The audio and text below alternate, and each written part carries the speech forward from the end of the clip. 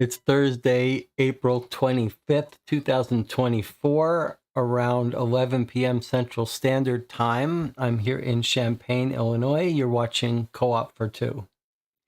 Today we're going to play a game. The audience is going to choose the game we play.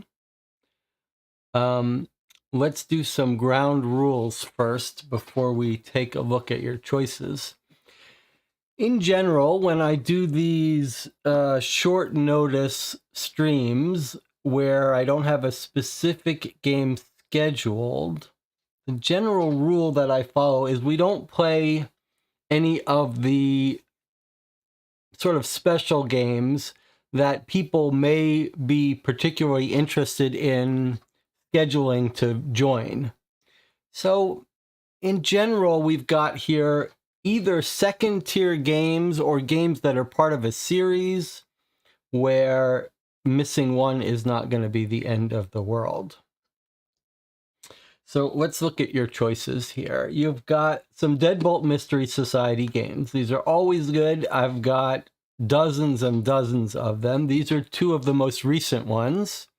This is the most recent one, and this is a couple months ago. So, and they've been trying some new stuff with the Deadbolt Mystery Society games, so I'm sort of curious, but we can always go through Deadbolt Mystery Society games, and if you want to play a different one, I have the recent ones as well. Then we've got two small box card games. I'm thinking probably not one of these. We played Detective for the first time a couple weeks ago on a Sunday, and it was quite good, actually. But maybe that's better to continue playing on weekend afternoons, a sort of shorter game. Detective is pure deduction, and then Deckscape, which is seems kind of, they're the same company, but Deckscape is more like a puzzle game. Detective has got its own rules for deduction. Then I've got a stack of cold case games that we've played one of before. I've got two series here. The Cold Case Cracker series, we played one of those and quite liked it. And Sleuth Kings, very similar, a series. I've got a couple of them. We played one of them on the channel. We liked it. We've got Body of Evidence, which is a very unusual game here. This is the game that you actually dissect someone, dissect a body. I don't know how well that will stream, but 2 to 3 hours. That would take us all night if you multiply that by 3 to play. And This has been out for quite a while, has gotten some real attention, and they've announced they are producing 2 more iterations of it. And I thought they were going to kickstart the other 2, but I think someone has told us that they are not kickstarting them anymore. They're just going to produce them and sell them. So not as critical that we play that, and this has been out for a while. People have done reviews of it. Crime Scene is a game that I played. I played Crime Scene Brooklyn. They all have the same format. There's a place and a year. So we've got one in the future on the space station and one in Moscow, 1989. And these games have a little gimmick. There are cards that come out that form like a map or a scene, one scene that you gradually explore. I didn't love Crime Scene Brooklyn, but I think I played it back on the channel when it was really solo, just me. So that may have impacted my enjoyment. And people have asked on the previous one, on the Brooklyn Crime Scene, they want to see more. And there are like 4 of these now. There's 2 more that aren't on the table. There's a London, England, 1800s, and then there's a Helsinki one, 2012. So we could play either of these 2 or one of the others. Who Killed Mia looks like a cold case game by a new company, and it clearly has some internet components. And I know this has been covered a little bit on some other channels, but I don't know anything about it or whether it's good. And then I've got 3 cold case games from Think Fun. I believe this is the most recent one. I've played one of these Think Fun cold case series, and I reviewed it as part of a roundup of cold case games, and I found it quite easy. Now, whether the newer ones are just as easy or whether they're getting more interesting and hard, I can't say. There are no difficulty ratings that I can see on the back, but I do like this theme, this cold case robbery. We don't see too many of those, and most of the ones we do see I have enjoyed. So there you go. There are your choices. We have some more games that I'm tempted to include in here, like this Missing in the Caribbean, this brand new cold case game that was mentioned on the Puzzle People Facebook group. But I think probably, and then next to it, Circus, I forget the full title of it, but I'm thinking those probably should be scheduled because they're one-offs. Okay, let me check in with the chat. We'll do some catching up. We'll see how we're doing here. YouTube says 19 concurrent viewers, 4 likes. All right. Theo Kelly says, why are there cameras at the start of your streams? You mean the webcams? They just show local scenes of the city at the current time. I just try to give you a little bit of picture of what it's like in the neighborhood. And you've noticed the map showing different times in different places that I've added. And the locations there highlighted on that map are locations of supporters of the channel and longtime viewers. If you are a regular viewer and you want your city added to that map, just message me on Discord or on the Board Game Geek Guild for this channel, which you'll find links to both on this YouTube channel. Theo says body of evidence. Crystallis says game show murders. Hediol says I vote for a Deadbolt. Theo votes for the Deadbolt comic book killer. Perry votes for Who Killed Mia. Matt E also wants to play comic book killer. Crystal says either of the Deadbolts. Jelly says Deadbolt. All right, I guess we're going to play a Deadbolt. Looks like everyone wants to play Deadbolt. Well, that's easy. All right, anything else? You guys think about which of these 2 Deadbolts you want to play. Normally, the other ground rule for the games we play when the audience gets to choose is that if someone has played one of these and so can't play it again with us, they're allowed to veto. So if someone on the channel here has played one of these 2 You can veto it, and then we'll play the other one. All right, so let me bring up a little vote. Let people vote formally. So just type vote and then the name of the game you want to play, and we'll make it official. But you can just type, well, I guess don't type Deadbolt. Say which one of these two Deadbolts you want to play. Do I have a... I don't remember if I have a way you can vote while you're seeing it. Yes, okay. Let's see, what else to catch up on while everyone is voting. You guys are kind of surprised me that you want to play a Deadbolt. But I have so many Deadbolts, I'm happy to go through them. In fact, it's actually kind of good that we play a Deadbolt, because every 5 we play, you can't really see me here, every 5 we play, I try to put up a little roundup review of them. And we've been sitting on 4 played for a while. So that makes sense. Okay,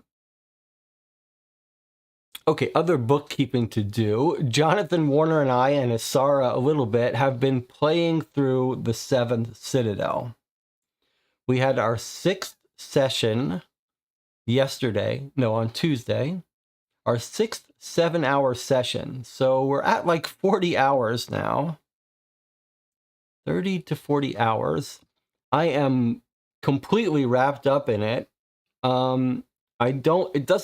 Very few people watch the streams because they're hard to watch. They're sort of exploration, and then they grind to a halt every time there's a little battle. But the exploration element is so compelling, and the telling of stories in 7 Citadel is so unique and special and quirky that I am completely enraptured by it. And I'll play it anytime Jonathan says he's ready to play it. We'll do a 7-hour session.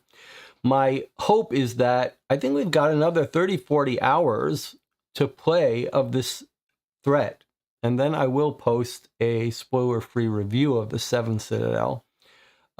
It's got delivered to Kickstarter a couple years late, but it will be coming to retail. I mean, I can save you the trouble. I really do think it's worth trying and playing. It's quite a special experience. Not everyone's going to love it, but it is quite unique. In other bookkeeping, on Sunday, we will, at 3 p.m., continue our reading through of the Sherlock Holmes murder mystery dossier, Study in Scarlet, based on the first novel of Sherlock Holmes. If you don't know the novel well, it's been very fun to read about basically the origin story of Sherlock Holmes and see all these physical documents. It makes it feel like he's a real person in history. You still have time to watch that video from last week if you want to join us for this Sunday's session. And then, appropriately, on Tuesday, we will play a Sherlock Holmes consulting detective case, classic case, probably from the West End Mysteries that you see behind me there. One of the original expansions for Sherlock Holmes consulting detective. So that'll be Tuesday night. And I am thinking of doing, I've sort of got an itch in me to try to do like a marathon weekend or day during the weekend, where maybe we would do like 16 hours, just play the whole day with, little breaks in between.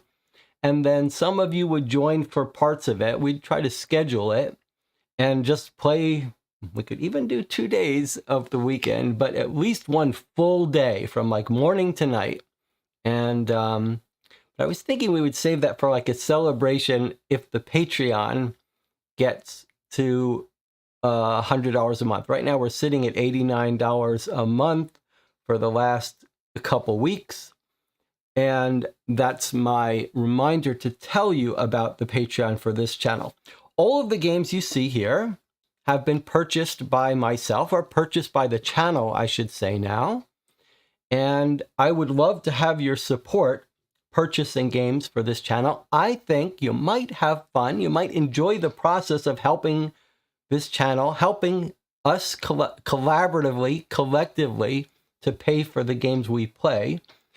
None of the games covered on this channel are provided by the publisher. All the games are purchased here, and that gives us the freedom, the ability to be harsh with games when we want to and not feel like we have to be nice.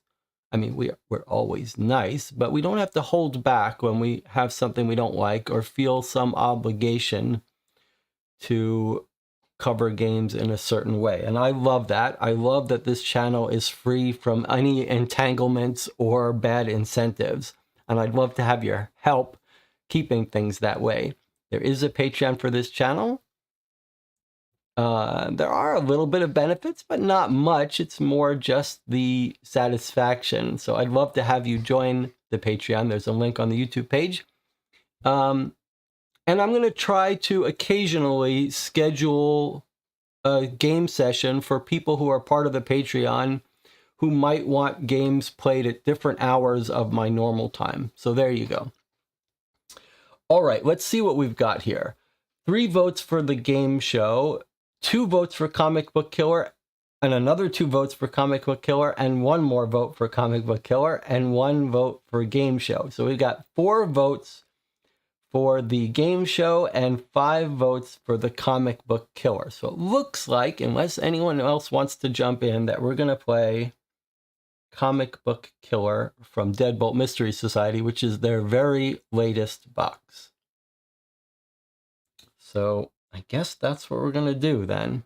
I'm just going to close this up then. We're going to call this the end of the vote. So this voting thing is my little plugin that I wrote. It has the advantage of not needing, there are a couple, for those who don't know, I use OBS to broadcast live streams, and there are a couple of services that let you conduct polls and votes. This one I wrote. It has the advantage that I don't have to set up anything ahead of time. People can just type whatever they want to vote for. It has the disadvantage of it doesn't know, what choices there are. So if things are worded out differently, they end up as different items, but that's completely fine. We can figure it out. Okay, so we're going to play the Comic Book Killer. And let me stop and clear this. All right, is there anything else we have to talk about before we start? Anything else anyone in the chat wants to talk about? Matt says, I've been watching episodes of the Sherlock Holmes series with Jeremy Brett.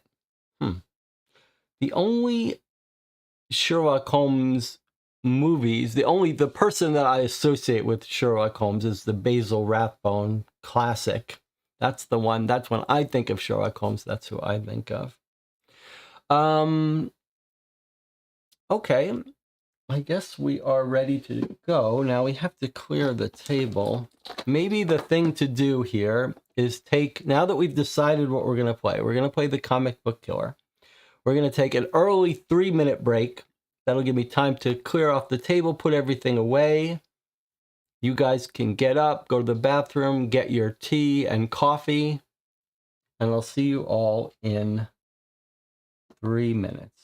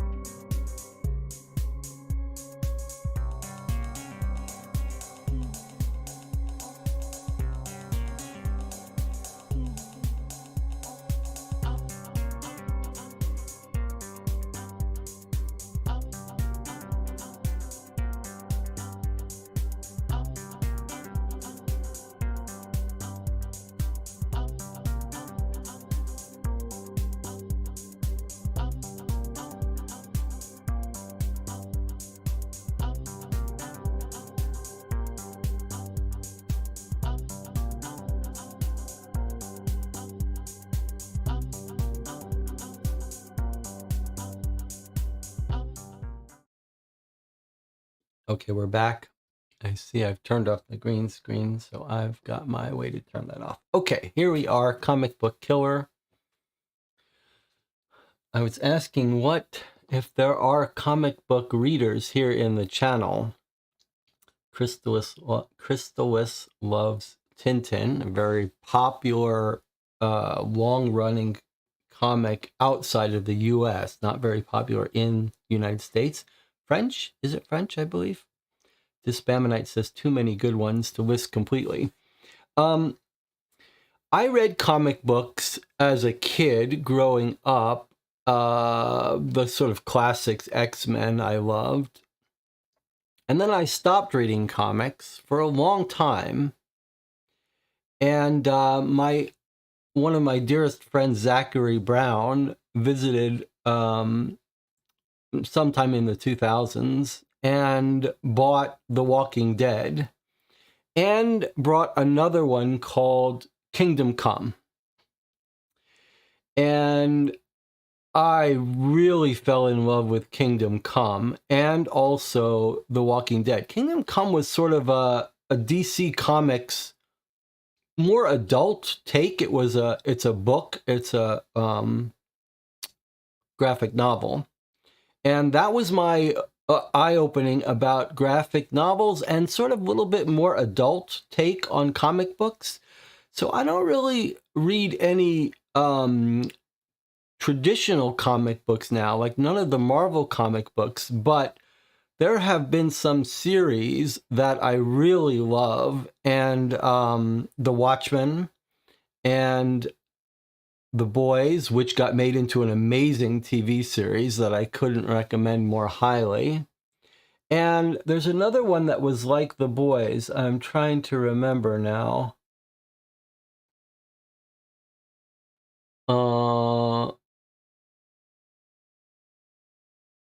But those sort of anti-superhero books I really love. I'm trying to remember what's the other one other than The Boys that has got that same vibe. Invincible. No, not Invincible. Invincible is good. What's the Ice Cream Man? No. What's the one? Boy, it's like The Boys, but there's one more in the same vein of The Boys that I really love. Probably like it better than The Boys, in fact. I can't remember it, but it'll come up. We'll talk about it. We'll bring it up at some point. Let's get to our game here. The Comic Book Killer. Okay, so I've got my tablet and my keyboard now because you know Deadbolt Mystery Society does make use of the internet mostly for solving puzzles. But let's get started here. All right, so this is the newest box. Let's see, Star Geek Comic Expo Security. Whoops, I gotta turn that off. Okay. Radio codes. We tend to play these by going through the... Sorry, I won't have to do that every time. I just have to turn it off once for each of my views here. Okay, radio codes. So these are codes that the security team at the Comic Book Expo uses. All right, let's see. Then we've got our little card and sticker. These are not part of the game. Okay, our starting instructions still have not changed from any of the Deadbolt games we've played for years. Read everything, use the QR codes. When you solve everything, you're ready to do it. Don't be afraid to use hints, ask for help. Okay.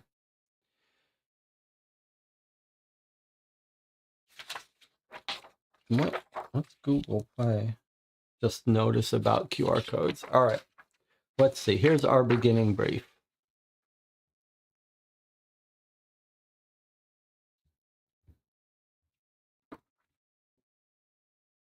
You are a detective with the Will Street Detective Agency who has taken a gig as a weekend security guard for the local comic convention, Star Geek Comic Expo.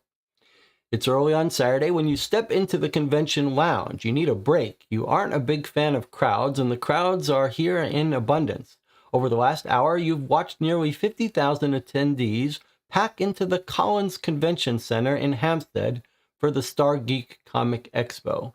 You almost regret answering the want ad for a security guard, but given your love of nerd culture and the slow month at Will Street, it's an easy paycheck.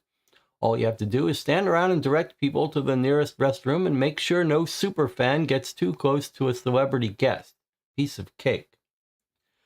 The break room is unusually busy, filled with uniformed police officers, volunteers, and a few of the guests who needed a break from their adoring fans.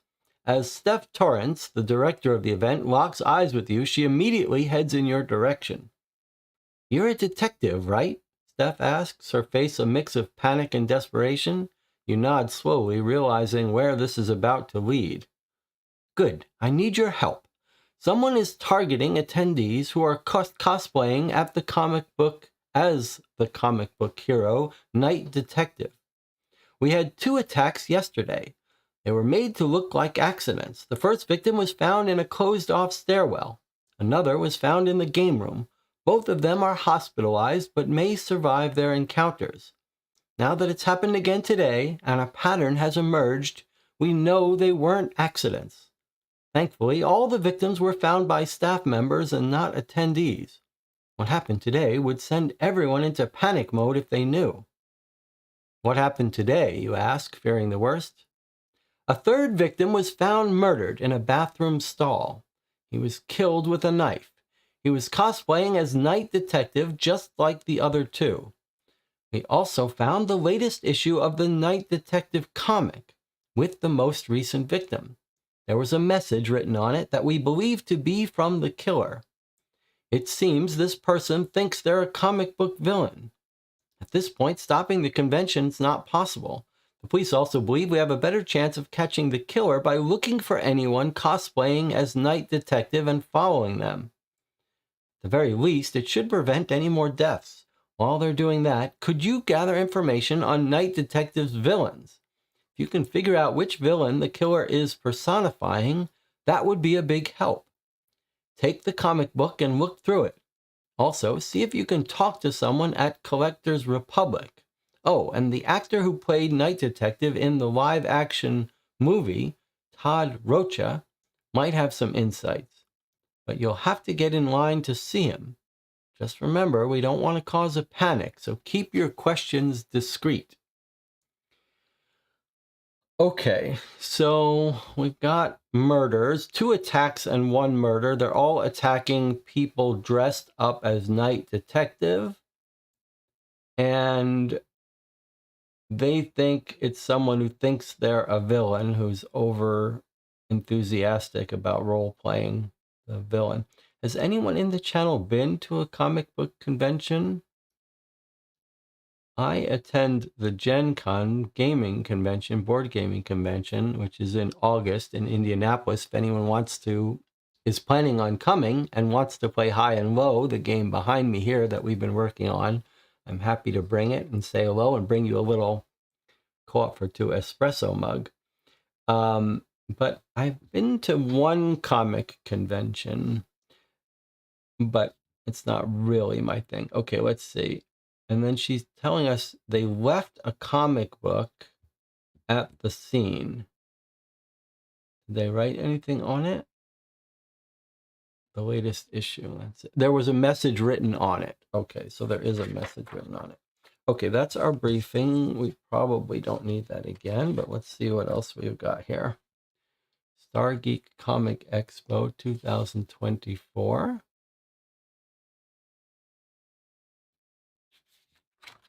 Okay, so here's our little brochure of the expo. This is pretty well done, actually. These are the kind of photos you find in this thing. So it's a schedule. All right, let's take a look at the schedule. I mean, probably we'll get some puzzle that requires us to figure some stuff out here, but let's just quickly look through it. We've got the Mystery Machine from Scooby-Doo, Kit the car from Knight Rider, Echo 1 from Ghostbusters, Batmobile's A-Team van, Crime Cruiser from Night Detective. Saturday, only VIP owners. Breakfast with the Celebrities. Then we've got She-Wolf, Chad Wyatt, Cosplay Catastrophes, When Glue Guns Attack, Saturday Morning Cartoons, Captain Planet, How to Start Voice Acting, Walking Dead, Putting on the Suit. If you watch as much YouTube as I do, you will notice something interesting. There are a lot of channels that there's a lot of channels covering cosplaying in general. There are some channels that focus on walking around the conventions, showing the people who are cosplaying. They are some very racy costumes. They are, like 85% girls in very small outfits. And then 15% guys in full outfits. So it's a very interesting, they're very well endowed women too, in general. It's a very, very specific thing. But by all appearances, everyone involved in the cosplaying stuff, dressing up, loves doing it. And then there's some really interesting channels by the people who cosplay. The people, almost exclusively women, who are cosplaying, are not only super into it and into the technical issues of creating these outfits themselves, and they've got long videos showing how they create these outfits, and it's very impressive technical stuff. But they also seem to be doing it as kind of like a living, some of them. Maybe a combination, making a living from doing the cosplaying and the channels discussing it, but it's a very interesting little subculture.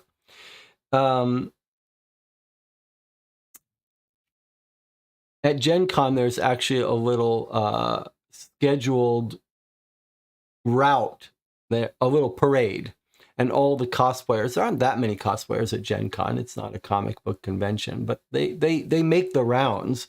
These cosplayers travel around and do this, and there's a little parade, and at a certain time they march throughout the whole convention halls, all dressed up, and there's always some little kids dressed up, and it's clearly fun for them. All right, let's see what do we have. Logan's Run, Golden Age versus Silver Age comics, Daleks. These are all little nods. These are all real sci-fi comic book stuff. Game of Thrones, How to Survive a Wedding in Westeros, Hellraiser, Back to the Future.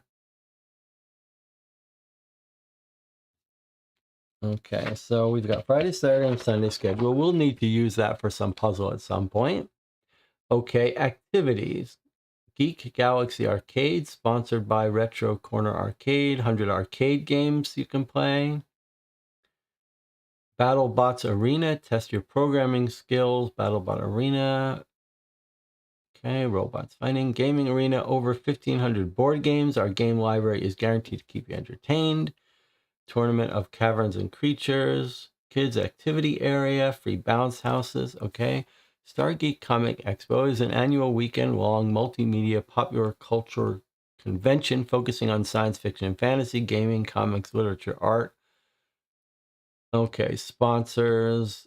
We might have use for all this stuff at some point. It's not useful to us yet.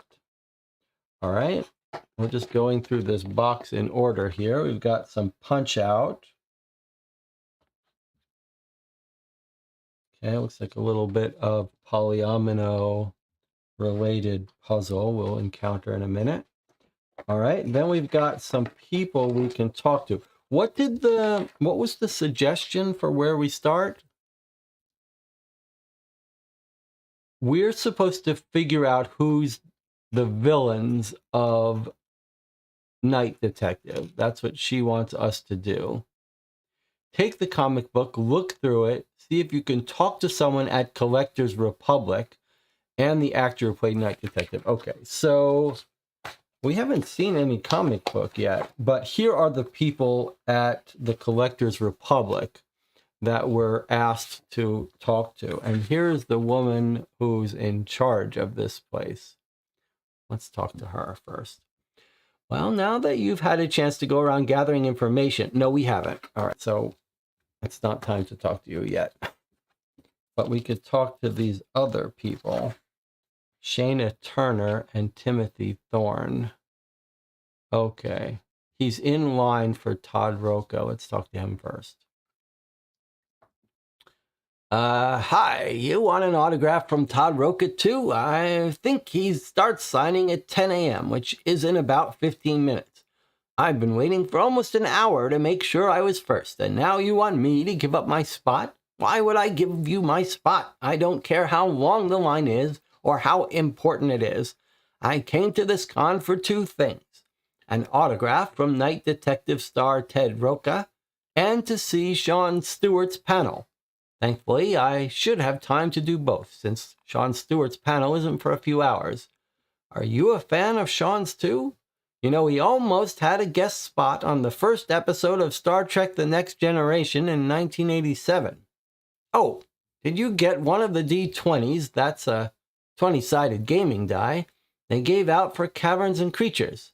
I'm actually cosplaying as my wizard's character Karn. He hails from a desert land like Luke Skywalker's homeworld of Tatooine, which is controlled by an evil overlord who enslaves the population to mine a metal not unlike the adamantium from X-Men. If you're looking for a group to play with, mine has room. Right now it's just me, my mom, and my brother Josh. Oh, sorry, yeah, I imagine you're gonna be busy waiting in line to see Todd Roca. Maybe if Sean Stewart's panel was at 10, then I might give you my spot, ha ha ha. But thankfully for me, that isn't the case. Okay. So he's in line to see Night Detective, and he's got his whole system planned out. It sounds like if we could tell him... Oh, there's no... Okay, so Deadbolt Mystery Society puzzles are all QR codes where you put in the answer. So this is just information for us. Okay, let's talk to Shayna Turner. Let's see what she's about. Now, where does this dress go? Here? No, that's not right. Oh, hi. Sorry, I'm a bit busy. My boss, Eddie, isn't here right now. His wife went into labor and he had to leave in a rush. So now I'm left trying to set up the booth for today, and it's not going well. What? You got a question about Night Detective? I don't know much, but my boss has some figurines. I can get them out after I get the booth set up. I wish we had just left it out yesterday.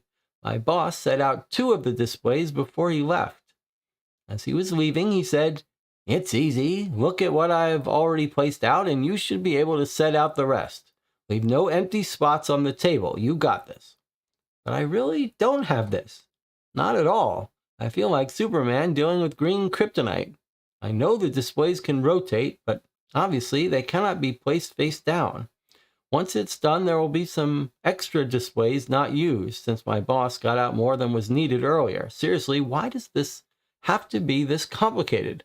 If I don't get this stuff set up correctly, then I'll lose my job and have to move out of my apartment. And wait, what? You'll help? Oh, thank you. Thank you. Let me know which ones we don't need so I can tell him it's done right. While you do that, I'm going to try to find the Ghostbusters Firehouse playset my boss wanted me to set aside for him. Okay, so this is a little bit of puzzle it's setting up. Night Detective, she's got some figurines that can get put up and lined up in a way, and then we have to say which ones are left over.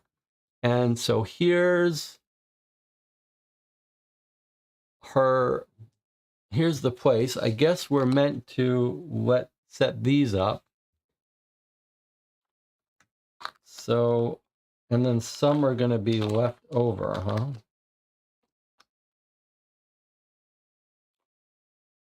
So, Collectors Republic, this is clearly with this puzzle.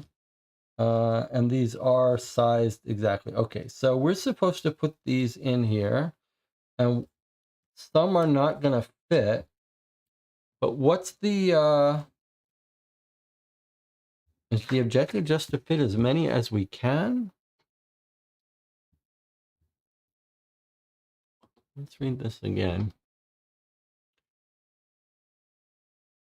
My boss set out 2 of the displays before he left. As he's reading, it's easy. Look what I've already put out. You should be able to do this.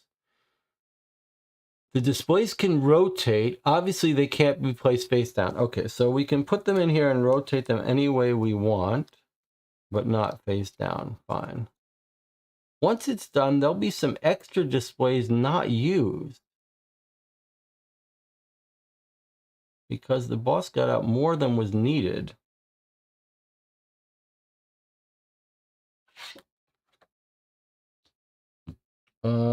But we're not told which ones. It sounds like we're just supposed to figure out how to fill this whole grid up. Maybe that's it. We have to fill the whole grid, and then there'll be only, once we fill it out, there's only one, there's a unique set of items that can't be filled. Okay, so we know you can't have a corner here that's blank, if I'm right, that we're wanting to fill this whole thing out.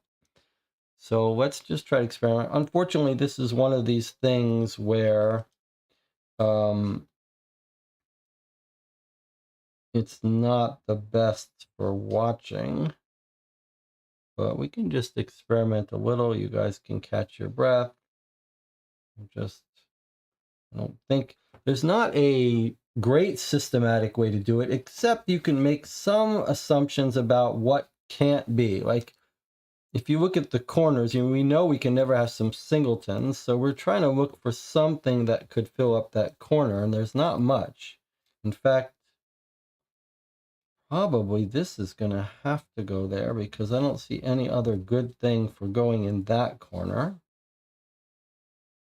And then we're going to have to find another way to get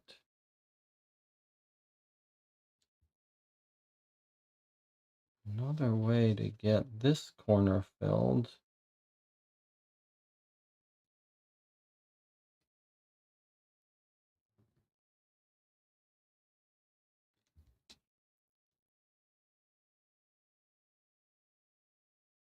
How do we get this? How are we going to get there to be not something, not a singleton here? There we go.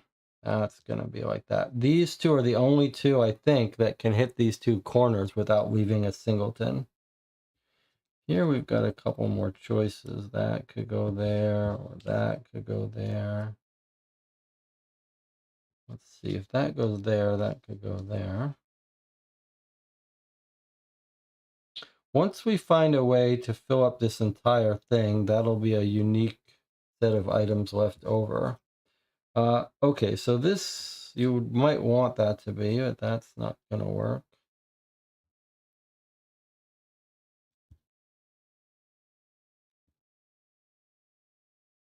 Okay, so there's a filled map, and presumably that's going to be the only unique way.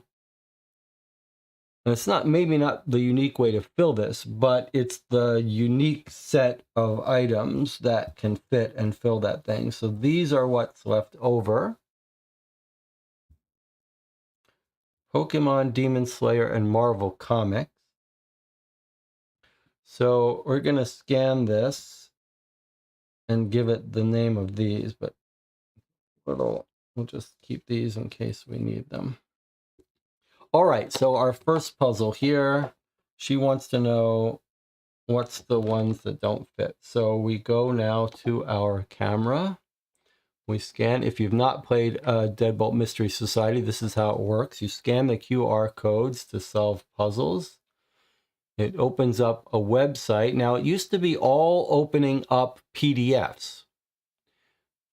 Recently, and that's been a complaint, a weak point of Deadbolt Mystery Society, the encrypted PDFs.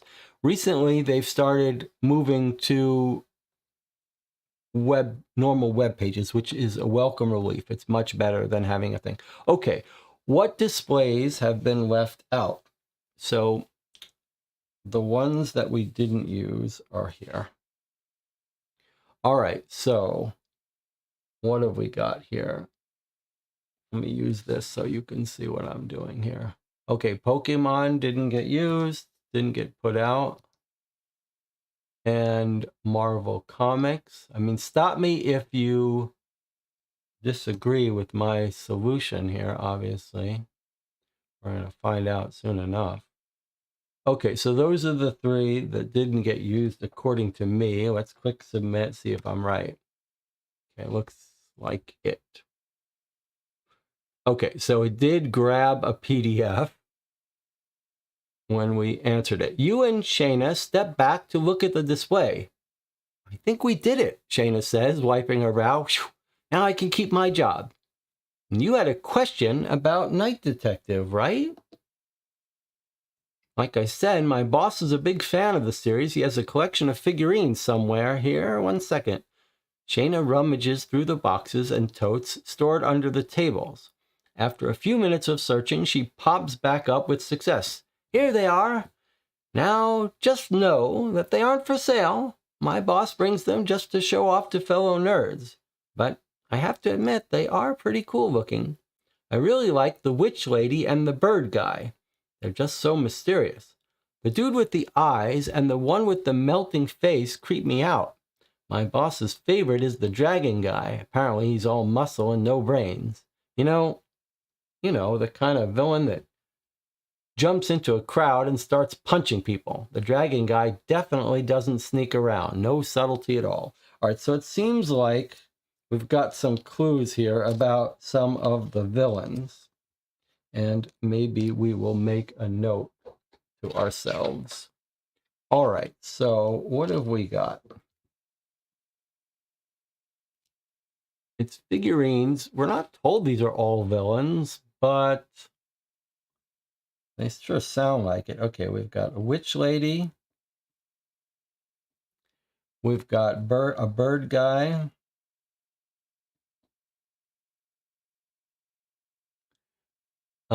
Eyes. Someone with eyes that are notable. And melting face. These are night detective. We'll just put figures. And then dragon guy. And we're told a little bit about how dragon guy operates, right? No subtlety, punching.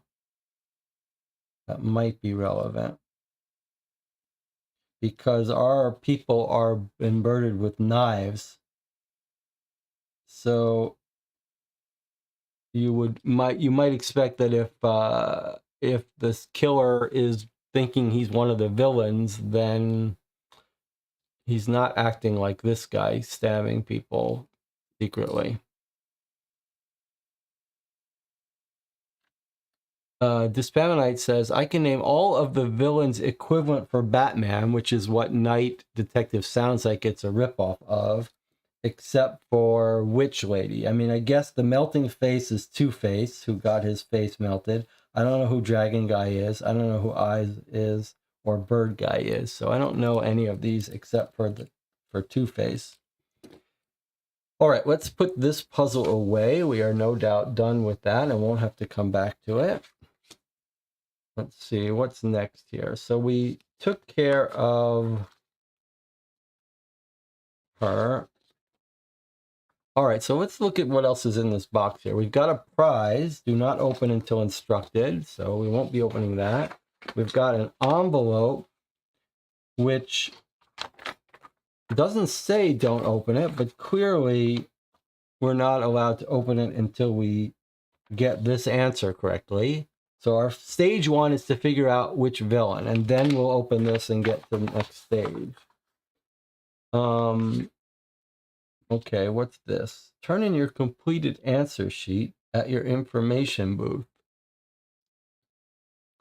Light and Shadow, thank you for providing this year's trivia prize. Question 1, what is the name of the car? Okay, this looks like a trivia question that we will have to answer. and scan the answers. Okay, so if we can't figure out any of these among the group, we'll have to look them up. But look what I see now. There is a full little comic book here. Wow, that's pretty impressive that they went to the trouble to create this. I still don't understand how they, and the classic Sea Monkey ad. They really do put in a lot of work on these monthly things. All right, let's just look at the full rest of the box. This looks like it's stage 2. And then here is the actual solution when we're ready to solve it. Okay, so there's not much actually out here except the comic book, which we were told to read, and the trivia. Okay, let's do this together while I've got a healthy number of people here to join me, to help me, and we'll see what we can do here. What's the name of the car from the TV? I think maybe actually all of these might have been, no, I don't think all of these were laid out. Okay, so we know that question 1 is Kit. That's the name of the car. 1C. Okay. Who played Freddy Krueger in the film series A Nightmare on Elm Street? Okay, that's Robert Englund. So 2 is D. 3. In the TV series Doctor Who, what is the Doctor's primary method of travel? Okay, well, you know he gets in that time travel phone box thing, the TARDIS. So that's D. Time ambulance. Question 4. What metal is bonded to Wolverine's skeleton in X-Men? Okay, that's the adamantium. 4. D. You guys are answering it in the chat. That's great. You don't need me to interfere. You can play the game amongst yourselves. Question 5. What is the name of Batman's loyal friend and butler? Okay, that's Alfred. No trick questions here. It's got his last name, but there's only one Alfred, so we know that's C. Question 6, what color of kryptonite removes Superman's powers? Okay, well, we know that's green. Now, in Superman lore, there may be some alternate kryptonites, but green is the main one, so that's 6E. Okay. Star Trek The Next Generation originally aired in what year? Okay, well, we got a little bit of a clue to that in our reading so far, right? Someone was talking about it, and that was 87. I don't think I would have known that otherwise. So 7 is A. Remember, this guy told us that. 1987, Star Trek Next Generation. By the way, we watched Strange New Worlds, 2 seasons, and it was quite fun. Probably Star Trek Next Generation, hard to beat that. Deep Space Nine, very good. Then they start to drop off. But Strange New Worlds was pretty good. Question 8, what kind of building do the Ghostbusters use for their headquarters? That's a firehouse, I believe, right? Is 8? I'm pretty sure it's a firehouse. It could be no, it's a firehouse. Could be a school, but I think it's a firehouse. Question 9, what's the name of the mall in season 3 of Stranger Things? That's a little trickier. We might come across that as we play. I'm sure someone in the channel knows. I watched most of Stranger Things, but last season I just couldn't get through. But Hawkins is the name of the town. Mall of America is a real mall. Probably not that. So I'm guessing it's A or D. I can't really remember which, though. All right, what does the channel say is the answer to 9?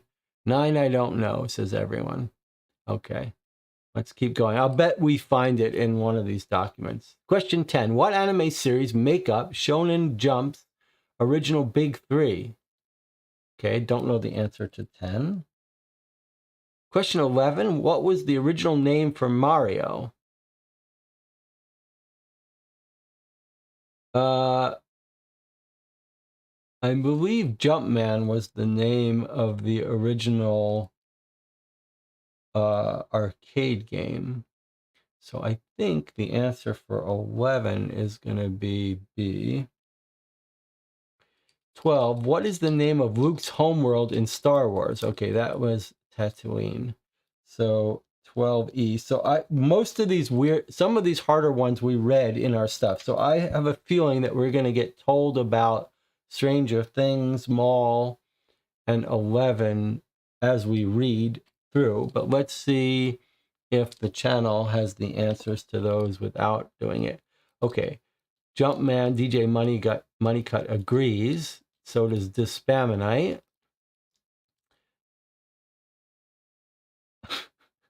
Resnick Minich says you watched it with me. So I guess that's Chad here on the channel. My friend, local friend here, Rebecca and Chad, and we watched Strange New Worlds together, the three of us. We had our little watch parties. Okay. Fun. I don't think the Superman answer is green, though. There's a specific kryptonite that strips Kryptonians of their power. Oh, good catch. So it does say removes his powers, and you are right that green kryptonite does not remove his powers. It just weakens him. Okay, so what we're going to do here is we're not going to search the internet for the answers to these, though we could. The better thing is to keep reading the items until they get revealed in there rather than having to search. So don't bother trying to search the internet. We'll keep our eyes open for the answers to these. And meanwhile, let's do what a person who assigned us this mission told us to do, which is start by reading the comic book. This is a very well illustrated comic book for this game.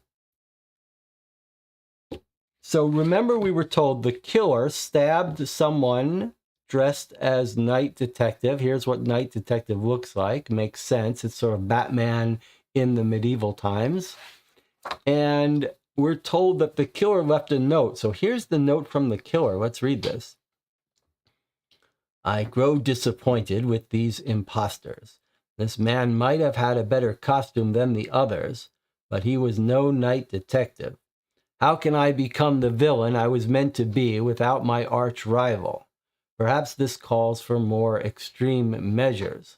Someone with the spirit of Night Detective, come and face your nemesis before more lives are lost. Okay, definitely sounds like a crazy person who's trying to kill Night Detective to get his origin story.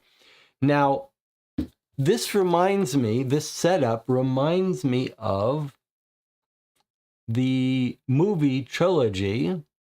Who knows what movie trilogy I'm thinking of? Well, maybe I need to give you a bigger hint. It's a movie, it's a take on superhero origin stories. That's not a superhero movie. Certainly not made by Marvel or anything like that. It's a trilogy spaced out many years. And the director, Unbreakable Split Glass. Yes, you've got it. Dispaminite. DJ Moneycat started with Unbreakable. Dispaminite has named all three. Unbreakable, Split, and Glass. These were the Bruce Willis and M. Night Shyamalan, or whatever his name is, his trilogy, which is really quite an achievement. I mean, they're good, but there's some really cool moments in them. But it's a very clever idea. And I just rewatched Glass, the last one in the trilogy, recently. Okay, I am not a fan of the superhero movies at all. The Marvel ones that are really comedies. I really have a hard time sitting through those. I get offended by the attempt to make them funny and do these one-liners. I'm much more interested in the sort of dark adult ones, and the Batman ones are okay, but I keep hoping we get more of these, like The Boys TV show, that kind of alternate look at it. There was the horror movie. What was the horror movie one with the little kid who was like Superman but evil? Remember that one? Chad says, we drag you to the movies to see them. Well, I do go hate watch the Marvel movies, But we Bright something. We saw that Brightburn. Like I'm more interested in that take on superheroes. But The Boys is coming out with a new season soon. I can't wait to watch it. I love The Boys. Okay, here we go. Night Detective mini issue 115. Okay, so here we have a TV ad. This Space Ninjas, this feels made up. I don't think this is a real thing. Most of the mentions we've heard are real. I don't think this one is. Coming to a galaxy near you, it's the newest set of limited edition action figures from the hit show. Only 1,500 of each figure will be produced. Each figure comes with a numbered certificate, features Kung Fu grip, fully articulated. Join the intergalactic battle today and place your order. Okay. Each figure ships by weight. I see. That's going to be some kind of puzzle. Light and Shadow Comics, Chris Preston, James Harris. Artist Bakken, Wizzy Sword. In the last issue of Night Detective, our hero discovered that one of the villains of New Haven had kidnapped a group of hostages. With lives on the line, Night Detective leapt into action. Now, with the hostage location known, all that is left to do is save them and reveal the identity of the villain responsible for this crime. Hey, you don't think this is a bit of overkill? I mean, the police are staying out of the boss's way, so all of this security is just for one guy? The Night Detective? It's not just some guy.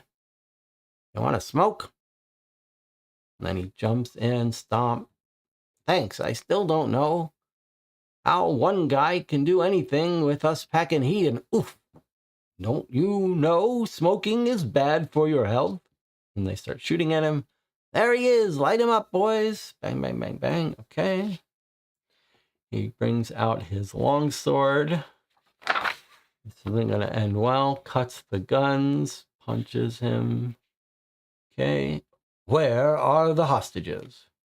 I ain't telling you. Spit. Wrong answer.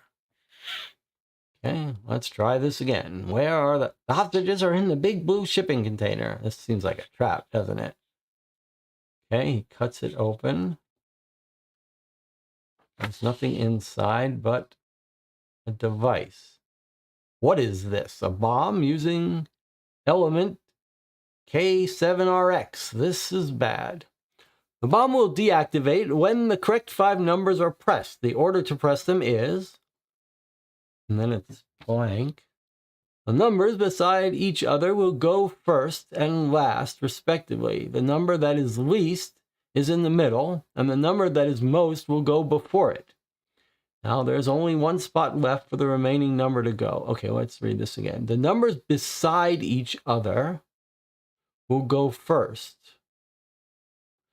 So the digits are 0 to 9. Numbers beside each other will go first and last.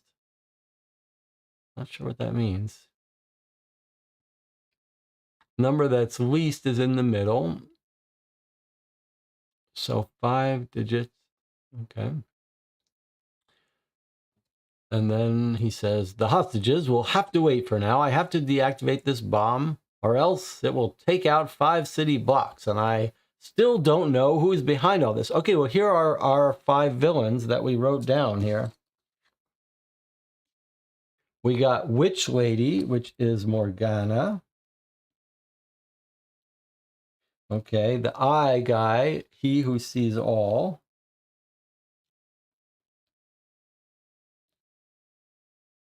We've got Rex Draconic, the dragon guy. And we got the Rook, who's the bird. And Melting Face is not here. There are only 5 villains that I have run into in the past that are free at the moment. But which one could it be? Oh, that's the melting guy, Mr. Blight. Sorry.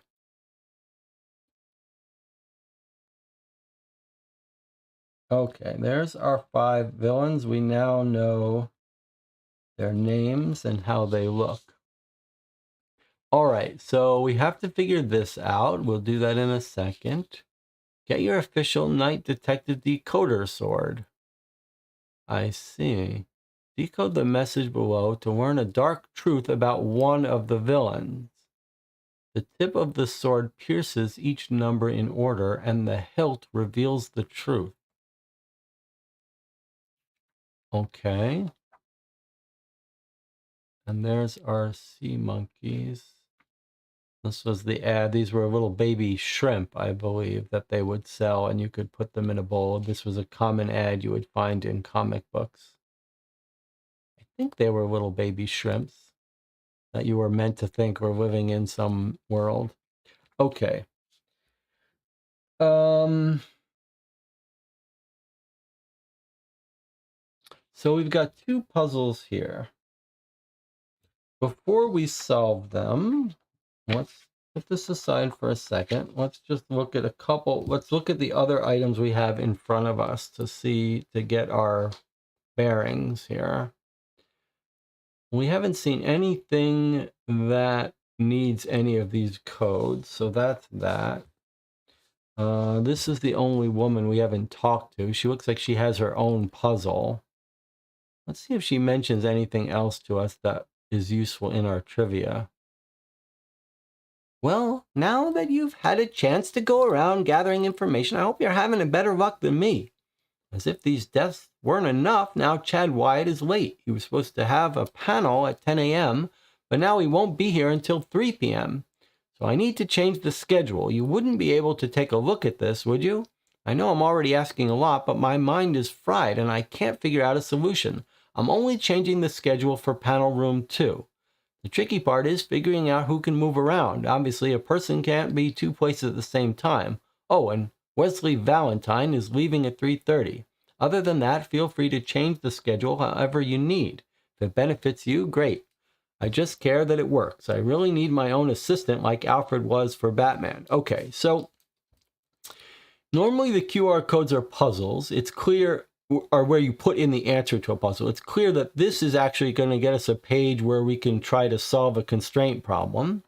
And it's clear this is related to this guy because we want to get in front of him in the line, and he won't because of the schedule of this talk he wants to go to.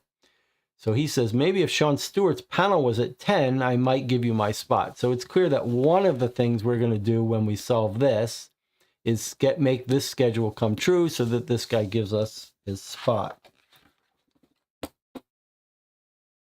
But it doesn't feel like that's going to give us any help here or with the trivia. So let's go back to this. The bomb will deactivate when the correct 5 numbers are pressed. Now, we don't know where to put any. There's no puzzle here for us to answer. Like we can't, once we solve this, doesn't help us. We have no place to put it.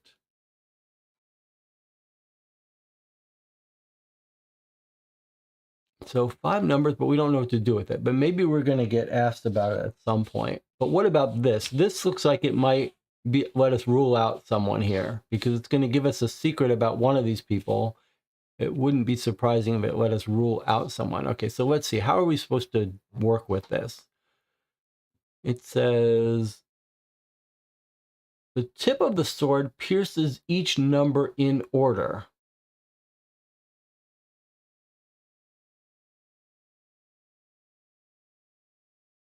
So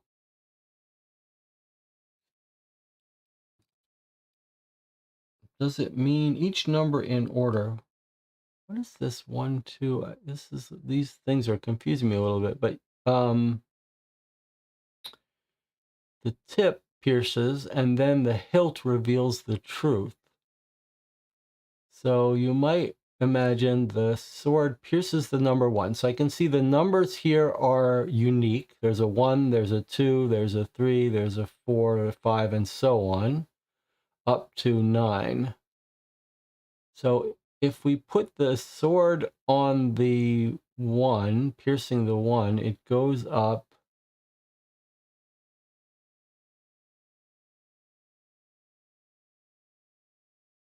I'm trying to, do we know how tall it is? How are we supposed to?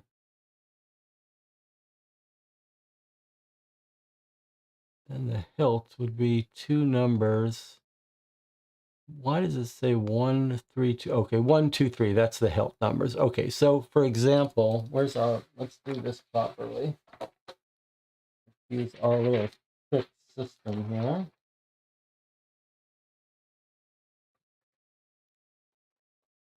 Avoid writing on this or scanning it.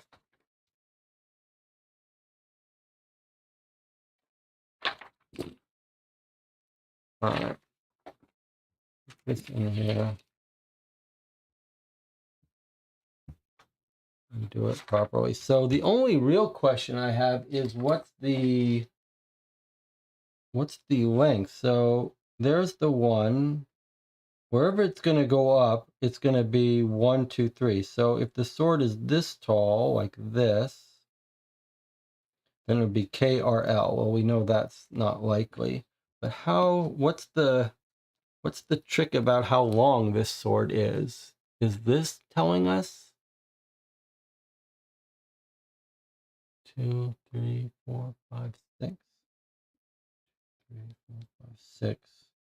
PSI, SAG, SIE, VOD. It seems like it would be more likely to... And what is this? There's 1, 2, 3, 4. 4 swords.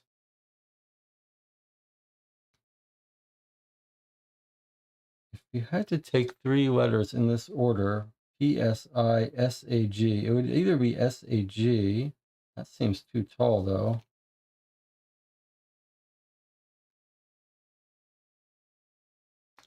Channel have any idea? Each sword is 6 letters long. How have you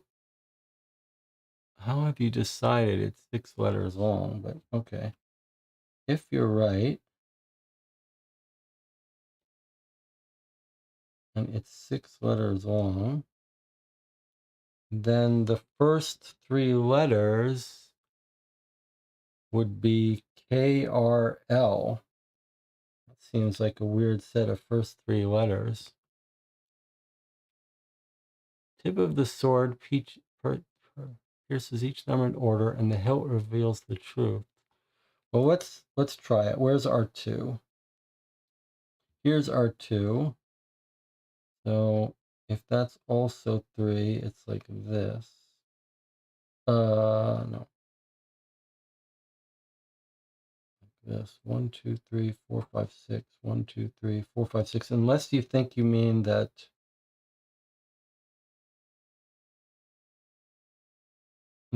the sword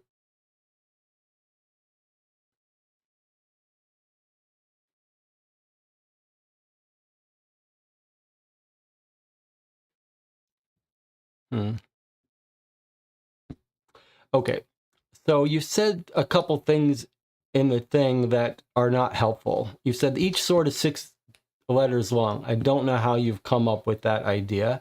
Sword diagram looks like a grid. Yes, it does, but I think that's just telling us the orientations. Let's do the rest. Now the 3 is tricky because the 3 could go lots of different orientations. 2 up, down.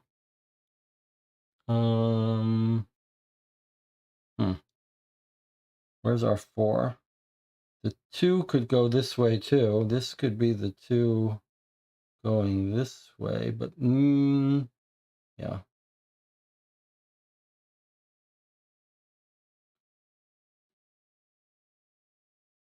2 could go this way or this way.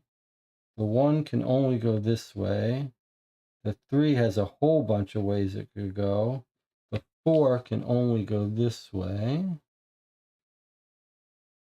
Assuming that's the 6. But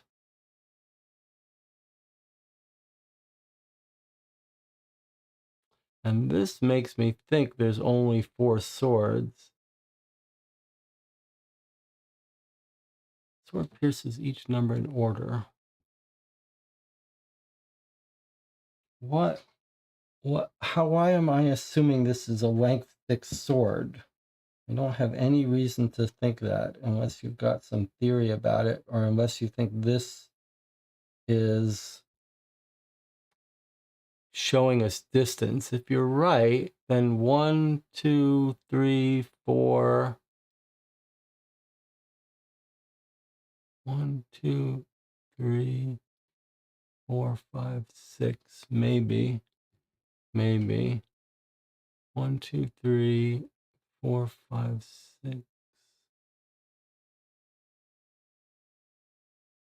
So that's assuming that there's one more point along this. 1, 2, 3, 4. 1, 2, 3, 4, 5, 6. It feels a little off to me. If we're really supposed to be counting dimensions, but I guess you could try to say that there like that. 1, 2, 3, 4, 5, 6, and there's 7. Okay. So that does mean 1, 2, 3, 4, 5, 6. It is 6 from top to bottom, if that's right. But that doesn't make sense. Okay, well, okay, so then this couldn't be the 2 because that crosses a number. So that would uniquely give us the 2 right here. And then the 3 I didn't do. Let's see. If the 3 went up this way, that could give us something. 2, 3, 4. That doesn't work. 6. But what? 1, 2, 3, 4, 5, 6. You could go this way.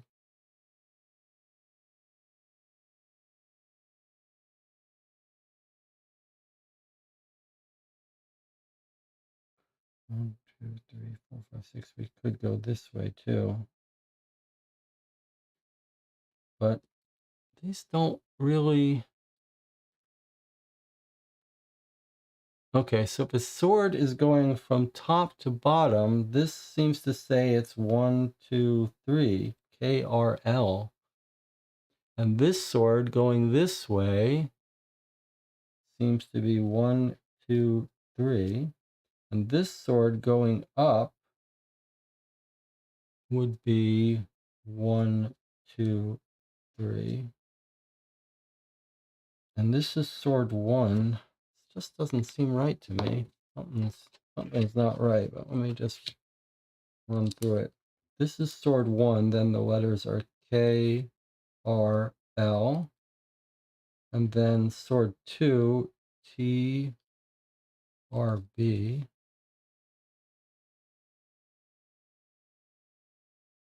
Sword 3, we don't know. Sword 4 is Y, I, A. I don't get it.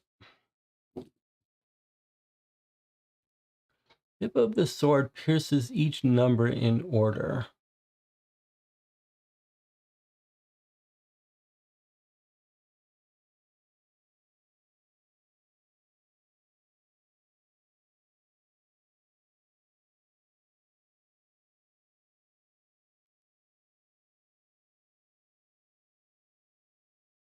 It would make sense that the last sword would be going in the other direction. We've got one going that way, one going that way, one going that way. It would kind of make sense. 1, 2, 3, 4, 5, 6. No, we can't make one go that way.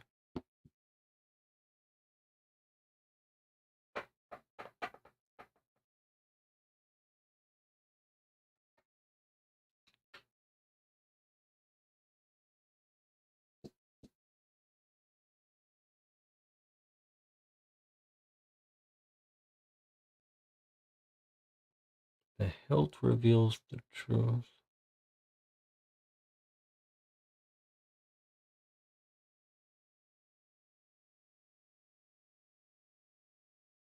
And it's clearly saying for a sword that's here, so this one, there's only one way to do it.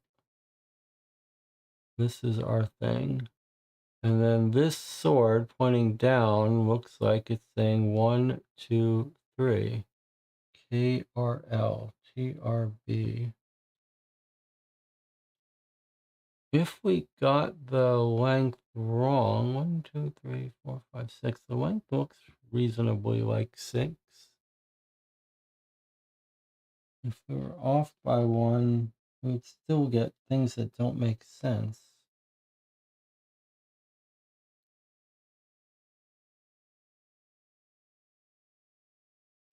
And this is not arranged in this grid.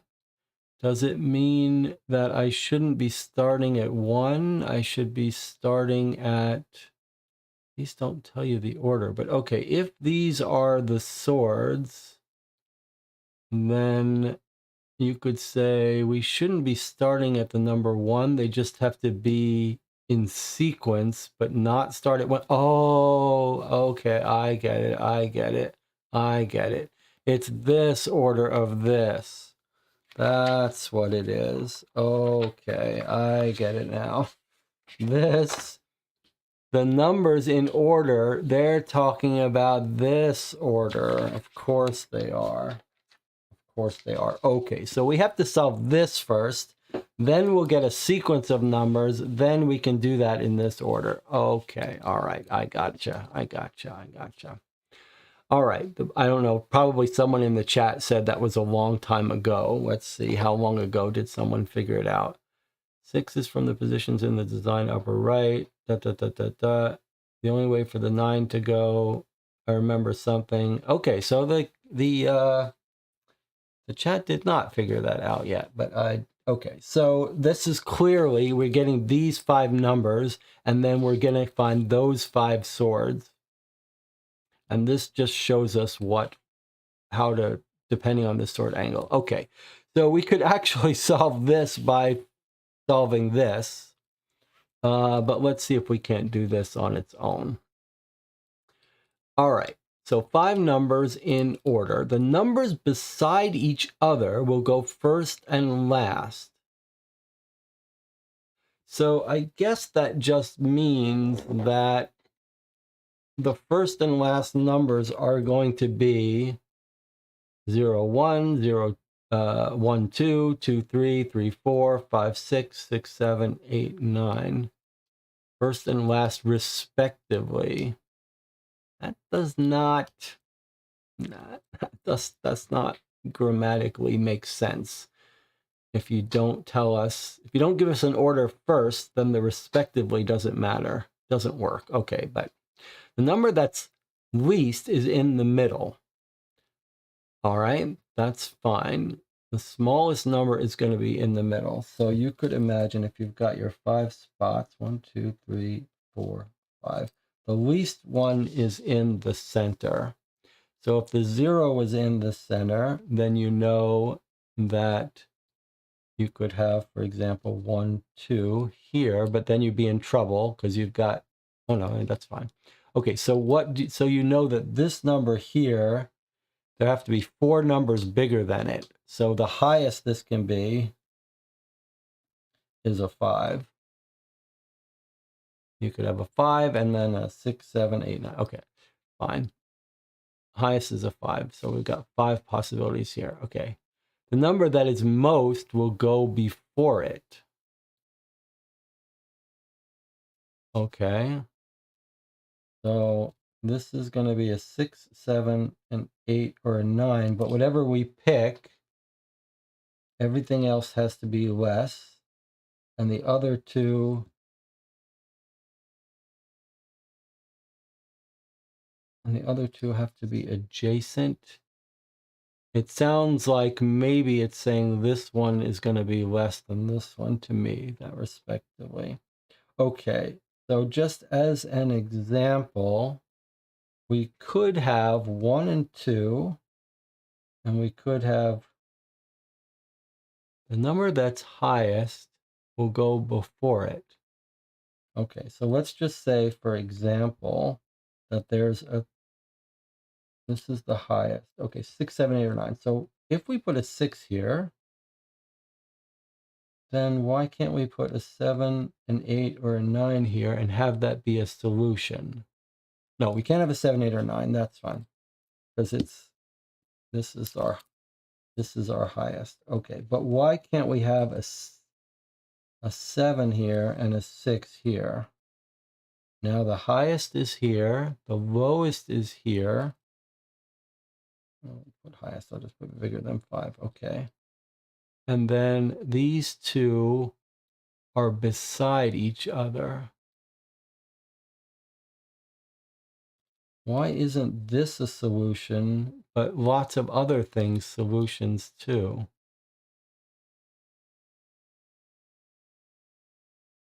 I don't understand what's making this unique. The least is in the center. Why don't we just put a...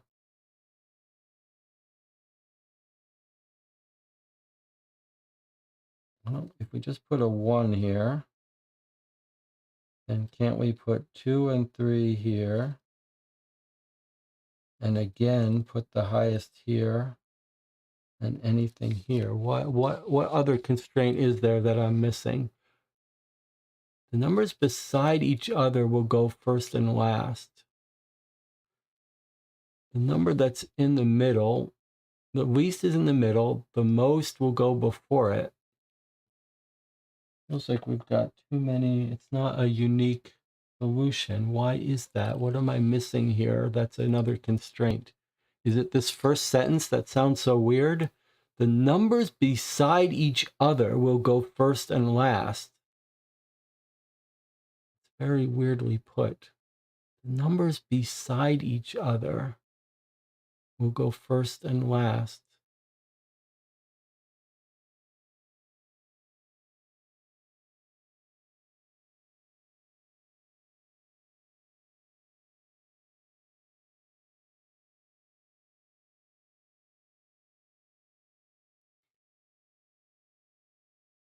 Um,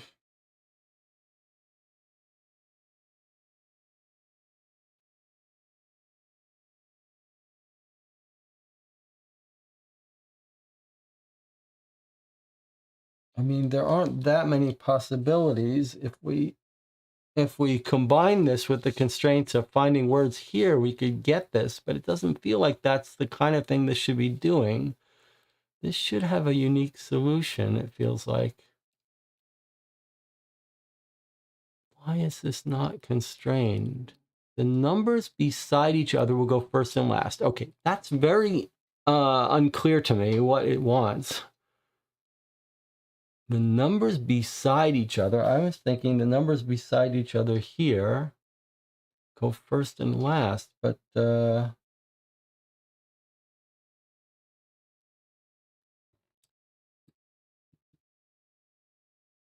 why can't that be 1 and 2, 3 and 4, 5 and 6?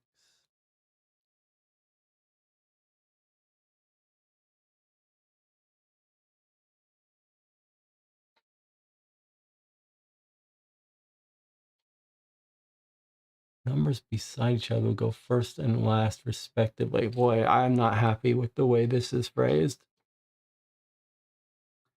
Least is in the middle, most will go before it. That's very clear.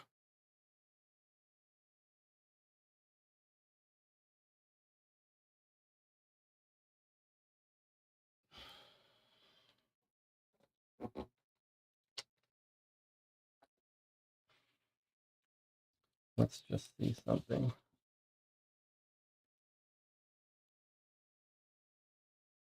So 0 works as our lowest number. If you tried to put a 5, then you could get 3 and 4 here. And then the highest number, you could have a 9 and an 8, or an 8 and a 7, or a 7 and a 6. Too many possibilities.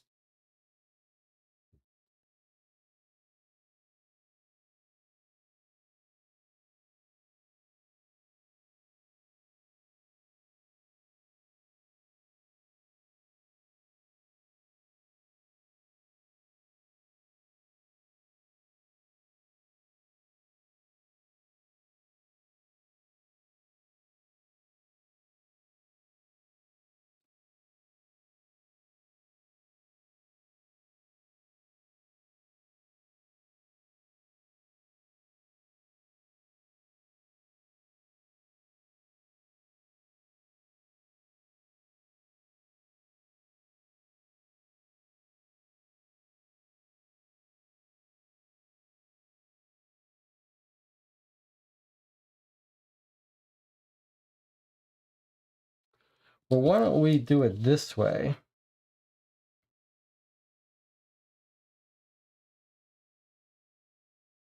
Well, I guess you can't do this if this is the lowest number here. So if this was a 5, these couldn't be 3 and 4. Okay, but fine. 5 and then 6, 7, 9, 8 would work.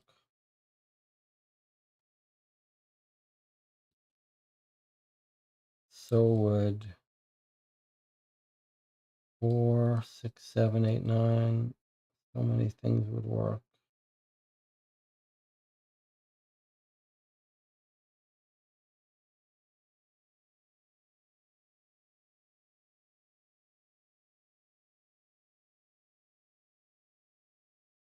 Just trying to think of ways I can use this solve to get this.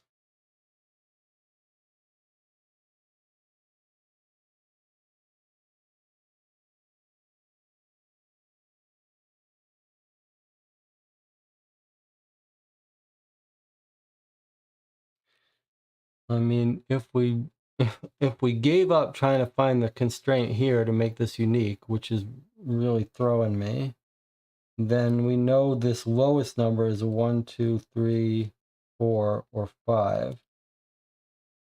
We could then look back at this and figure out which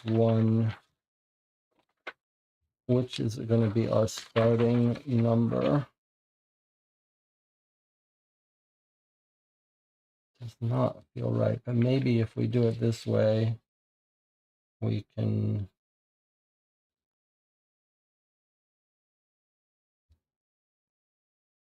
So if we assume it's not KRL or TRB or YIA,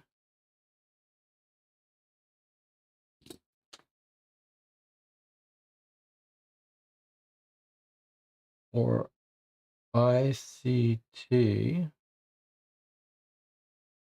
no, that's not the right one. It's 3. Let me do all these here. 3, 4, 5, 6.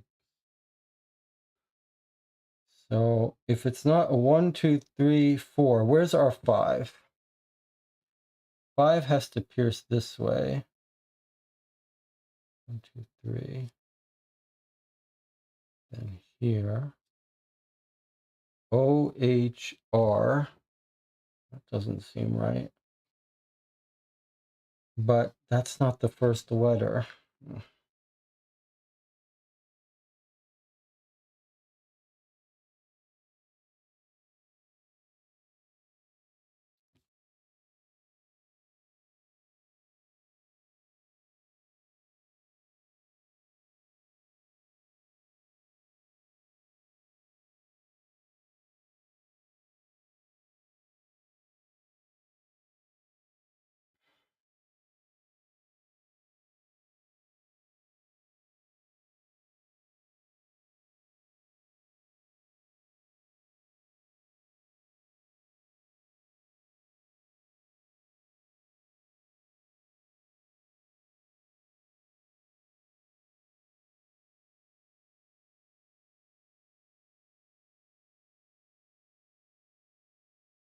There's our 6.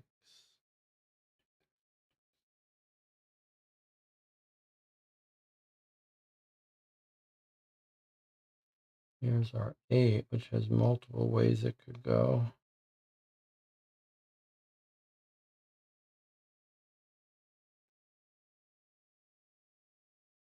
Well, this is kind of annoying, to be honest.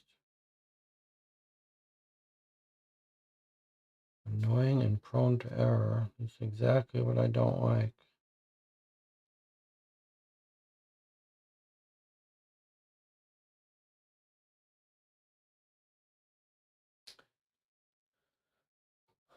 Uh,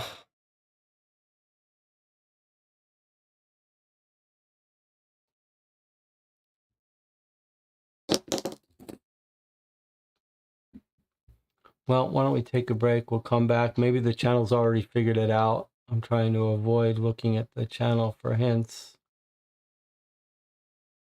Tricky. All right, we'll take our 8-minute break. We'll come back, see if we can have some better luck.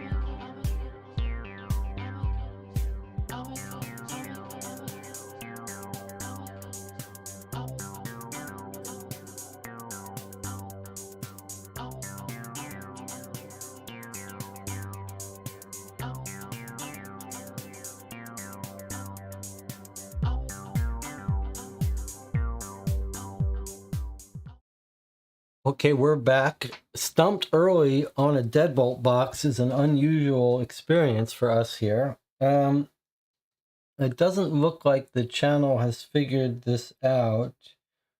However, the channel has made a good suggestion, which is that we do have something else we can do. And in general, with these kinds of games, you should carve the chicken at its weakest joint when you get stuck, because maybe the solution to one puzzle will help you with the next one. So that's a good idea. I have redone the coloring here to make it a little easier. And I do want to point out one more thing. He does say a bomb using element K7RX, and that might be relevant for us. But let us put this aside. We do have two other puzzles. We have one which is trivia, which we feel like we should be getting some more answers to before we continue. But there is one puzzle that we probably can attack now. That's the scheduling. So let's do that, and maybe that will reveal something to help us with the other two puzzles. All right, so we're going to scan this and try to work on this puzzle.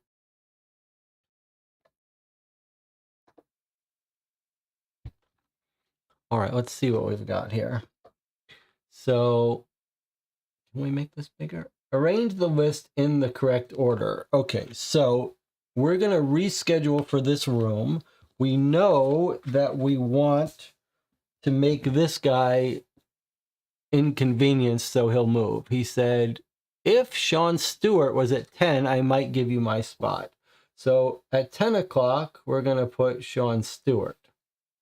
Okay, now, how do we do the rest of it? Well, she tells us she's only changing panel room 2. So let's get out our schedule here for panel room 2. Now, what day is it?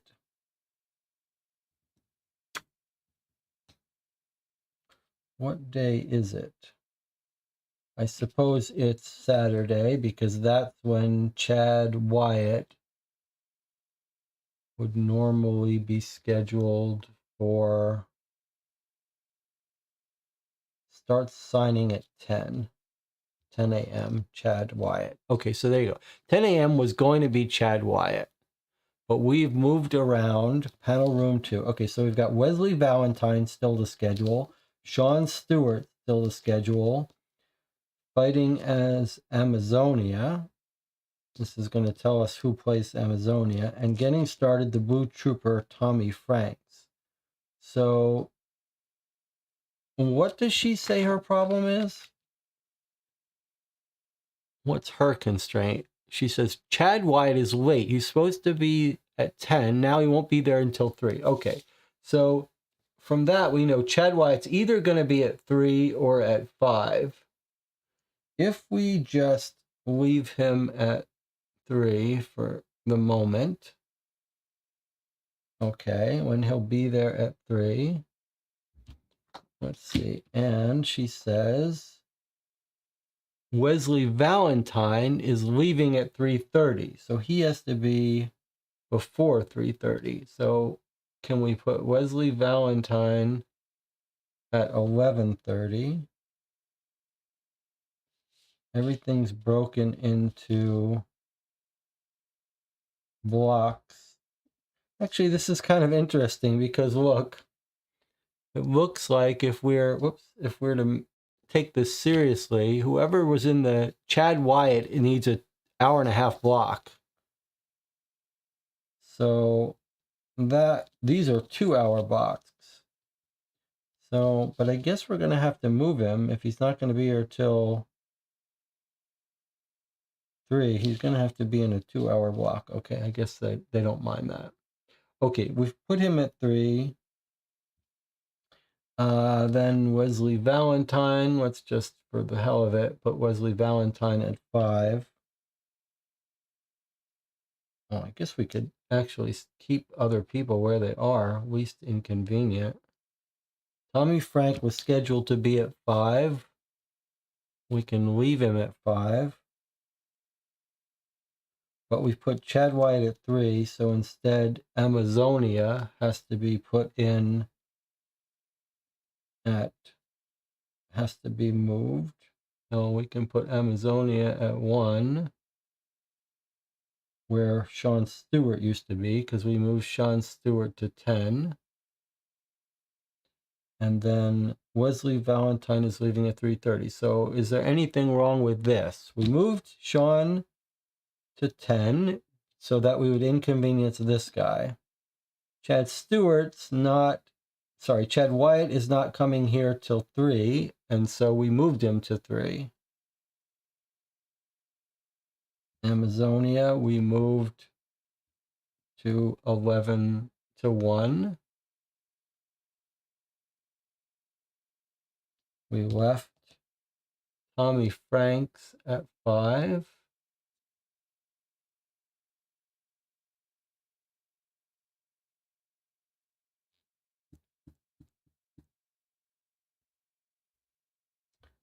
But what if is there any reason we couldn't have swapped around the 5 slot and the 1 slot? This is the part that's starting to throw me in this game. How could there be?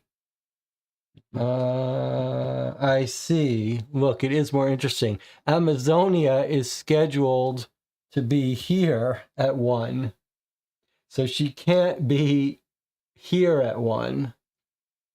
So I think that's our answer for how we get more unique. Let's see if that makes sense. So we've got Wesley Valentine at 11:30.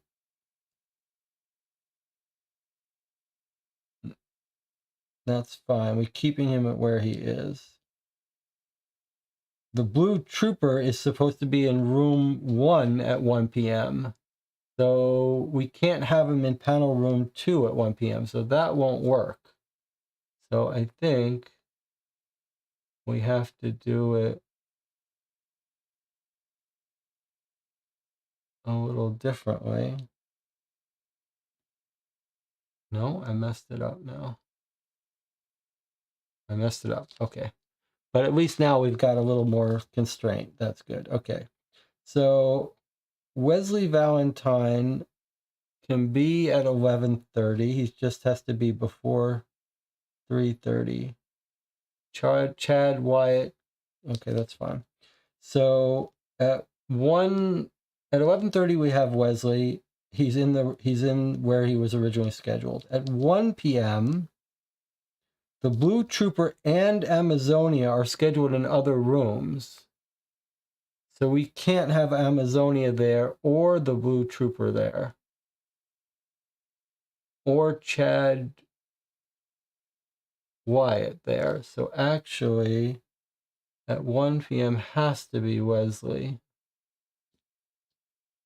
And then at 11:30 could be Amazonia. She's not supposed to be anywhere else at 11:30.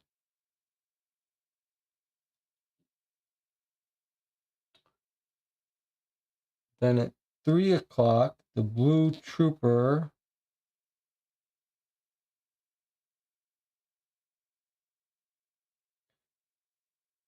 this might be all the troopers have to be here, so he might not be able to do that one.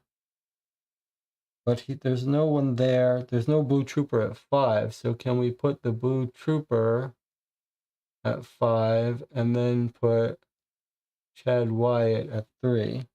How about that?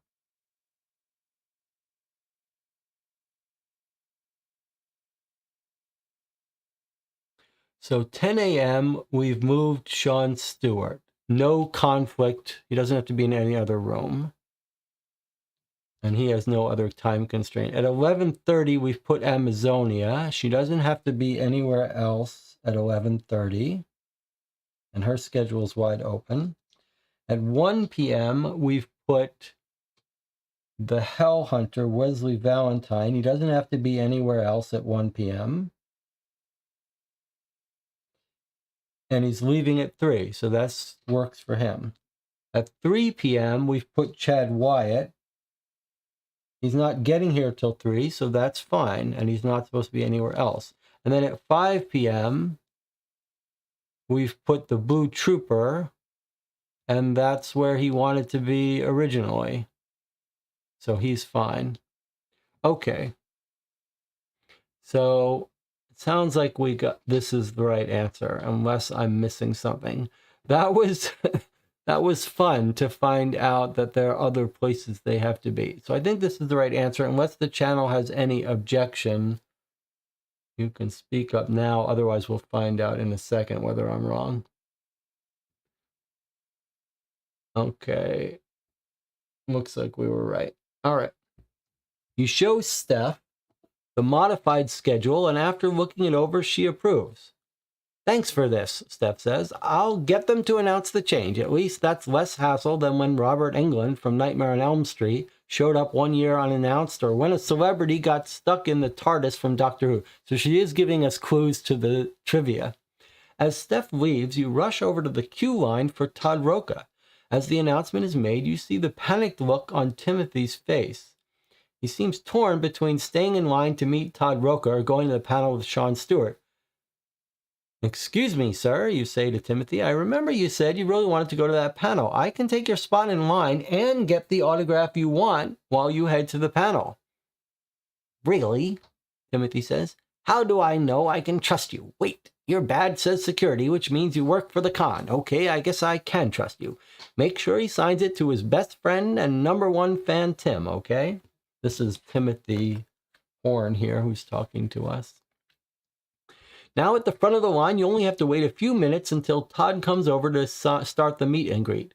While he's signing the things you gave him, you ask him if he has any interesting facts about the villains from Night Detective. That's a good question, Todd says. I don't think anyone asked me that before. Here are some things only obsessed fans know. Morgana hates the sight of blood, and it's the main reason she kills using her magic. He who sees all never uses words starting with the letter F, both in talking and in writing. It always made his dialogue enjoyable. Rex Draconic is also related to a Knight of the Round Table like Knight Detective. The Rook hides it well, but he has an obsession with shiny things. Mr. Blight has 8 cats. Okay, so we've got clues for each of them, but a couple of them are very useful for us. Like Morgana hates blood, kills with magic. So she doesn't sound like our suspect, because our suspect was stabbed. Surely that's lots of blood. So that seems like we could rule her out. He who sees all,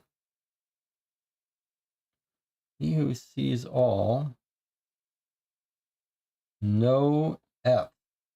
Now let's look at the writing on the comic book.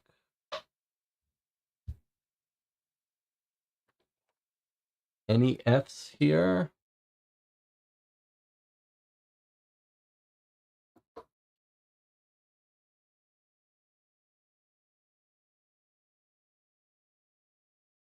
Before more lives are lost. So if he's following that, then he's ruled out. That would rule 2 people out if they're following the system of the villains. Okay, Rex is related to the Round Table. That doesn't really help us eliminate him. The Rook likes shiny things. Not useful to us yet. And then Mr. Blight, with his 8 eyes, has 8 cats. Again, not useful to us at this point. But it does feel like we've got a little bit more for the trivia and 2 people to eliminate. But now this is a weird thing, because this says, which of Night Detective's villains can you eliminate? This is a little awkwardly phrased, because normally when we play Deadbolt, it tells us, like, you know, you need to eliminate 4 or 3. This just says which, and we can't very well do that without first figuring out if this thing is going to help us eliminate someone, which it feels like it is. It's going to give us a deep secret about one of these people, which should let us eliminate them. Then we'd be able to eliminate 3. That's very strange. And we didn't get trivia answers to the questions we're still stuck with. Might the trivial answers be in our schedule? Where are the ones that we're not sure about? What color kryptonite? Okay, so one of the people did mention kryptonite color. It did say green, but where did we read that?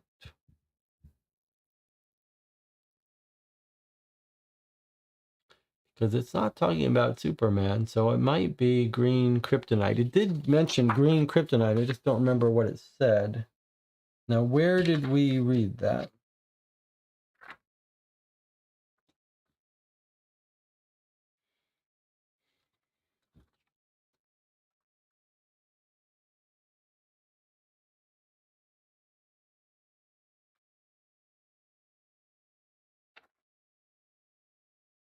We're looking for, okay, here we go. This is it. Look, panel room 3, A Night at Starcourt, Stranger Things Parley. So I think on our trivia questions, where are our answers for our trivia questions? Okay, so I'm guessing that we're going to get the answers to our trivia maybe in some of the scheduling.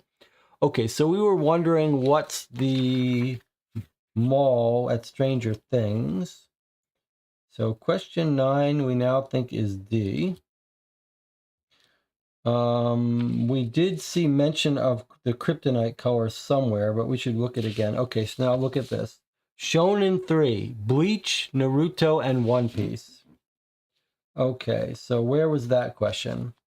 What anime series make up Shonen Jump's original big three? Okay, so we know now the answer to not question 10. Bleach, Naruto, and One Piece. These are real animes, but I don't watch them. I've tried watching One Piece. I just can't get into the art style. Okay, now let's see if we can't see the kryptonite color. I know we read about it somewhere.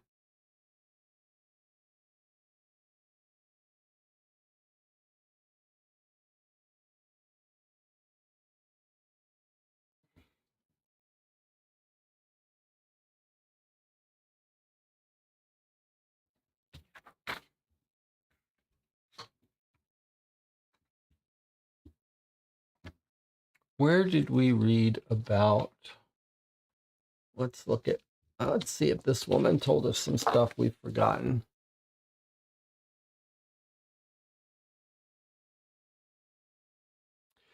So I feel like Superman dealing with green kryptonite.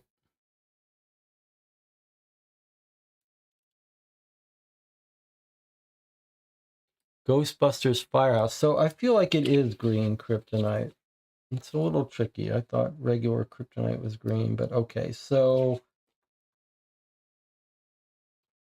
I guess it removes his powers when it makes him weak. Okay, so we're going back to 6, our original answer of E, although we were worried it might be a little more subtle than that. And then the only other question was the original name for Mario, which I think is Jumpman. So does the channel.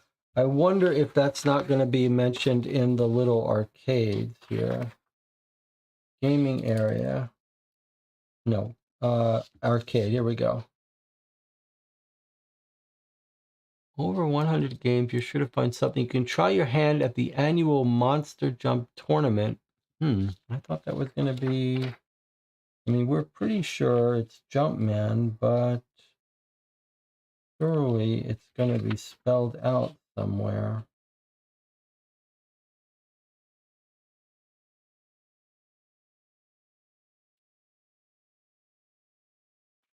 All of the answers here don't require internet search. And there it is right there. Panel room 1, Jumpman, the history of Mario. Okay, good. All right, so we know how to answer the trivia. So let's now try this and see if that doesn't give us a clue. All right. It is interesting to see, though, that all of these were mentioned in the documents. So if you didn't know any of these, you could pick up on them. All right. The real question is, what are we going to get from this? What are we going to get from this? Okay. Knight Rider, we said Kit, C. 2 answer, we said, oops. 2 answer, we said D, Robert England. 3, we said D, the TARDIS. 4, we said B, adamantium. 5, we said Alfred. 6, we said green. This would be our 1. This is 87. That's what we think there. 8, we said in a firehouse. 9, we said Starcourt. 10, we said Naruto, One Piece, and Bleach. And Jumpman is here, and Rook's homeworld is Tatooine. If this is wrong, if anything's wrong here, it's going to be the kryptonite, but I think it is right. DJ Moneycut says Carr was Kit's evil twin on Knight Rider. I do not remember that. All right, let's see. All right, looks like we got this right. You hand your completed trivia sheet to the volunteer behind the desk. After confirming you answered every question correctly, the volunteer hands you a small envelope labeled prize. Here you go. You got everything correct. Enjoy the rest of the con. All right, so that's nice to be done with that. And maybe in this prize packet, we will get something that's going to help us solve the bomb and word search, because we need the help. We need the help.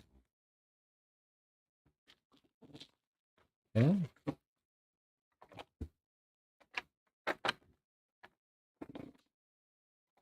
Aha. Okay. Well, indeed, it is something to help us solve the word search. And what do you notice about this? Do you have any initial thought about how this helps us?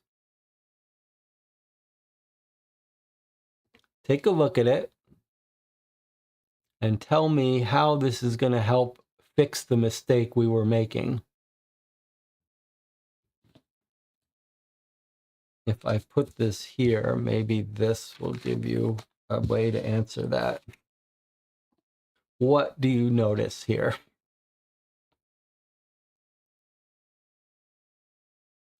What you should notice is it is longer than 6 squares. And that's, yeah. So it's not the hilt, it's the length of the blade. Maybe even the hilt too. Yes, the hilt is 2 off. Okay, well, that changes everything. However, it does not help us solve the bomb numbers as a uniquely constrained puzzle. So it feels to me like maybe the only way to solve the bomb numbers is actually, for us at least, to constrain this. But let's do it this way. Okay, so we don't know the order here, but we're going to do for each number, we're going to figure out what its 3 letters are. And when we do that, we should be able to uniquely get something. Okay, so let's do it this way. 1, 2, 3, 4, 5, 6, 7, 8, 9. Okay, so for the 1, there's the 1. The sword can only go this way. With a down sword, it's 1, 2, 3. So P-A-I. Okay, where's 2? Here's 2. Now, because of the length of the sword, this is a unique position for the 2. With a downward hilted sword, it's 1, 2, 3. So it's N, N, O. Okay, where's our 3? Our 3 was another one that could have been multiple ways, but now that the sword is so long, it can only be up, down. 1, 2, 3. That's T, D, E. Okay.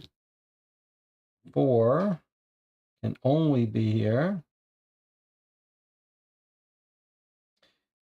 4 going this way is 1, 2, 3. So A, T, H.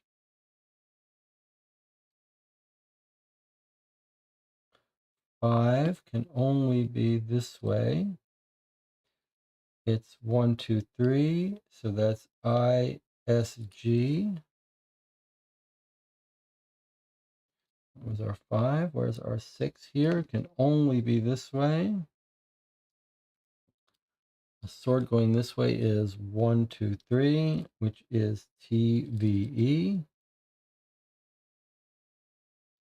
Okay. 7. Down is 1, 2, 3, which is N, B, Y. Okay. 8. 8 has 2 places it can go. It could go this way, which gives us letters, or it could go this way, which gives us letters. So 8 could actually be MIS, which seems right, or if it's like this, it could be, let me make sure I did that right. 1, 2, 3, MIS, yes. If it's at up pointing, it's 1, 2, 3, which would be BLI. BLI. And then lastly, our 9 has to be here, which is GHT. Okay, now, if these are correct, we would now ask, how would they arrange in 5 triplets? All right, how would they arrange in 5 triplets to spell a secret, with this one being sequential, I think, this one being our lowest. We said a lowest, it's either a 1, 2, 3, 4, or a 5, and this being our highest.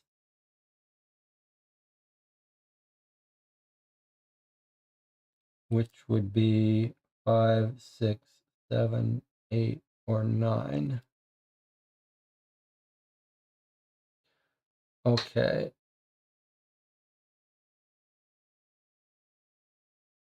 So let's put this up. We've got one of these followed by one of these, or one of these followed by one of these. So MIS.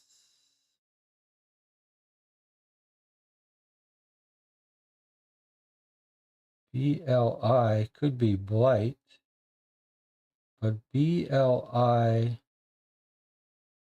would have to be followed by one of these, so that's not going to be blight. NBY doesn't sound right. What would be the start, though? It would be one of these followed by one of these as our first 2 letters. Okay, let's see. PAI, pain by, so that's 1 and 7. PAI, BL, PAI, no. MNO, no. Nothing's going to start with MNO. TDE, no, but it could be ATH. At, that doesn't seem right. I think it's more likely to be PAI followed by 7, 1, 7, pain by 1, 7. Then the lowest. Wait, where's our 0? Is there a 0? Let's look at this for a second. Did I overlook a 0, or is there no 0?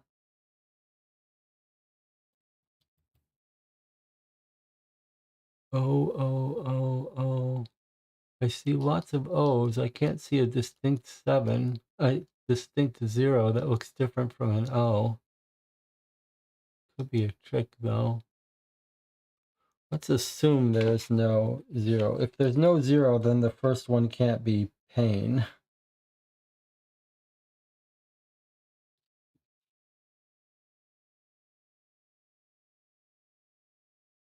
And that's tricky.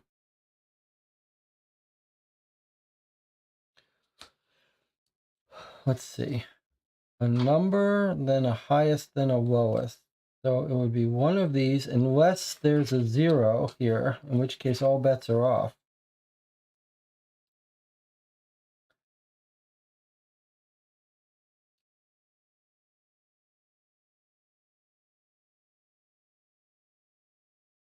But I suppose it doesn't have to be one of these followed by one of these. It could be 2 things here. But it would have to be from this set. 7, and then 8, and then 9. Okay. So NB, no. TVE, no. ISGATH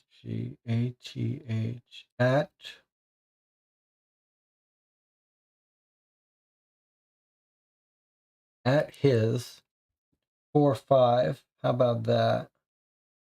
No, because it can only be 5 if there's a 0. 4, 5, 3, 2, 1. That does 4, 5 does work. Okay, what about at his 4, 5, 4, 5? Then 5 is our highest. That means these would have to be 1, 2, 3. So then would be 1. At his GPAI. That doesn't work. Boy, that was close. 4, 5. At his. But this one would have to be the one. And then 2, 3. 4, 5, 2, 3. Not DE. That doesn't work. Okay. I don't think it's bomb related. It's just in order. Okay. Well, you're right. I'm overthinking this. It's just read in order. Pain, not death, is get something wrong here by. So I must have done something wrong. Oh, blight. Pain, not death, is. This must be wrong.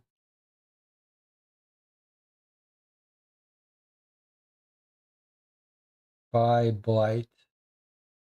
Pain, not death, is something by blight. Okay, so what did I do wrong with 6? Boy, I was so sure that this thing was going to be related to this. Okay, what did I do wrong with the 6? 1, 2, 3. It's IVE. This is an I, not a T. Okay, pain, not death, is given by blight. All right, so we did solve it. I don't know how I feel about this puzzle. I would have been fine if it. Well, we'll talk about it in the end. It did match our strategy of solving what you can solve. I just didn't love that. Okay, so pain, not death, is given by blight. So blight here, he only causes people pain. He doesn't kill them. So we're ruling out blight, which is our third person that we now can rule out. So I think, why on earth is this puzzle here? Maybe we're not supposed to solve this yet. We now have 3 people to rule out. Okay, good work, Petiole. Just read them 1 through 9. It feels like I should have been able to notice this. I should have been able to try it. I was just so locked on to our previous insight, which was hard won, to get that this is related to this, that I didn't even look at the easier solution. Okay, we have 3 people to rule out. I don't love that this is ambiguous, but it feels like we're ready to do this. We don't have any other puzzle to work on other than potentially this. So let's try this. Let's see if it's happy with 3 people or if it thinks it wants more. All right. This has been a tricky one. Select the villains you know are not behind the murders. Okay, according to our notes,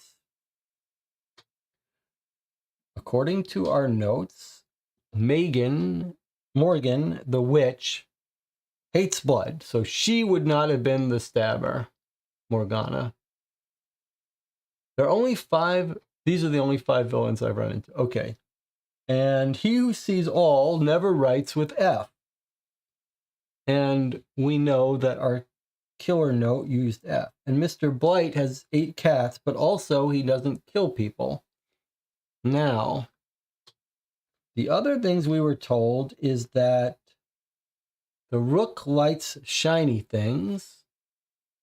No reason that would eliminate him. And Rex is part of the round table. No reason that would eliminate him. So I think this is our answer. Any disagreement with these answers of these three?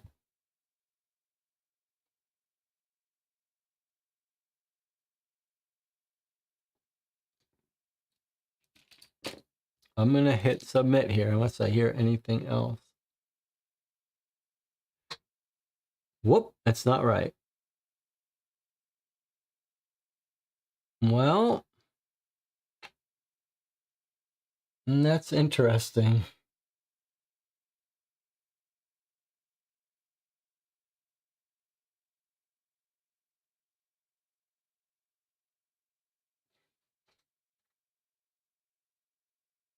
I'm pretty confident that we've ruled out.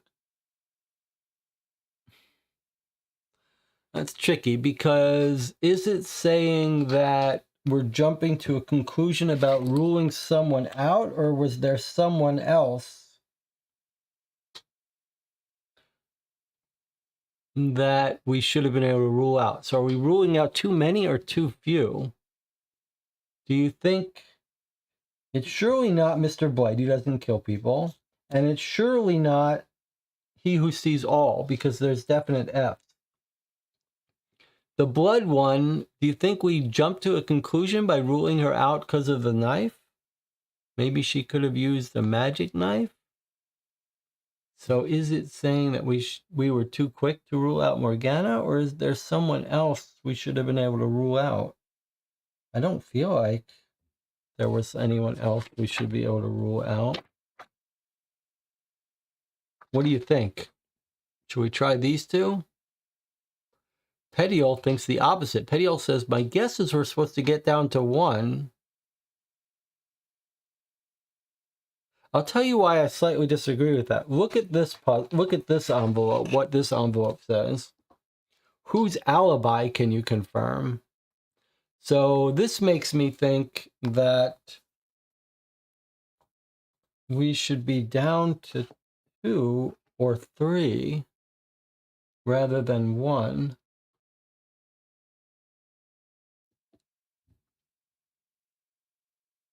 I'm going to click submit here and see what happens.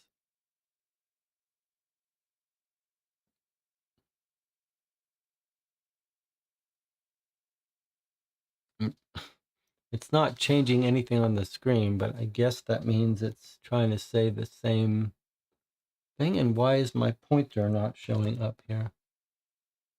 Let's see, if I click submit, nothing changes on screen. I guess it's still unhappy. Well, this is unpleasant.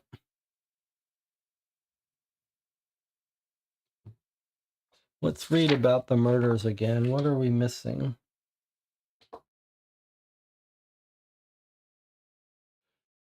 Two attacks yesterday. They were made to look like accidents. First victim was found in a closed-off stairwell. Another one in the game room. Both are hospitalized, will survive. Now it's happened again. Third victim was found murdered in a bathroom stall. He was killed with a knife. There was a message.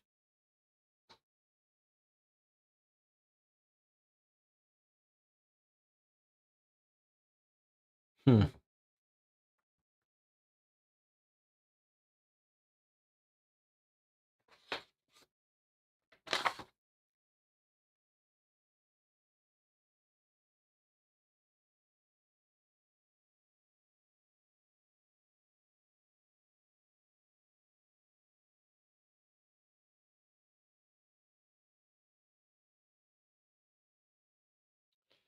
Uh, I, I am not too thrilled with this Deadbolt. I'll tell you why. I love the components, but feels like this puzzle is badly formed. Like, it should let us, I mean, is it not true that these two are eliminated? When we click this, it says this doesn't seem right. It just doesn't feel like, it feels like it should be giving us some feedback here instead of just saying wrong.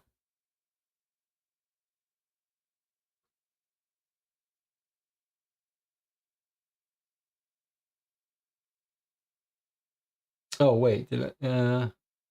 These are the two I wanted to eliminate. Did I submit that?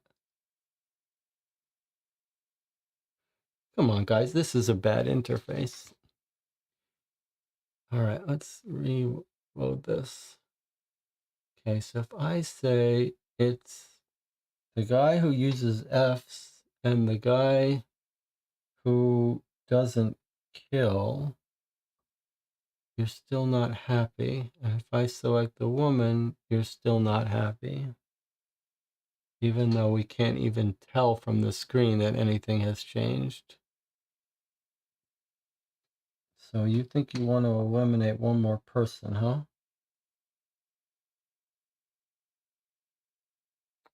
So we eliminate by all, and then we know who they're dressed as, and then we'll find the person. Okay, that seems right. Oh, that's interesting. The chat is saying he doesn't use words that start with F. But there was a word starting with F. Okay, so I looked for Fs. And DJ says you got the rule wrong, but you still got it right. All right, let's take a look at where did we learn that? Did we learn it here?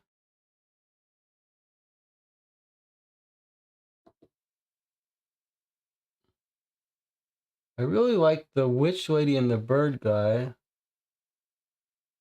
Dragon guy definitely doesn't sneak around, no subtlety. I see. That we forgot to take that one into account. I think that's our other thing. Remember, we early on said that might rule him out. So I think that's it.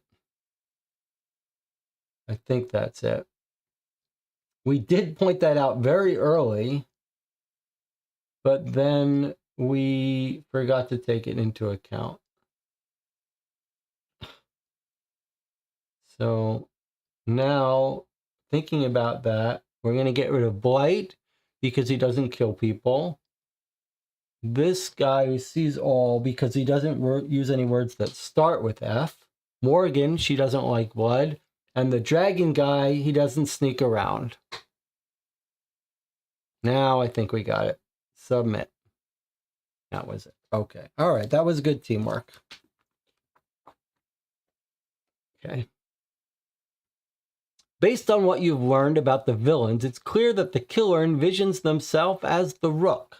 You let the police know and they move through the convention center, pulling aside anyone cosplaying as the Rook.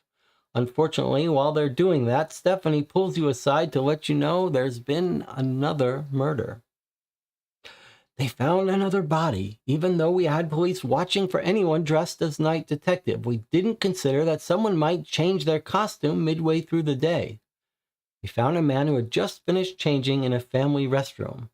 Looks like the killer caught him as he was leaving and pushed him back into the restroom right before stabbing him like the other victim. The killer then locked the door when they left.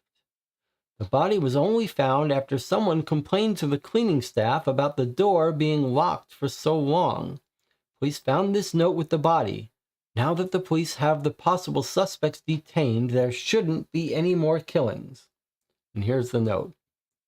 You think the police are enough to stop me? They've never once caught me nor thwarted my plans. Only one person has ever been able to match me. Without Night Detective, there's no hope for any of you. Perhaps it is time to move into the final phase of my plan. Maybe then my rival will stand out among the fakes. After reading the message, you decide to talk with the suspects and then look over your notes. You may now open the meanwhile envelope. Okay. So this is a pretty big envelope. Let's see what's in here.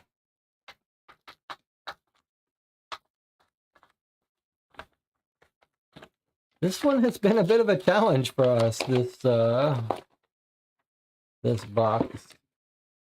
All right, so we've got a little D20. And these are going to be our suspects, I guess. Chris Landry, Trisha Panel, and Keith Andrew. All right, what else have we got? We were told about the D20 by someone. Let's see. Oh, to another suspect here, Stefan Yeltsin. We've got a little Creatures and Caverns tournament thing, a note from the event center, and more. Oh, these are our suspects. I see. These are our suspects. These are 6 people dressing up as the bird person. Is that a reference to Rick and Morty, you think, bird person? Okay, so what order should we tackle these in? Guess let's start here. Collins Center, Coliseum Event Center. Dear Detective Notes. Oh, it said we're going to look at our notes. Okay, what did it say here? What order did it suggest? It says, after reading the message, you talk with the suspects and then look over your notes. Okay, so let's do it in that order. Let's talk to our suspects. First, we have Will Bartlett. So you suspect me of murder. All right. Am I excited? Of course. Listen, I'm here for one reason and one reason only, the ladies. And do you know what the ladies absolutely love, besides yours truly, of course? Death, danger, and mystery. Women eat that up. So this whole questioning thing is going to increase my riz. That's short for charisma for you old folks. To godly levels. I love conventions like this, but not for the nerd stuff. Where else can you find this many hotties in one place? I lost count of how many Wonder Womans and Laura Crofts I've seen. Lara Croft. Heck, the only reason I chose this costume is because my friend told me women are really into the Rook. I did make some improvements to the outfit. When you're built like me, it's a crime to hide the goods. You hear me? All right, this guy doesn't sound like a true nerd who's into this detective. So he seems... We don't have an alibi for him, but he definitely does not seem right for it. And we are looking for alibis. Okay, here's Megan Finley. Oh my gosh, is this seriously happening right now? Do you even know who I am? I'm going to make a video about this. My followers are going to get you canceled for this. You just wait. No, I know my rights. I don't have to answer any of your questions. Thank you very much. I can see the title now. Megan Finley schools cops while at the con. And yes, I'm recording all of this. Huh. Was I recording earlier? Well, yes, but not at the times you mentioned. Darn it. I didn't want to answer any questions. You're tricky, but I won't fall for that again. Okay, here's Jace Andrews. Do you want to see a magic trick? Oh, sorry, wrong villain. What does the Rook say again? Something like, there's no right and wrong. They are only illusions created by those in power to shackle the weak. It's pretty deep stuff from a comic if you think about it. That's why heroes and villains are so cool. They are a reflection of the people's ideals. They are the archetypes through which we see the world. Sorry, I've had a bout rambling non-stop on topics I like. I'm bad about rambling on topics non-stop. Some people find it annoying, but my girlfriend says it shows I have passion. I wish she could have made it to the con. It would tickle her to no end to see me getting questioned by the police. Okay, he's got a girlfriend. Psychologically, he doesn't know exactly what this guy says. Took him a while to think of it, so probably not him. Okay, we're still looking for a good suspect. Taylor Hughes. Let me guess. Someone named just as the Rook committed a crime, am I right? Just asking because I noticed some others wearing Rook costumes getting questioned by the police. And now here we are with you asking me where I was at certain times. It sounds like you're looking for someone. Given how on edge people seem, I bet it was something big. I'm no criminal mastermind, I'm just observant, but that is also what a criminal mastermind would say, isn't it? The Rook, or to use his real name, Samuel Knightwood, is a great character. Out of all the Night Detective's villains, he's the one who can match wits with him. And that is what makes a villain truly scary, their mind. Okay, he's a good candidate for us. How about Wayne Bell? Oh, I'm a suspect in a crime, and here I thought I was being pulled aside 'cause you liked my outfit. I did a fabulous job, if I do say so myself. Black usually isn't my color, but I pulled it off, don't you think? But I didn't choose the Rook to cosplay solely based on appearance. No, I chose him because he's a character that's tragically misunderstood and has hidden depth to him, just like myself. Honestly, I have so much in common with the character, it's scary. Most important things to the Rook are his two children, and I'm like the same. Someone hurt my precious babies, Snowball and Mr. Sparkles. Well, let's just say I'd need someone to help me hide the bodies. Haha, I kid, but seriously. All right. It's kind of weird that he's got what sounds like cats. Who were we told hates cats or likes cats? I thought that was the other one, not the bird, but maybe we were told the bird likes cats. He likes shiny things, the bird. Sparkles, okay, maybe. And here's our last one, Ellis Sanders.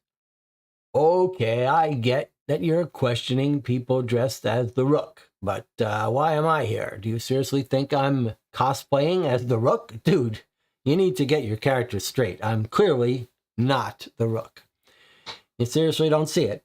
Oh, for crying out loud, I'm dressed as Crow Lad, from the kids' TV series Miss Kitty and Crow Lad. You obviously don't have children if you don't know what I'm talking about. Look, I'll make it simple for you. Crow Lad, he goes on fun adventures and saves the day. The Rook is a villain who kills people and says scary crap like, "Do you even need your eyes if you aren't using them?" See the difference? The Rook is overrated, and he has only shown up in the comic 4 times. I don't get why that villain is such a favorite. All right, so this guy knows an awful lot about the Rook for someone who's not the guy. He's shown up 4 times, and he knows his catchphrases.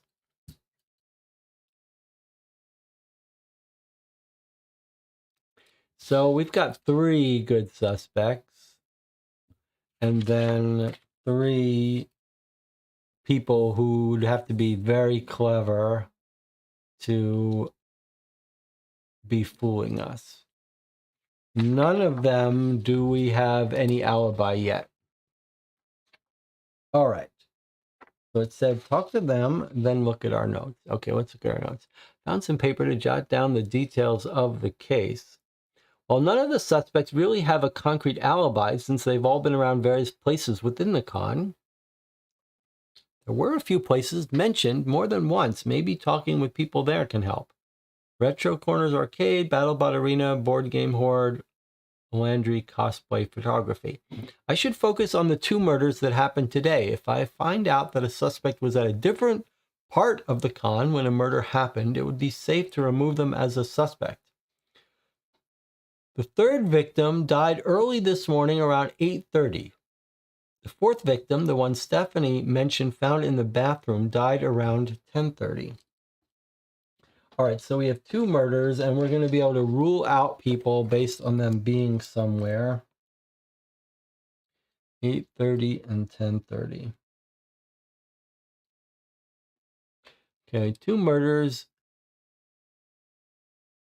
The second one in the bathroom. And were we told that the first one was in the stairway? Is that right? 3rd victim found in a bathroom stall, killed with a knife.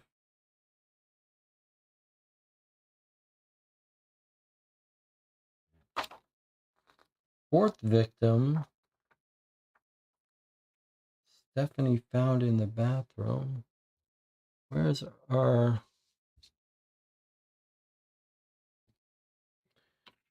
sounds like the first one was in the bathroom too, but maybe I'm misremembering that. Let's just look at this for a second. They found another body, finished changing in a family restroom. Okay, so both killed in bathrooms. The second one in a family room, and the first one here in a bathroom stall. So 8:30 murdered in a bathroom stall with knife, right? And the second one,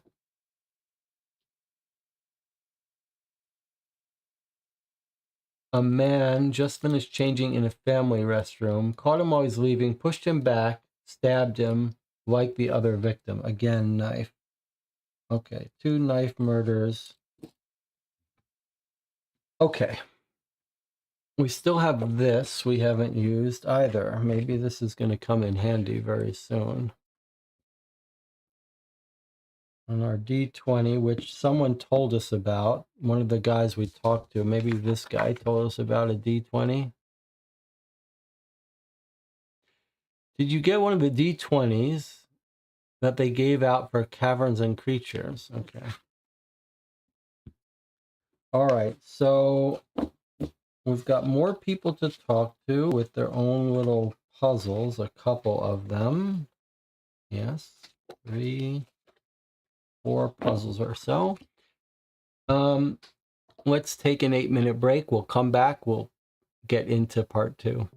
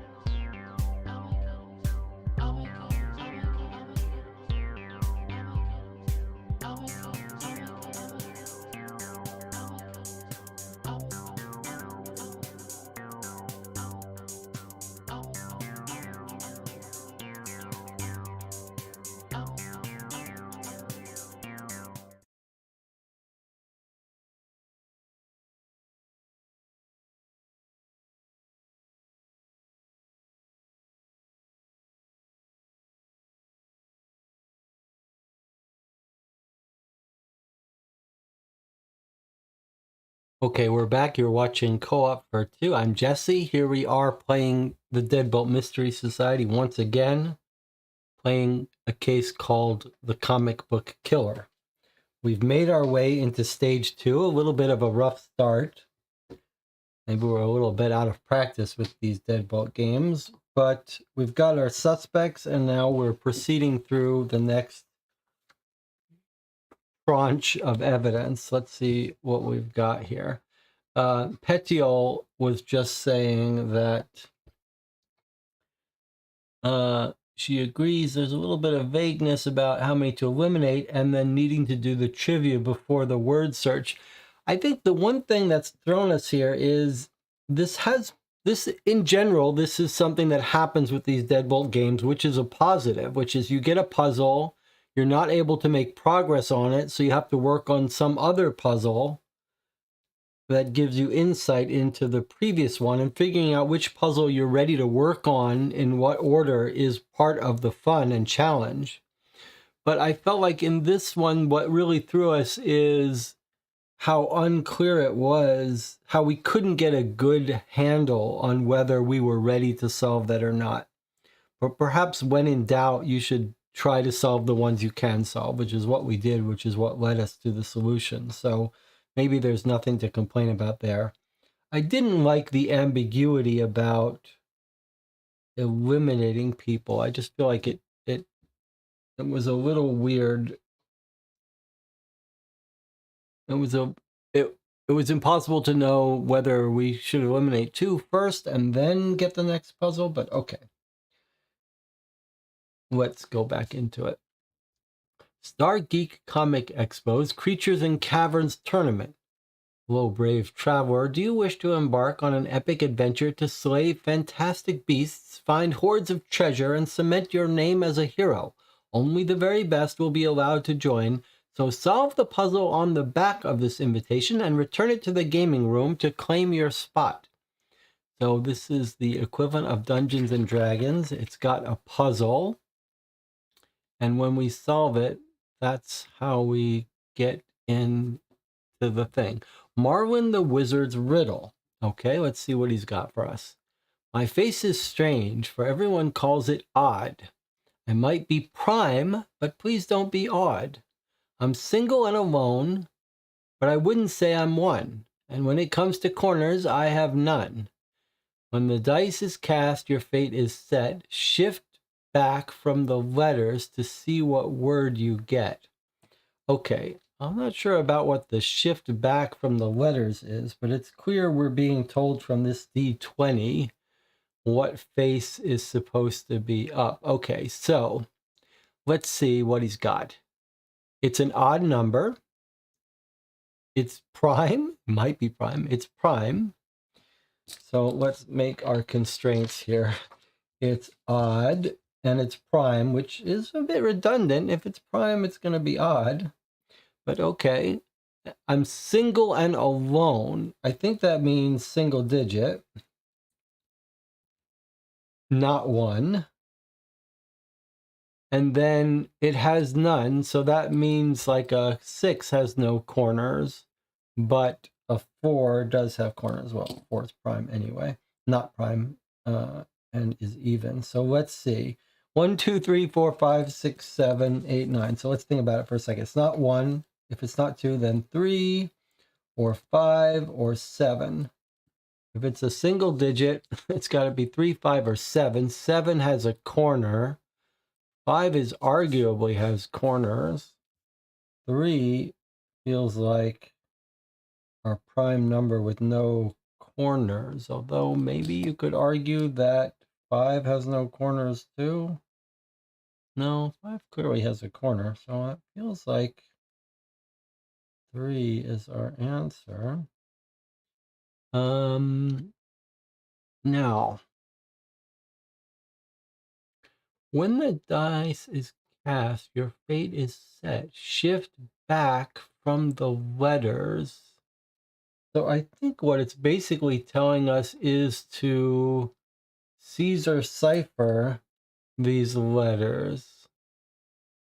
In other words, is it all by 3 or all by the letter it's talking about? If it's all by 3, then what do we have? J, K, L, H, I, JKL. So that would be I where this L is. And then if we shift back an X3, it's what? T U V W X U. That's U. X would go to U. L would go to I. G. J would go to G.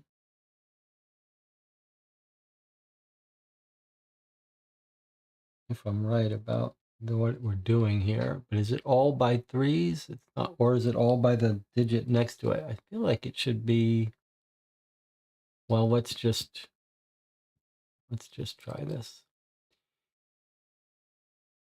H would go to E, right? E, F, G, H, and for V, S, V would go to S. Okay, and then shift back from the letters to see what word you get. So if we did that, it would be I-U-G-E-S.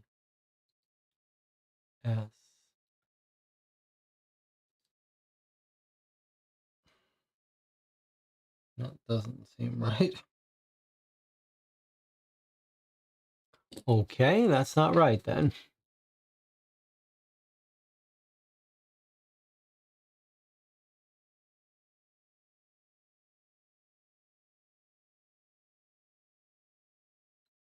Shift back from the letters. I mean, it almost looks like you could get a word out of it. You wouldn't know what order to do it in.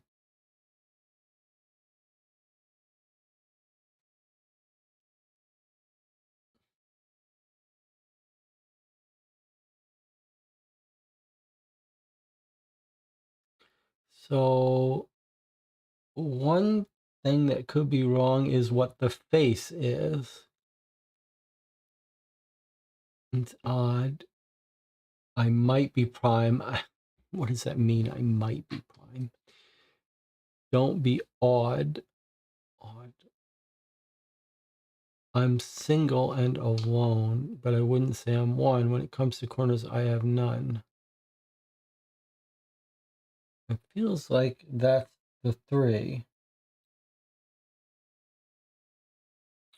So I feel like that's right. Okay, but now look at these little question marks. These do suggest what face of the die we should be trying to look at. All right, let's see if we can make sense of this then. So it wants the face of the die, not this, which is this, but this would go to the 8. So if we write these out, L, X, J, H, V, X, if I do them around, then the L looks like it's the 8. The X turns into the 6. The J turns into the 9. The H looks like it turns into the 7. No. The H turns into the 1. It's the Y. That's the 7. Not the Y, the V. Oy. And then this X looks like it's the 10. Okay, now, if that is now Caesar shifting, let's see. Caesar shift backwards. If the L goes 8 back, it gives you a D. If the X, which is 24, goes 6 back, it gives you an R. If the J, which is a 10, goes 9 back, it gives you an A. If the H goes 1 back, it gives you a G. I guess we're going to get dragon here, right? If the V goes 7 back, it gives you 15. That's an O. If the X 24 goes 10 back, it's an N. Okay, so there we go. Dragon. All right. Pretty clever. A little fiddly with looking at what sides of the dice, but thematically it's told into this, it's incorporated into the story that it makes sense that it's a little bit of a tricky little thing. This odd and prime, kind of weird, but okay. So we've solved this puzzle. Dragon makes sense, but what do we do with it? What does it say? Only the very best. Solve the puzzle on the back of this invitation and return it to the gaming room. Okay, so how do we get ourselves into the gaming room? Do one of these people to talk to run the gaming room? Board game horde? There we go. Stefan Yeltsin. Board game horde. I do indeed run and own the booth, Board Game Horde. We have over 1,000 board games, and only half of them are different versions of Monopoly. Haha, sorry if you need something right now, I'm busy. They are having a Creatures and Caverns game later today, and I have this half-orc wizard who's currently level 18. He was born in the mountains and raised by a monk who taught him a secret spell that lets him beat any monster. Like this one time, we were... Oh, you're busy. Well, I'll cut to the point. It looks like we're both looking for answers. You help me find the answer to the riddle that will get me in the game later today, and I'll answer any questions you have. Here's the ticket they handed out earlier. Let me know if you can figure out the word I need to get into the game. Let's meet back up here in an hour. Oh, and before I forget, take this D20 they gave me with the invitation. It must go with it somehow. Okay, so we were supposed to meet him, talk to him, and then he gives us this. And this, and then we solve it. Okay, well, surprise, we already know the answer. We're already ready to help you out.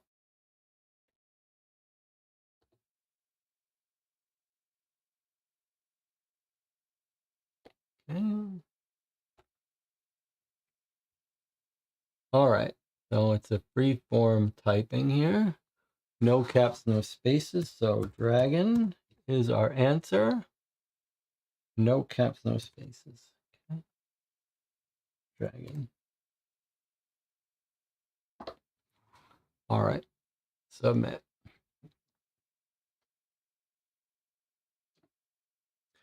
So it's still low. They're still using PDFs. They're just not making them encrypted now, which is good. Dragon. Oh, that makes sense. Well, thanks for the help. Now I can let my wizard kick some dragon butt in the tournament. You want to know if anyone came by my booth dressed as the Rook? Well, a few people did, but let me look at my list to check the times you mentioned. Yeah, here's the one. Taylor Hughes came by about 8:20 this morning. I remember because he was one of our first customers. He bought 3 games and signed up for our email newsletter. Cool guy. We chatted for a bit about tabletop gaming. So Taylor Hughes is alibied because he couldn't have done the 8:30 murder if he was doing all this.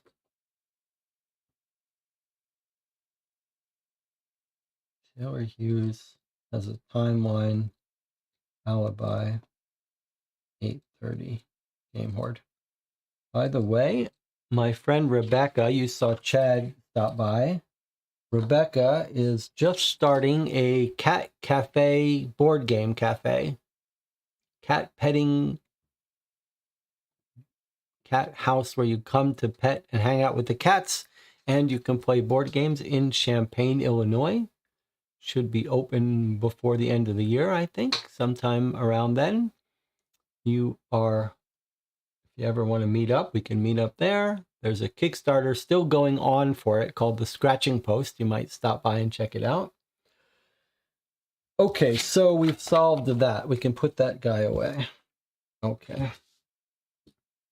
Let's talk to the BattleBots guy, see what he has to say. Keith Andrew, BattleBots competition. Yeah, I was running the entrance table earlier. Sorry, I wish I could help. I'm up next, so I don't have time to spare. My older brother Darren, he was supposed to be here, but he didn't make it. Tournament's about to begin, and I need a second person on the team who's at least 18 years old. Hey, maybe you can help me. Then we can see Slasher finally defeat Thor. Oh, our robot is named Slasher, and the one we're going against is Thor. Darren did some intel gathering before, and he found out that Thor is going to be battling with a bad battery. We definitely can't take a single hit from Thor, but if we can outlast his lousy battery, we win.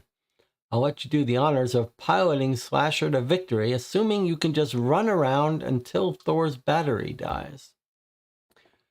There was a TV show a long time ago called BattleBots. I think it was called BattleBots, something similar, where you had remote control robots in an arena.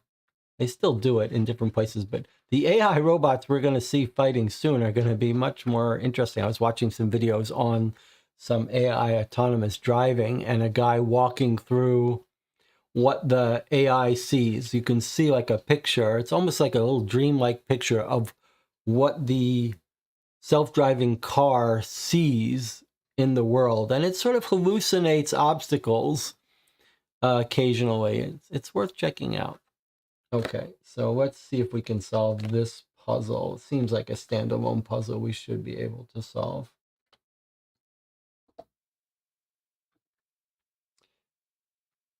Oh, I see. It's a whole... What? It's real time? This is a little annoying. I've never seen this before in a Deadbolt game. So it's actually not a puzzle it wants us to solve, but an actual thing to just move around until we outlast the battery. So let's see, can we zoom up here? Let's see. If I turn it this way, does it help? Okay, let's see. It just wants me to play this. Ladies and gentlemen, welcome to BattleBots. We have Slasher and Thor fighting it out to see who will take home the crown, and they are off. Okay, this is ridiculous. Thor is going after Slasher, but So Slasher seems to right have the is speed his advantage. battery. This is Electric as I'm man just and moving Machine around. become one, who'll take the title of Star Geek Con's Weighing out BattleBot his champion. battery. This is silly.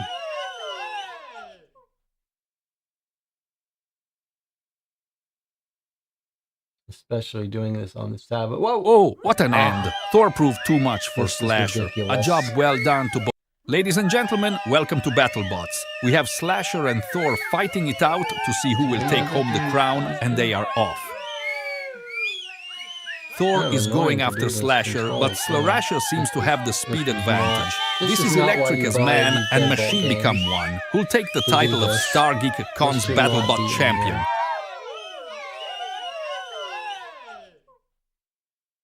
And it registers sometimes when I don't do it. This is not why you buy these games. People don't like, including me, don't like the internet aspect of these games. Well, so why would you put something in here that's purely oh, what a shocker. Worst computer game? I don't understand why. Okay, whatever. Not for me. Some people might find that cute. All right, now what's happening? Okay. All right. Whatever. It's cute. Some people would like that there was some variety there. Whoa, you did it. That was amazing. I mean, all you did was run around, but you did it with style. The guys on Team Thor are never going to live this down. Wait until Darren hears about this. Oh, yeah. You were wanting to know if I saw anyone dressed as the Rook this morning. Let me think about it. Remember there was a girl cosplaying as the Rook. She came in for the 10 o'clock battles and left around 11. Okay, so now we've got an alibi for another suspect. Megan Finley, our only female Rook. Okay. 2 alibis down. Let's move on. to Trisha. Trisha Pinnell, Retro Corner employee. She doesn't look too thrilled to be here. What? Look, I've been here all day. I finally got a break, and I'm not walking away from this level. Okay. I don't see how this is possible. Do you know anything about Monster Jump? The goal is to open the chest with the golden key without running out of health points. You can only move right, left, up, or down, but not diagonally. You can't double back either. You can defeat each enemy once, but each additional encounter costs 1 HP. If you run out of hearts, you die. A water drop puts out 1 fire. Without it, you cannot cross. You can collect water drops for use later. Stars do no damage. This level has a glitch, so it's not keeping track of hearts earned or lost, which means you gotta keep up with it. I'm not leaving until I beat this level, so unless you can figure it out, you're out of luck. Oh, you want to give it a try? Sure, be my guest. Is it really going to give us another video game now? Alright, well, let's scan it, and then we'll look at this in a second.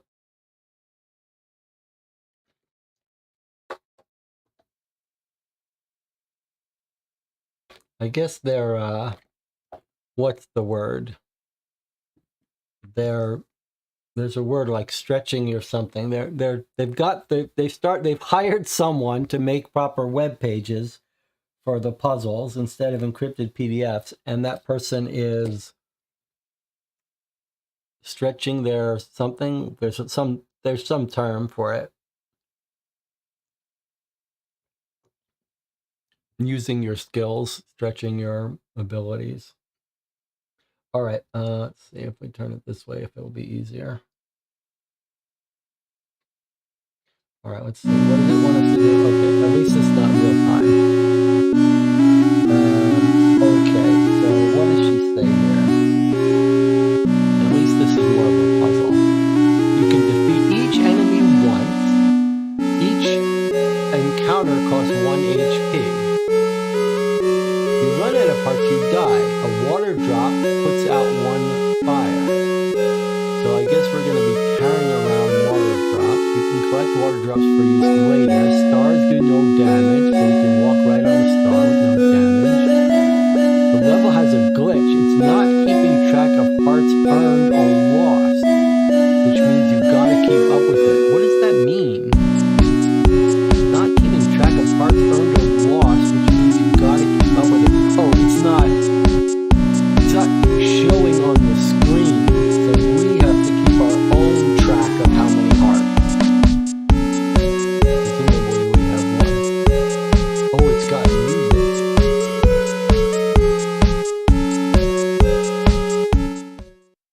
There. Have I gotten rid of the music now? Thank you for telling me. I didn't realize it had music. Okay, I could give you a little bit of music. All right, let's see. What do we want? The chest. It's not even saying that we should get the chest and the key, and I assume that that's what it wants us to do. Okay, so what I'm guessing is like if we go right, let me see if I can use my pointer here so you can see. We go right, we get this guy. All right, now we should have lost a heart. I'm gonna go suicide myself to make sure we started with 1. So let's see. No? No? No?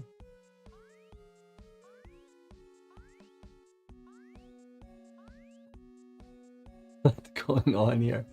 Level failed. All right, try again. I just want to... Okay, try again. All right, let me just... I'm just trying to get the swing of the rules here. I'm just going to go grab this key. Level failed. Okay, so... It's a game, but they're like, we can't be bothered to make it play by the rules. So you just have to, you're on the honor system till you get to the end. Okay, so what do we want to do? I assume we need the key. And we need water to go past a fire. So for example, we could go here and then get a heart. That would allow us to go here. Then we could get a water. We're not allowed to backtrack either, right? So now we don't have enough hearts to meet an enemy, and it's going to let us go here, but we've broken the rule, so that's considered an error. That's very weird. So let me restart by reloading this page, which it doesn't have a button to let me do. Okay. All right, let's see. How are we going to do this? We could go backwards. We have to keep track. There's only one heart. There's only one heart. How can that be?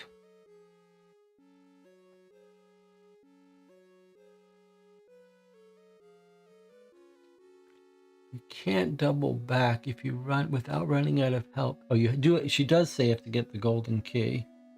But there's only one heart on the screen. That means we can only walk over one enemy.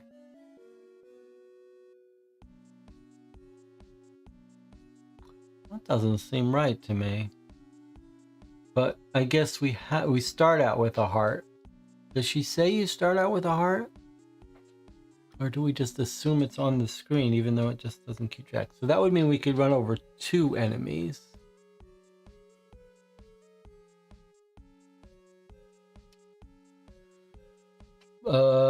Surely we need that heart.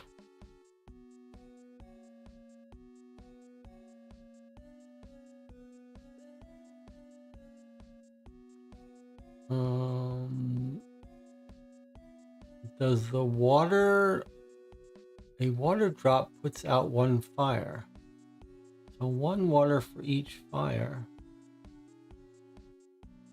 I mean, this guy would... If we had 1 heart by the time we got down here, we could do this. We go here, we get this guy. We go here. We go here. We can't do it. That won't do that. All right. What if we go here? Kill this guy. No, we need the heart. Get this guy. Get the heart. I don't like that there's a glitch in the game. It's not keeping track of hearts earned or lost, which means you got to keep up with it. But are we supposed to assume that we have starting out with 1 heart? This is such a weird thing. DJ says, I think you can hit each enemy once without losing a heart. How can that be? You're not allowed to back up. You're not allowed to double back. So you can never walk on a square more than once. Oh, you can hit each kind of enemy once. I see. I see. That's a very good reading of it. Boy, this is one of these puzzles. This is one of these puzzles I could see getting angry at. But okay, DJ Moneycut has saved the day. He's saying the first time we hit a ghost, it's free. Okay. Let me see if it registers that. I'm gonna hit a skull and then another skull. No, it doesn't tell you. And then what if I go to another skull? Is it gonna kill me at some point? No. So it never tells you when you die. You just get to the end and it tells you. All right, let's try again. All right, well, that changes things. That changes things. But do we think still that you can defeat each enemy once each additional encounter costs a hit point? So you can actually... Should we assume we have starting out with a hit point? I don't know. But okay, so you can still hit them twice, but it costs you a health point the second time. Okay, what does your intuition tell you? My intuition tells me that I'm going to have to get that water and that heart. So my intuition tells me that I have to get that heart and I have to get that water. So then, and let's see, we could get this bee for free, and we can go on this water, this fire because of the water, and then we can get this. Now, according to our rules, we've suffered no wounds, and we've gotten 1 heart, and we now have 0 water because we got a water, but we put out the fire. So we're in trouble now because there's no way to get that water. Okay, so I shouldn't have done that. I gotta back up. But I can't back up. I have to reload the page. Okay, so now what were we saying? We're saying I've got to get that heart, which lets me put out the fire. Now if I go left, this is still free. Now I've got a new water, a star. I've got +1 heart and +1 water. Now I'm going to have to walk on this bee, which is going to eat up one of our hearts. So now I have 0 heart, 1 water. I can go up and get the key. Or do I have 2 hearts now? And now I have 1. I got 1 and I killed 1, but I started 1. I think I have 1 heart. And 1 water. And now I'm in trouble.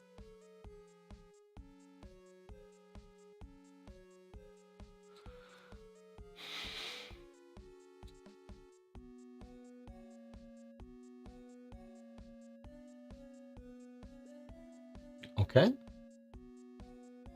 Let's reload the page. I mean, I don't hate this as a puzzle. It's just what I hate is the ambiguous rules and the fact that the game doesn't tell you when you failed. That feels like they wanted to do it, but they ran out of time. All right. So my theory of need, well, clearly we're going to need, my intuitions is clearly we're going to need that heart. I suppose we could go down and up, but and we need that key. So if we go and get the heart,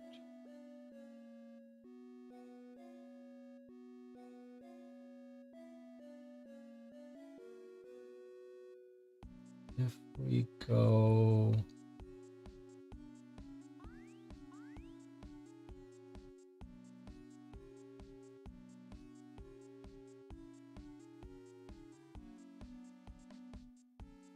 down, over, that took one of our hearts, but now we have another water. Now we go down. That's the first time we met that guy. So we only ate 1 heart. And now we got the key. We've used both of our... Now we've used both of our waters is the problem. So now we're gonna die when we get to this fire. Now we're dead. Oh, this doesn't work. I recognize this is hard to do on the screen. Okay, so so I went all the way around.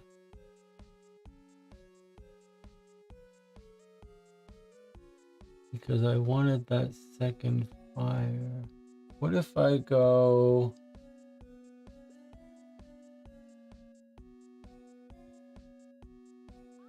down? If I skip the second heart, surely that's not going to work.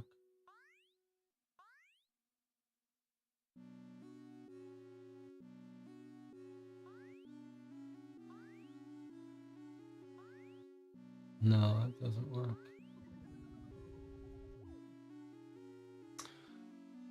This is interesting. It's a little annoying, but it's interesting.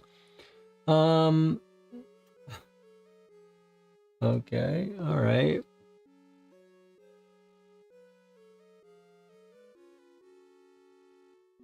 It's fun to think about it from a heuristic standpoint. you've got 3 waters that you could get.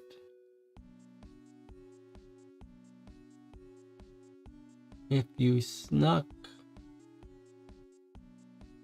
can you sneak in to approach the chest from the left? If we got 1 and 1,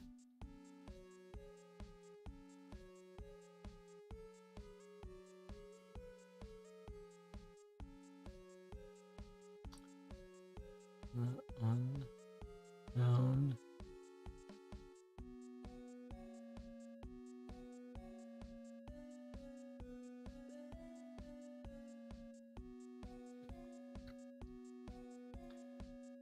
Three waters.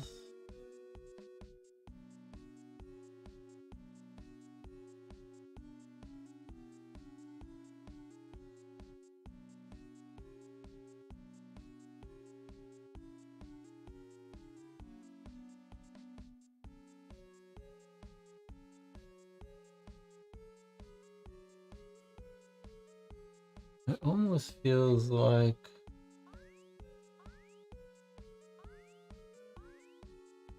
let me see here now. So I would take both of my hearts on those 2 skulls.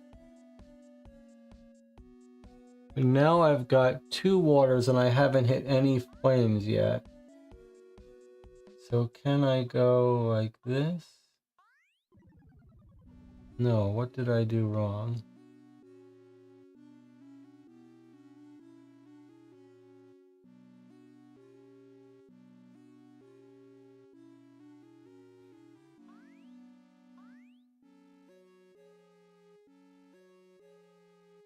What did I do wrong there?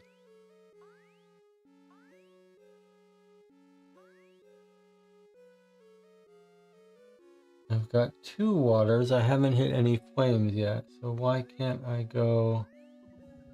What am I doing wrong there?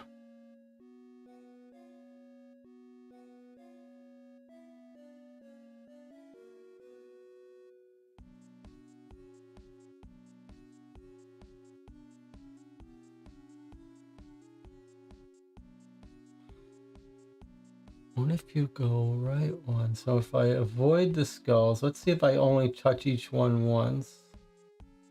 This guy, this guy, this guy, this guy, this guy. Now we've got a problem.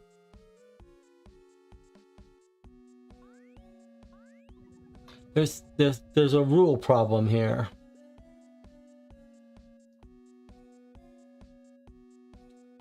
Go up and get the heart. Hold on, I gotta understand the rules because I think what I've done a path that should work according to our rules, so something's not right. If I have 1 health, if I start with 1 health, then, and I only get hurt every time I step on the second symbol, then this path, oh, I need that second heart then.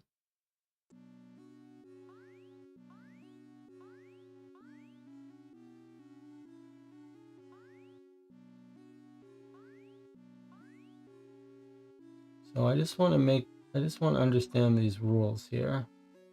So if I start with a heart, then according to our rules, I haven't done any flames yet. The second I've hit 2 skulls though. So the second time I hit a skull should have cost us a point. And now the second time I hit this B cost us a point. But then up for the key, there's my first water droplet. Star does nothing. Second water droplet. So according to our rules, if I start with a heart, then this should be a win, right? If I start with 1 heart. Because I stepped on 2 enemy types twice. That's 2 health. So, and I put out 2 fires with 2 waters. Okay, so if this doesn't work, which it doesn't, that means I must start with no health, right? So it must be that I start with 0 health. So a path has to be made with 0 health, which means if I get this heart, then I can only go through a creature, the same creature once, and that's it. But I clearly need the waters. I don't think it's possible to... Well, I guess if you imagine going through this whole bottom row from left to right, as long as you don't hit a B.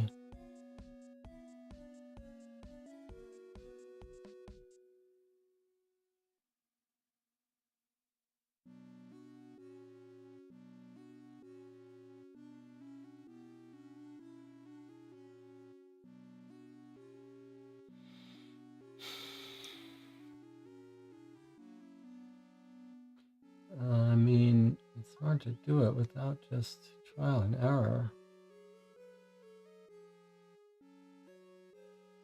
Was that a bat there? Okay. So I have no water, so that's over. Now I have to reload the page.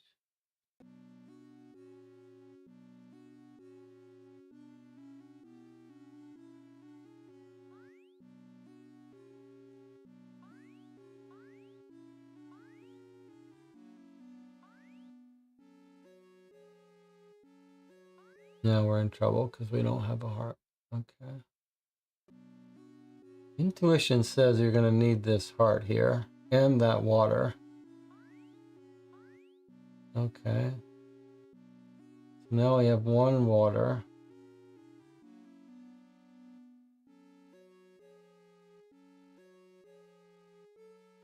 Let's see if we go here, here. We've put out 1 water. We've not done any doubles. Here we get another water.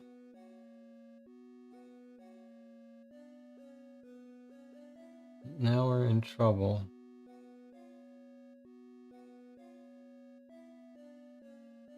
We can only go over 1 more flame.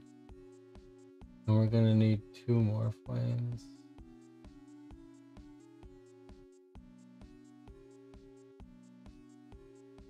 It's not gonna work.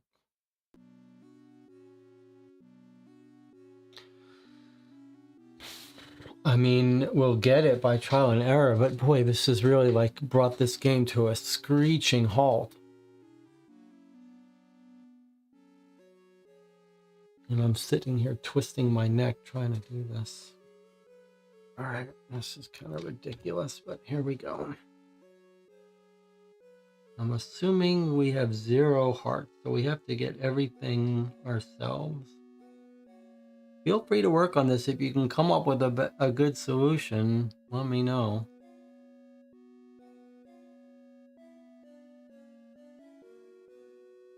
I mean, if we use intuition, my intuition would tell me that I need this heart and I need that water. So one way is to go this way.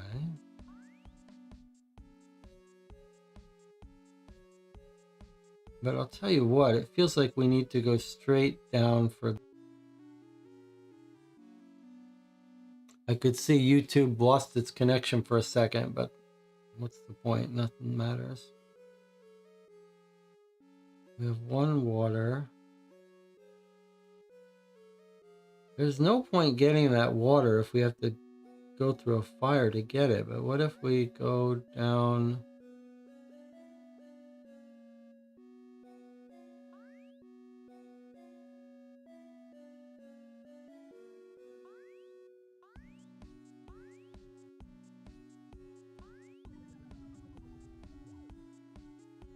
What was wrong with that?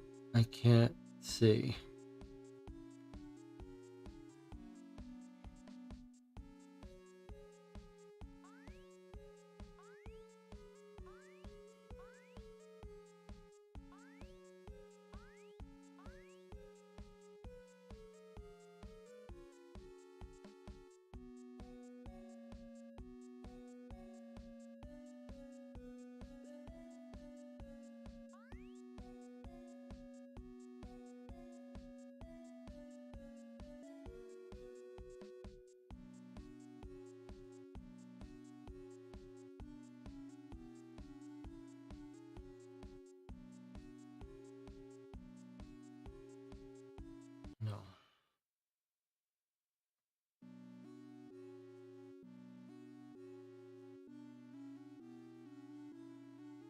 It's not so much that this is a bad puzzle, it's that it feels very much like you're just plowing around until you get it.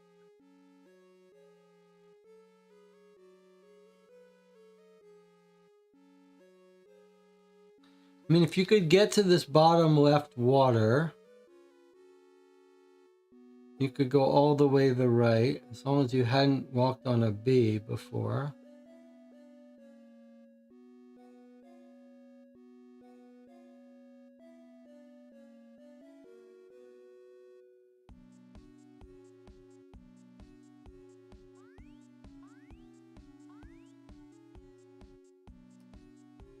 No, now we're dead, and it doesn't tell you you're dead.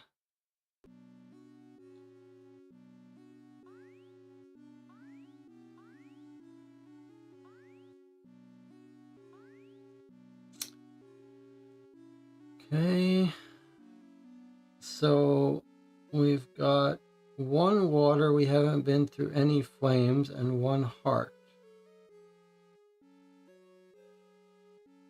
The problem now is, well, we haven't even gotten one water, I guess.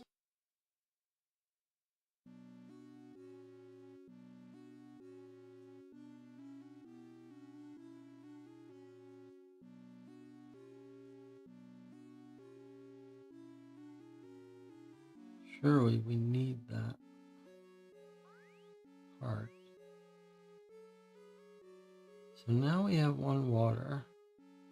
Doesn't matter if we go that way or that way.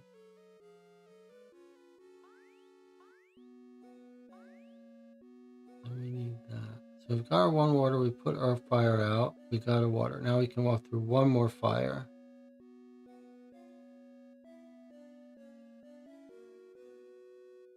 Now we're in trouble though.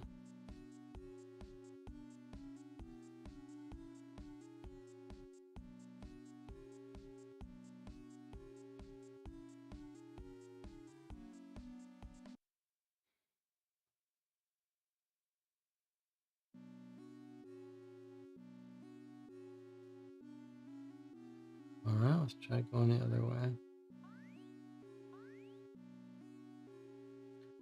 We can't go left. So it feels like we should be going this way. If we get this bee, which we now have to do, that's our only health we can spare. And we still have one more fire to spare.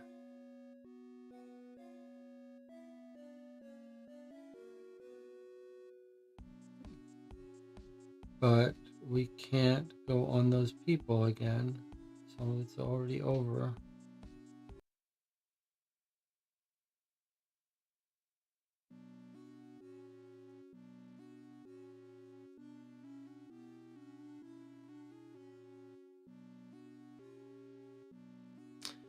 We go like that.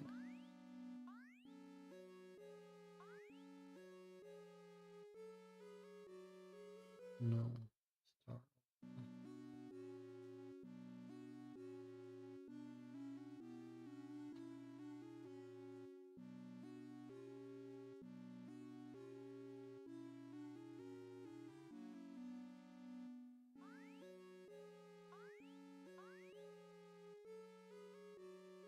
And that would be our heart lost.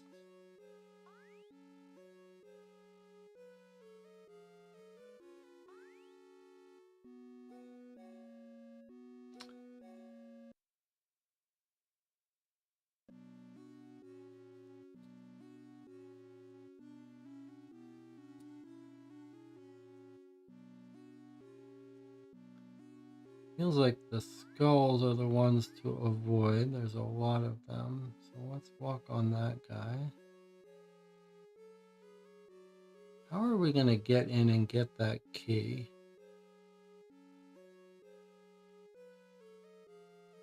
How are we going to get in and get that key?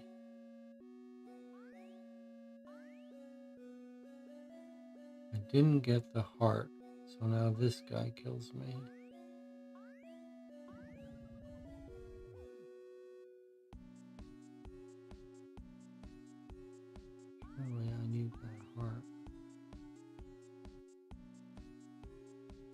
surely I need that water too.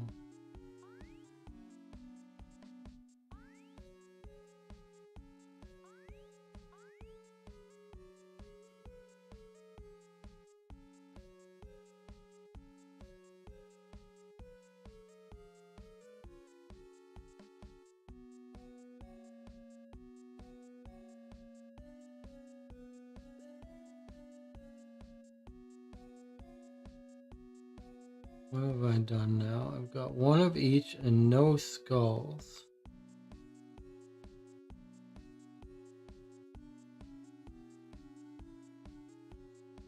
And I've not taken a hit yet, but I must do the bumblebee, and I must do this. Now I've lost my only heart. But I do have a spare water.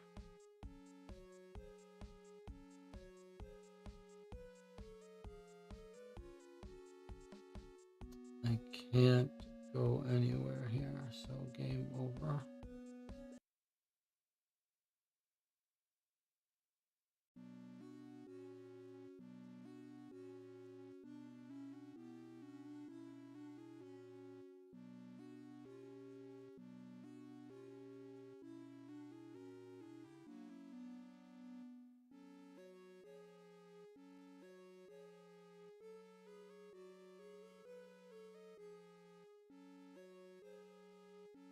I mean, if we did it this way, we could get down to here, having touched everything only once.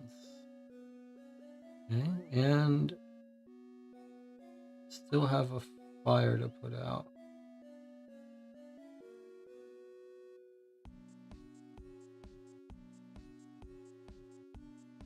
But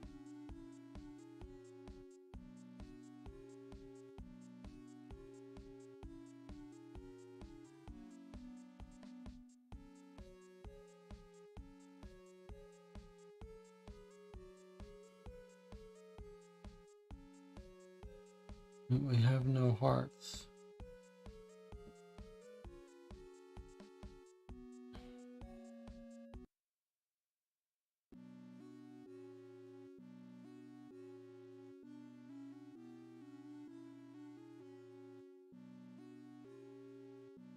I bet there are people who love this puzzle.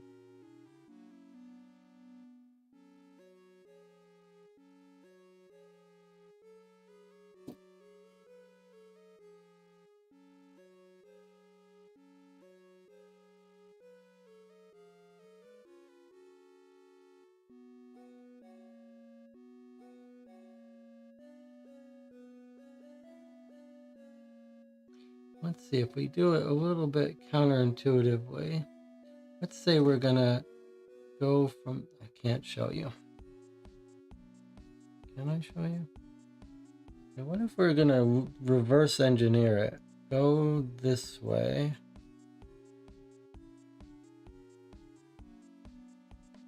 We need the key though. From the key to the chest, you have to pass through a fire. There's no way around it. You pass through a fire, and then if you go this way, you don't have to do another fire. But you're gonna have to have a water left by the time you get to the key, right? There's no way around that.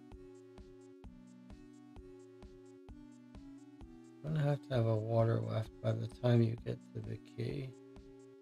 And it can't be this water because you're going to have to use that to get it. So this water, well, I guess if you get the key, and that doesn't help you. Feels like this water is almost a trap. So after we get the key, we need a spare water to get through. This can't be your spare water because you got to spend that to get through. Well, you could spend one of these to get through. we got these two waters. You can get these two waters without passing through fire.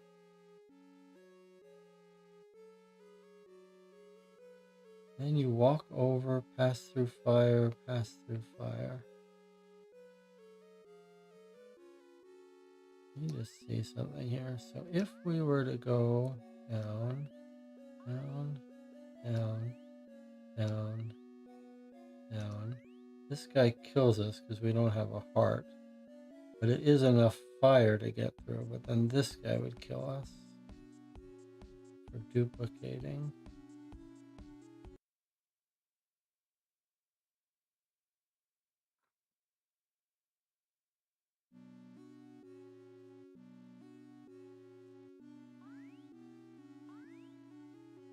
And we might as well walk on one of these bats because they're free. So let me come over here.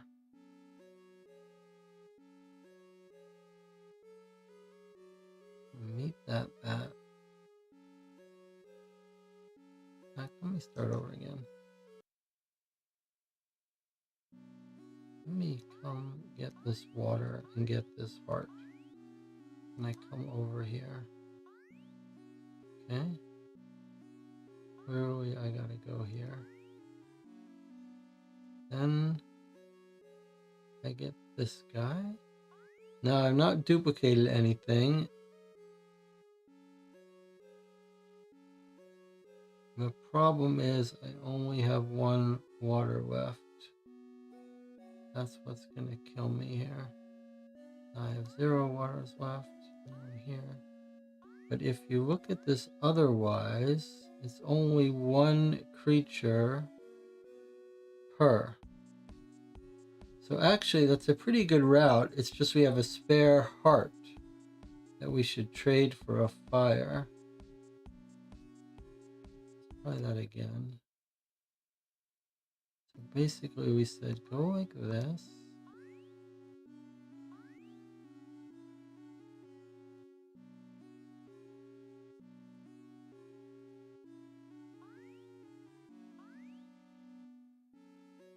Then we can afford 1 creature hit. Well, we need this fire. We need that water. But now we can go through only 1 more fire though. Let's avoid this fire. That first fire. Okay, let's see. So we go like this. And now our plan is going to be to avoid that first fire.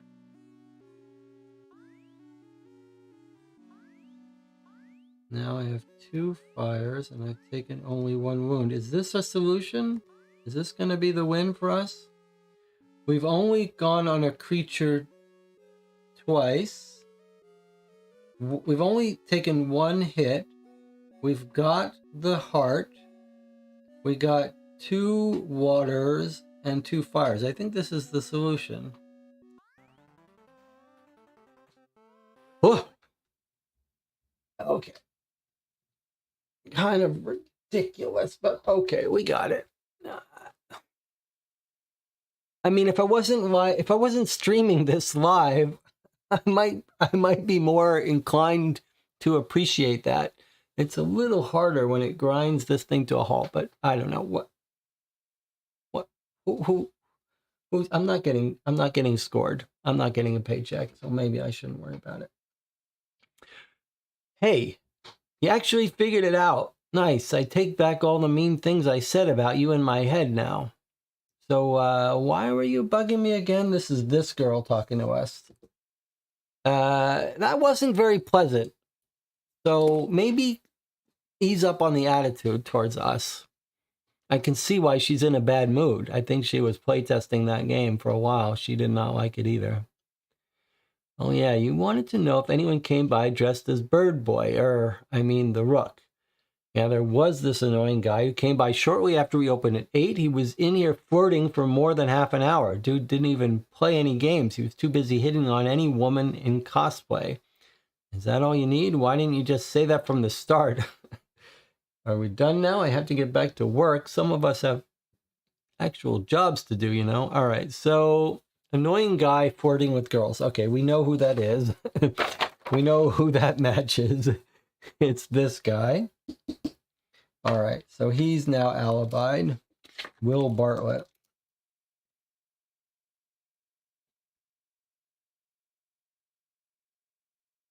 He's alibied. Okay, so Megan's alibied, Will's alibied, Taylor Hughes is alibied. We have 3 left. Okay, good riddance. All right, let's see what Chris Landry has to say, but I guess we have to take a break first. Let me see what the chat says. DJ Moneycut says, it would have been fine if the game gave feedback when we died or took damage like a real game would. Yeah, that just made it significantly more irritating. Okay, we're going to take our 8-minute break. We've been playing this for 4 hours. This has been very short. Well, okay, we'll talk about it when we're done. I'll see you in 8 minutes.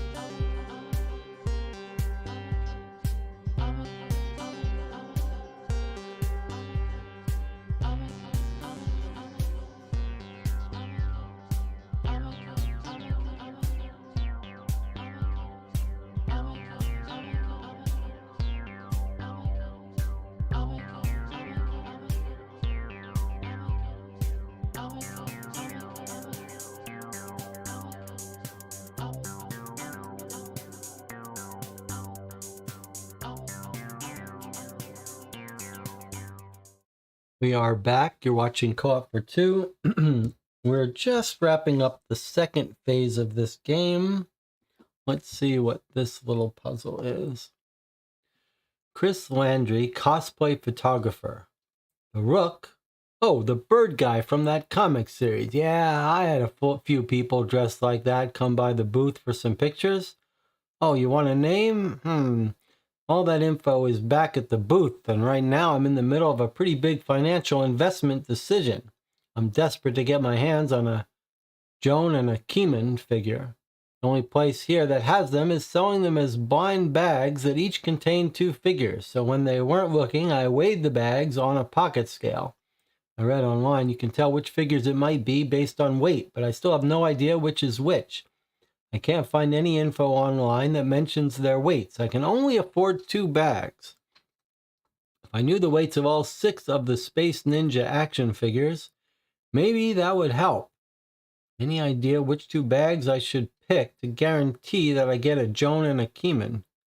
Here are the weights of the blind bags, if that helps. I already subtracted the weight of the bags. Okay, so it's this old puzzle that we've seen before, but what we need is we need the page that we saw somewhere. Was it in the comic book? Yes. Okay, so we're given the weights down here. Each figure shifts by weight. I remember we saw that. So I suppose the puzzle here is to figure out what could be in each bag based on these weights. So A, B, C, D, E, F, G, H, I. Those are our bags, 9 bags. There's the weights. A is 13. Let's see if we can zoom out a bit. A is 13, B is 17, 23, 11, 15, 18, 18, 19, and 13. So there's 2 in each bag. So the question is, for each number, like 13, what could be in there? Which combination of 2 things would add up to 13? So a little hard for me to read this here. I wonder if there's a way to do this better. Suppose we don't need that anymore. How about this? Can we zoom up now if we do this? Okay, that's a little better. Okay, so you know B&N isn't going to be in there because the smallest anything weighs is 6 ounces. So if you put the smallest weight thing in here, 6, you could get 2 of these. Are we ever told that could it be 2 different? Is it necessarily 2 different ones? Each contains 2 figures. Doesn't say they can't be the same though. So this could be 2 Genya. That would be one way to fill that. No, sorry, not 12. 12 and 13. It could be a Genya and a Lin. A 6 and a 7. So Genya plus Lin. That would be 1. And then we have another 13 here. Genya plus Lin. Is there anything else that would get us to 13? How about 8 and a 5? So you could also get Keeman and June would give you 13. Keeman and June. So unfortunately,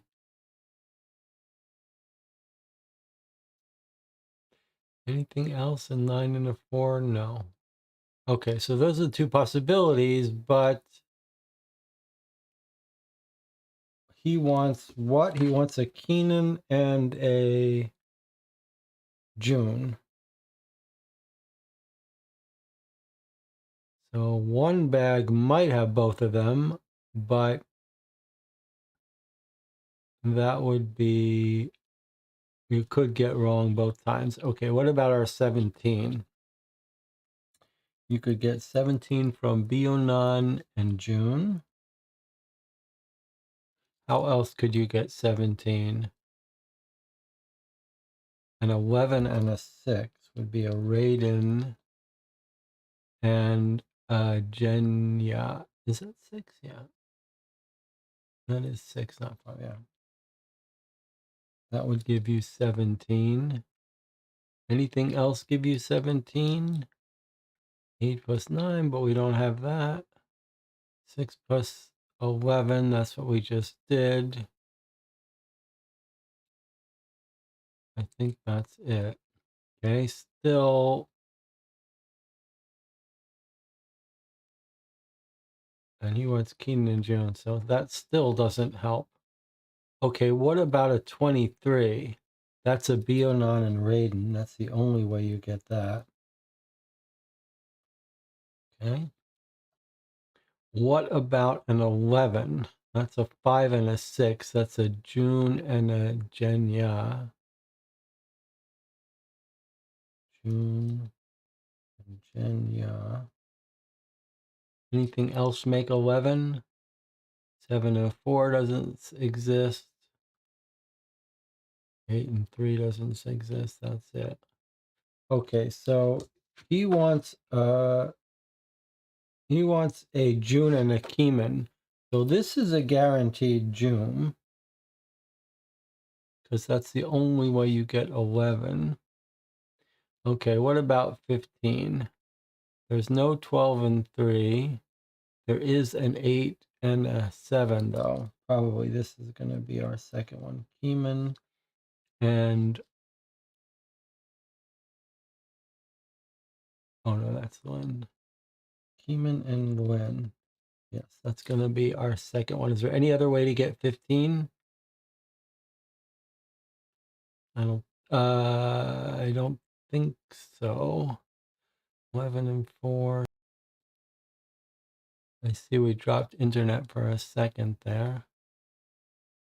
Raiden and Lynn, how else could you get an 18? A 12 and a 6, Bionon and Jenya. He's not doing that. And the 18 is the same. And 19 here would be a 12 and a 5, which would be a Bionon. Sorry, and a Lynn.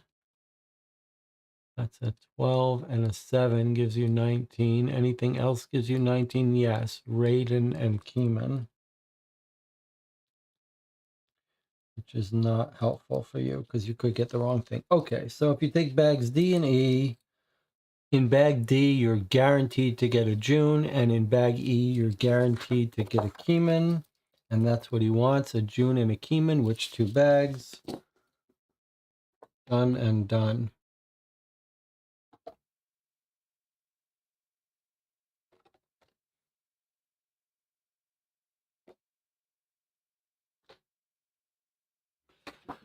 Okay, which two bags?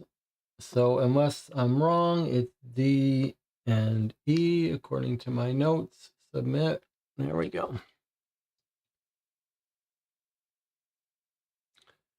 Yeah, I remember a couple people dressed like the Rook come by earlier. One guy kept talking a lot about his cosplay after I complimented it. That was from 10:15 to 10:45. How do I know? Because the dude talked for that long about himself. His cosplay, his cats, you name it. I must have checked my watch about 100 times, hoping he would take the hint. Oh, and there was a person before that I thought was the Rook, but then I realized it was Crow Lad, since he had a big feather in the middle of his head. I only know that because my kid watches a ton of Miss Kitty. So help me understand what's happening here. He's absolutely alibying the guy who talks about himself that has cats. So I know who that is. That's the guy with Snowball and Sparkles. Wayne Bell. So Wayne Bell is alibied. But now, let's understand this. Crow Lad comes by, and he says, there was a person before that I thought was the Rook.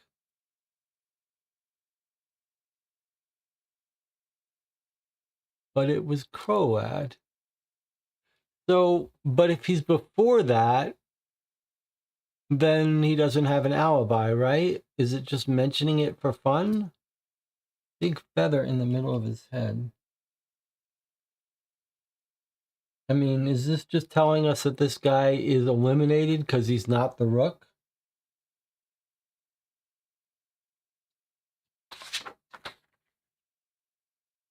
If so, then we've only got one person left. If we're eliminating Crowlad because he's Crowlad, not the Rook, then the only person left would be Jace Andrews.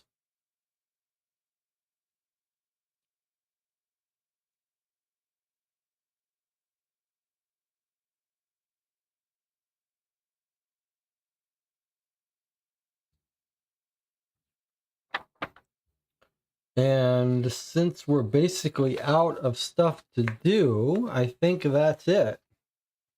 So I think there's another envelope in the box here. It says, whose alibi can you confirm? I guess we don't have Ellis Sanders' alibi confirmed, but we know he's not the Rook. So I guess we can scan this because I don't think there's anything else for us to do. We've not used the radio codes yet, but maybe we'll see a use for that in a second. All right, let's try this. Let's see what it wants from us.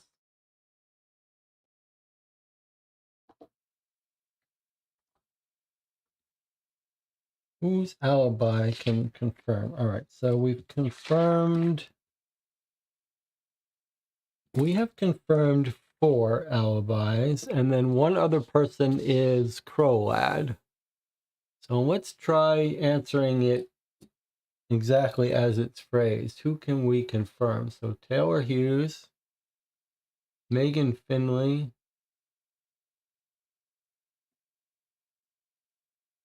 Will Bartlett,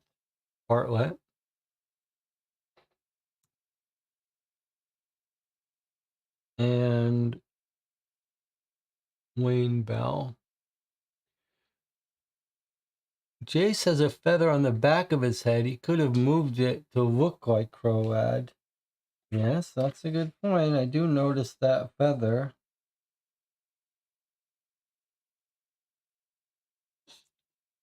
On the back of his head, that he could easily move to trick people into thinking he's Crowlad. But either way, it doesn't help us with this step. All right, let's see if it's happy with this. Yes, it is. That's surprising, but okay. So this time it wanted us to leave 2 out. With all the other suspects eliminated, you head back to question Jace. While you might have cleared the others, it still doesn't prove that Jace is the killer. But when the police open the door to the room where they were keeping the suspects, it's completely empty. You look to the officers guarding the door and ask where everyone went. I let the suspects go as you cleared them, one of the officers said, but we didn't let Jace go. He was still here when we checked last. You make a sweep of the room. It turns out the back door, which was locked earlier, is now unlocked.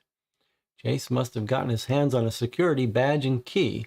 The police only checked the suspects for deadly weapons when they brought them in for questioning. Jace having a key would explain how he got into a locked bathroom to commit murder.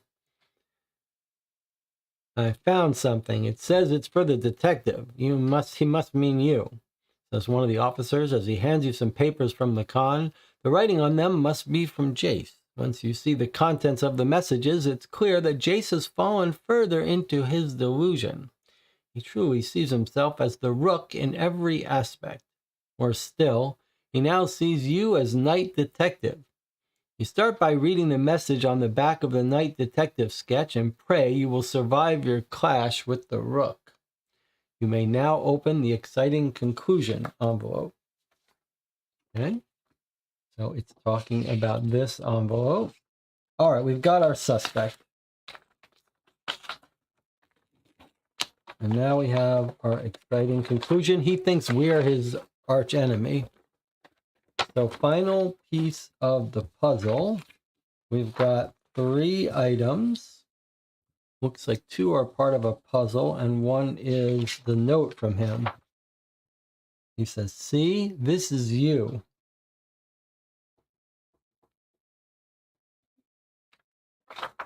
Dear Night Detective, I finally found you. You might not be in your normal costume, but there's no mistaking that sharp mind and heroic spirit. You are Night Detective. I admit it was clever of you to hide as a security guard.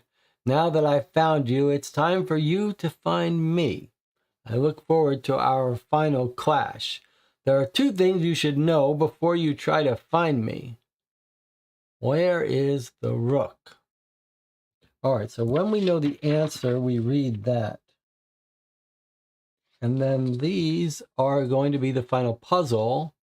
It wouldn't be surprising, though, if they use this information somehow, since we haven't used that first. Okay, two things you should know to find me. First, I know you, Night Detective. Comic books portray you well, so I know you always follow the law to the letter.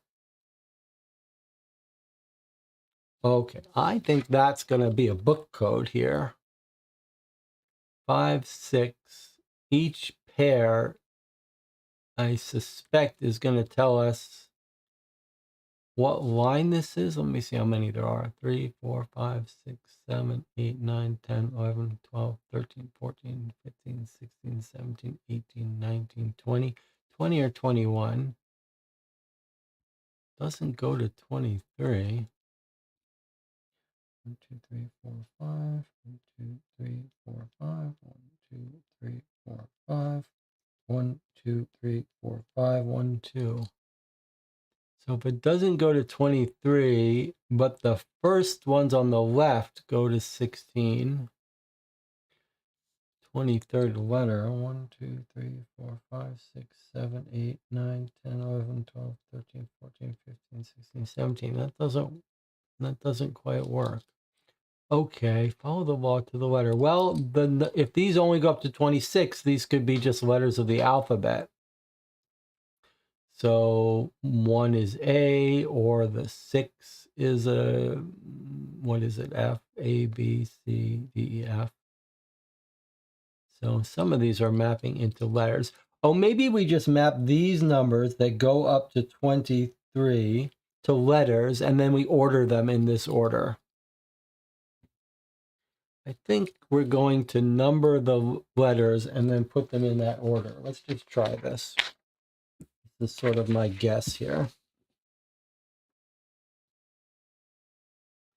So in other words, the first letter is going to be a W.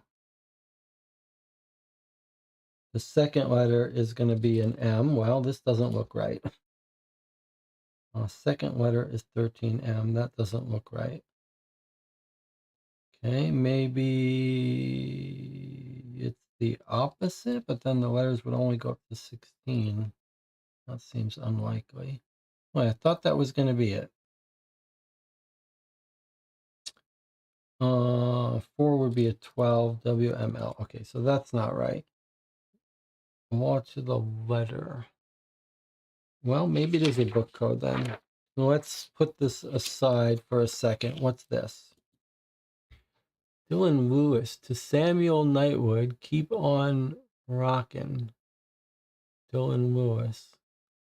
Voice of Briar in High School of the Dead, Tinkin in Demon Tournament, and Suzuki in Samurai Stalker.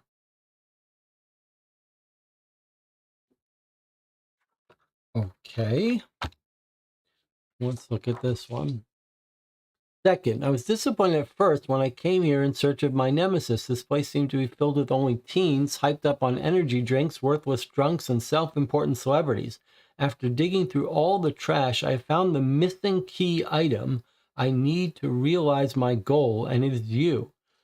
I'm not some insane fan. I'm the real Rook. I hope you take me seriously, or else more people will die.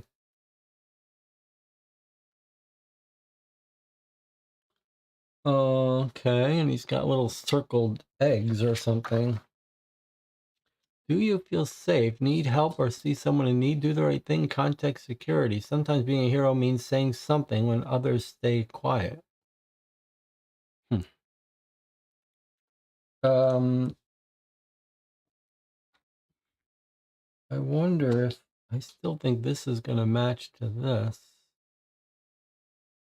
So I wonder if, let's just see, what's the shortest one? 1, 2, 3, 4, 5, 6, 7. 1, 2, 3, 4, 5, 6, 7. So we do have a villain, a 7-letter word with an N. guess we should probably start here. 1, 2, 3, 4, 5, 6, 7, 8, 9, 10, 11. So the question is, do we have an 11 letter thing here? Here's 3 plus 6 is 9. 9.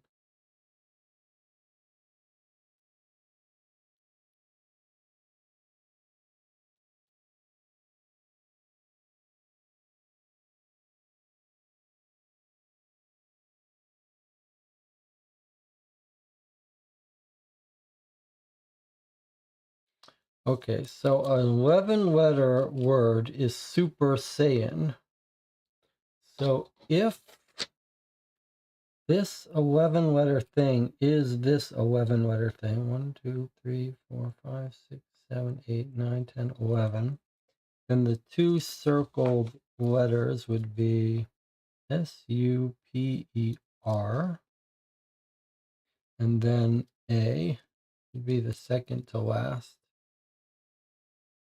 Let's just see if we can make this work. We're going to know it after this one. 1, 2, 3, 4, 5, 6, 7, 8, 9, 10, 11, 12. Okay, what's 12? 3, 5, 8, 9, 10, 11, 12. 12 looks like red shirt down. If it is red shirt down, that would be a D. S-H-I-R-T-D-O-W-N.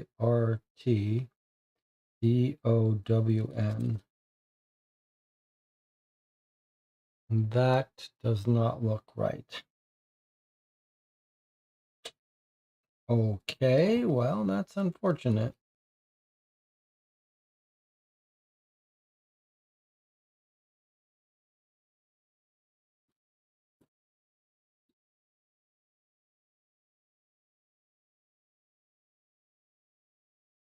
Let's look at this again, because I can't help but think this is going to be involved somehow. Just want to look at this and get an idea about it.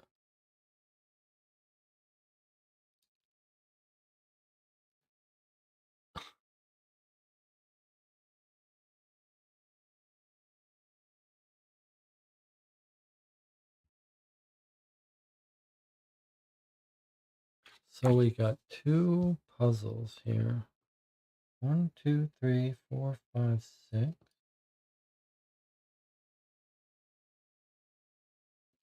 A comic book portray you well. Okay, these are comic book things. These are going to be comic book things. The italicized words in the notes. Let me see. DJ Moneycut says, counting word balloons in the comic. You got it right. It's going to have to be that. Italicized words in the note seem to match words on the left side of the badge. Teens, drunks, missing key. Well, I was looking for missing key. Okay, let's do this one first, since I think this is clearly the right idea. So, unfortunately, this looks like it's going to be a little bit of a pain in the ass. Comic books portray you so well. I know you always follow the law to the letter. So 5 and 6. But it's not by page. We have to count them. 1, 2, 3, 4, 5. And then if we did the 6th letter, that would be...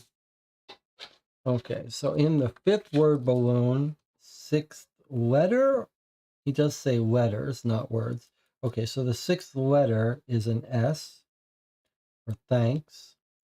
4th word balloon, 1, 2, 3, 4. 12th letter, 1, 2, 3, 4, 5, 6, 7, 8, 9, 10, 11, 12 is a K. First letter is an I. Second balloon, 9th letter, 1, 5, 6, 7, 8, 9 is P. Skip. All right, well, this is certainly the solution. Skip. And 3, IME. 13. 1, 2, 3, 4, 5, 6, 7, 8, 9, 10. 11, 12, 13, 8, 3, 4, 5, 6, 7, 8. You can imagine this is going to say each. 13, 12, 11, 16. No, something went wrong.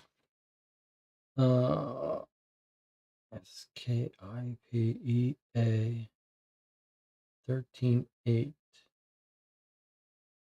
No, that's got to be the A. SKIPEA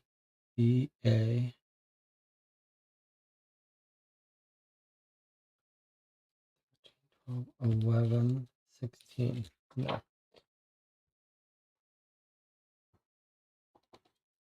1, 2, 3, 4, 5, 6, 7, 8, 9, 10, 11. This is 11, 16. 1, 2, 3, 4, 5, 6, 7, 8, 9, 10, 11, 12, 13, 14, 15, 16.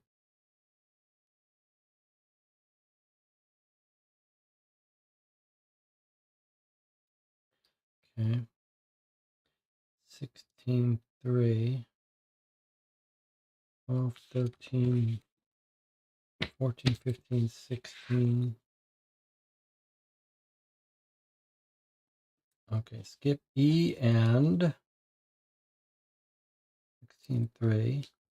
And 6, 12. This is kind of annoying. 1, 2, 3, 4, 5, 6, 12.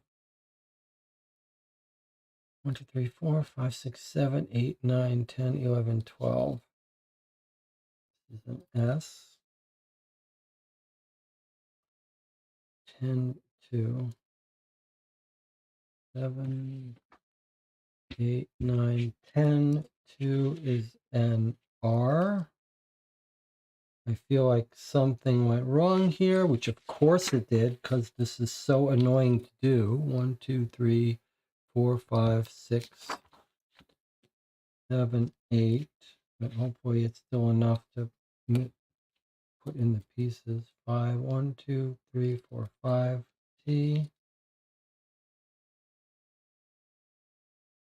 I better write down what these are, because we're gonna have to redo them. That was our 8, 5. And you can't see half of it. 1, 2, 3, 4, 5, 6, 7, 8, 9, 10, 11, 12, 13, 14. 3 is an A.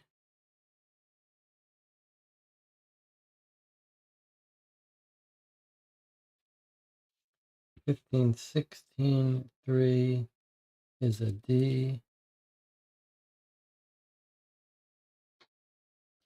123.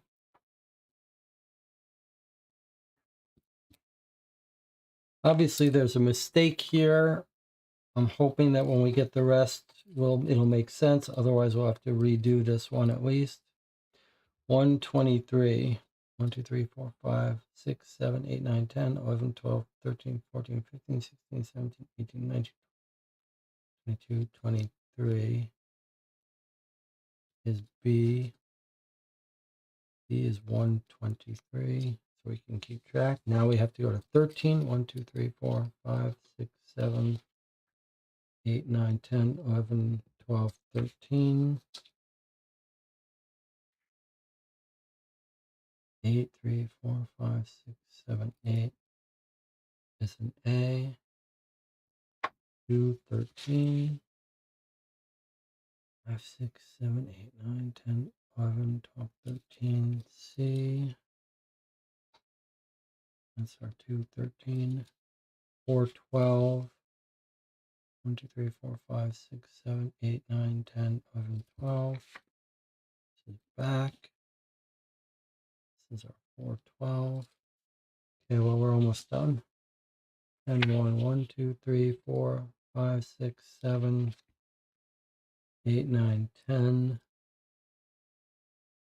And you want W.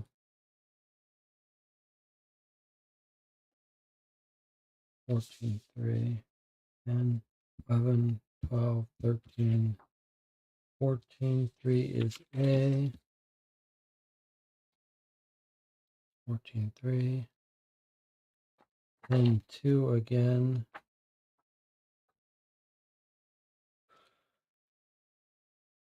And the W is an R.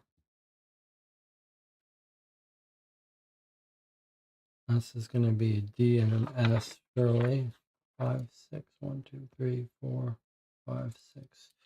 Okay, so skip E and then things went wrong. So I guess we redo this. SKIP E A N D.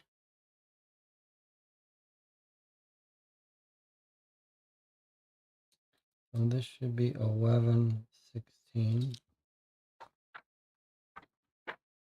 1, 2, 3, 4, 5, 6, 7, 8, 9, 10, 11. 11, 16, 1, 2, 3, 4, 5, 6, 7, 8, 9, 10, 11, 12, 13, 14, 15, 16. I get an N.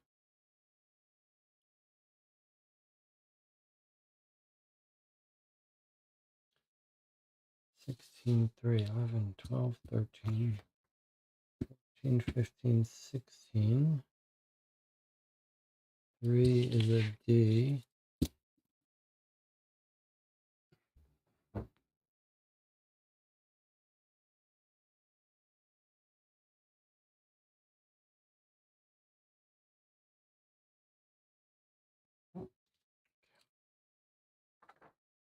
I can see today is one of these games that's testing to see whether I lose it. Okay, back we go, because this word is not making sense. SKIP E 2 and 3. SKIP E. Then we said this was A and D. 16 was a 3. 1, 2, 3, 4, 5, 6, 7, 8, 9, 10, 11, 12, 13, 14, 15, 16, 3. Okay, so there's our and. And now we're starting at 612 to try to understand what word I've gotten wrong twice now. 1, 2, 3, 4, 5, 6. 12th letter. 1, 2, 3, 4, 5, 6, 7, 8, 9, 10, 11, 12 is an S as originally written.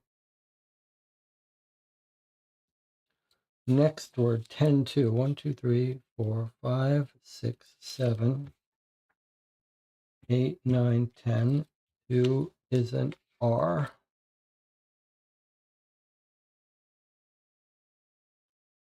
This is probably going to say read backwards. Skip E and S and read backwards. I'm sure that's what it's going to say now.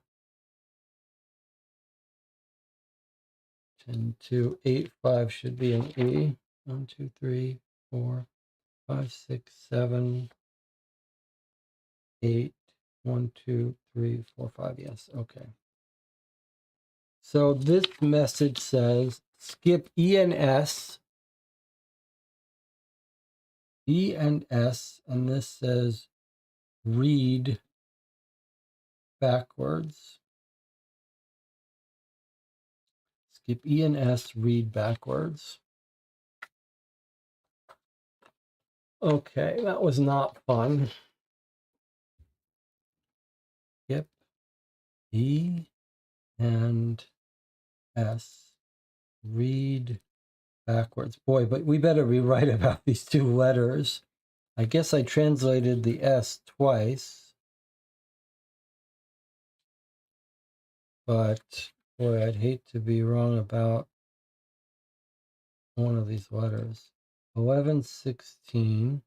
I would make this A, N, D. 2, 1 is our E. Oh, I'm going to lose it. So 2 SKIP E 2 3. Okay, that's an E. No, it's not fun. Okay, but that's that. Skip E and S and reads backwards. Okay, so now we're back on this, which I think I was on the right track, probably. Maybe, but DJ Moneycut was saying he noticed these words here were matching these words here. So let's see. With this one at first, when I came in here in search of my nemesis, this place seemed to be filled with only teens. So teens is the first word here. Where do we see teens here? Over caffeinated team is Super Saiyan. Well, that's exactly the word that I fit in because of its letters. So that's the RA. Okay. So I guess this was the right idea, and then this is hints for it. The next word was drunks, which I think sounds like the one that I found had the right letters, which was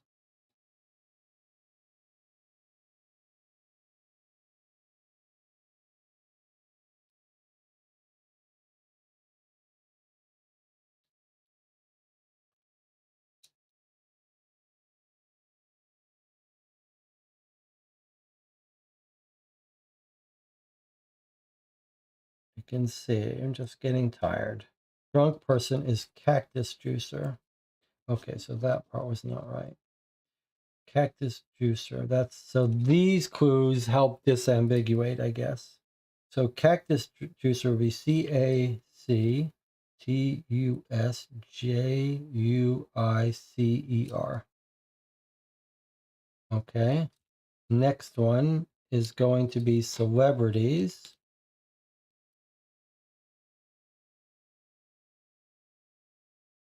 Celebrity is superhero. SUPERHERO. Okay, so SU and ending in O.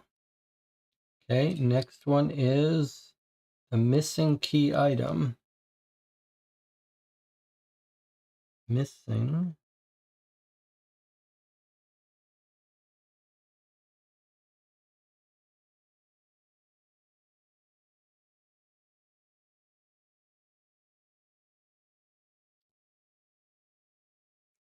Missing key item.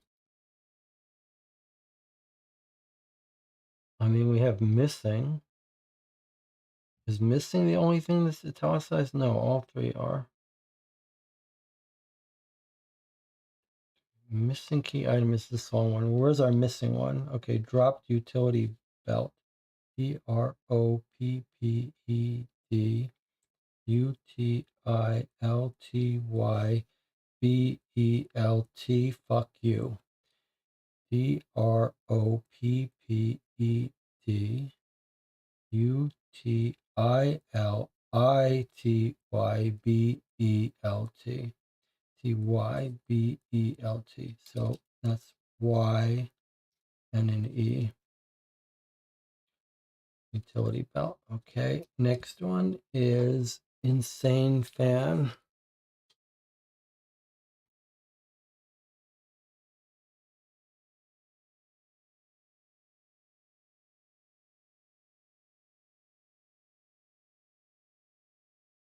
Crazed fan is villain. VILLIAN. So that's just an N. Our last word is people will die.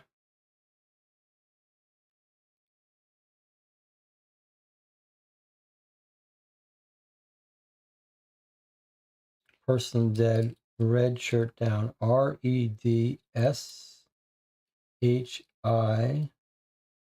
REDSHIRTTOWN. Okay. So here are our letters, and we're told to read backwards, skip E and S. So It's, if we write it forwards, ISNEYOUSRECAR.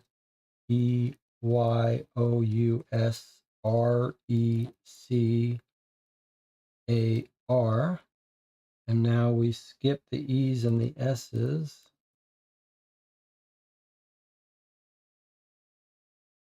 In your car. So he's waiting for us in our car.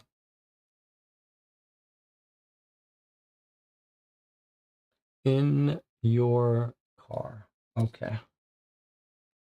Well, I mean, we actually did a good job of figuring out how to decode the codes. It's just a bit annoying to actually do it.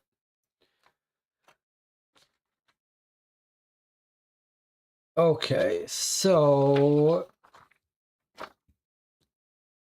does it want, okay, where is the rook? Okay, so we know the answer to it. DJ Moneycut has stayed with me here till the end. That is some stamina, that's some determination. I appreciate not being left alone here. Okay, let us scan this, put in the answer, and read our epilogue. Okay, where is the rook? So now, should we be putting in my car or in your... I'm going to put in my car. Now that they have their own website, it shouldn't be as sensitive as it used to be when it was a PDF password. So where is he? Why does it not want to... What's going on? C-A-R. No, okay, we'll do it manually. C-A-R. Out of batteries? No? What's happening? Is it because it's zoomed up, it won't do it? Okay, we'll reload it. Let's try it again. No caps, no spaces. In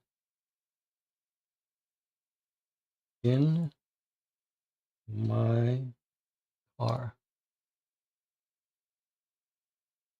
In my car. Okay, let's see if it likes that. Submit.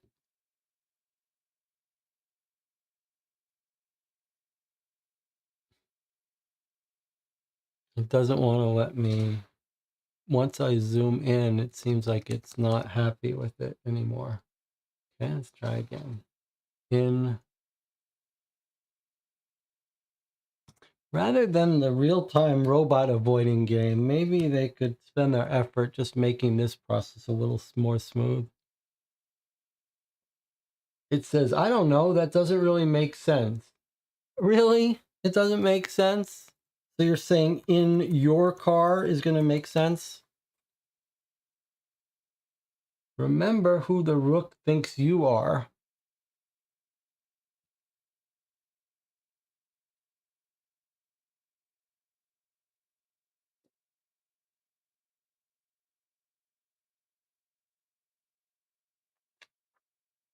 So he's left us a note that says, where am I in your car? All right, let's read his note again. Let's slow down. This is you. He thinks we're this guy. Okay. Do we have a Nightmobile? What? What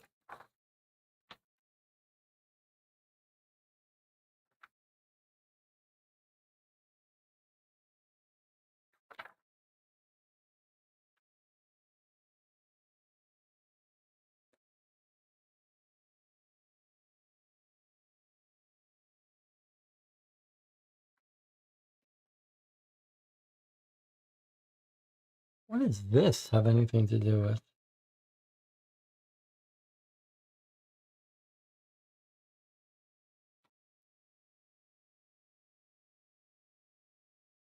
In your car.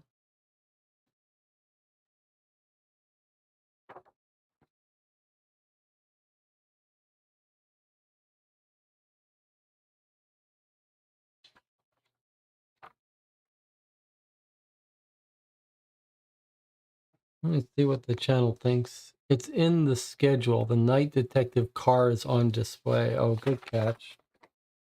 Did you just remember that? All right, let's look this up.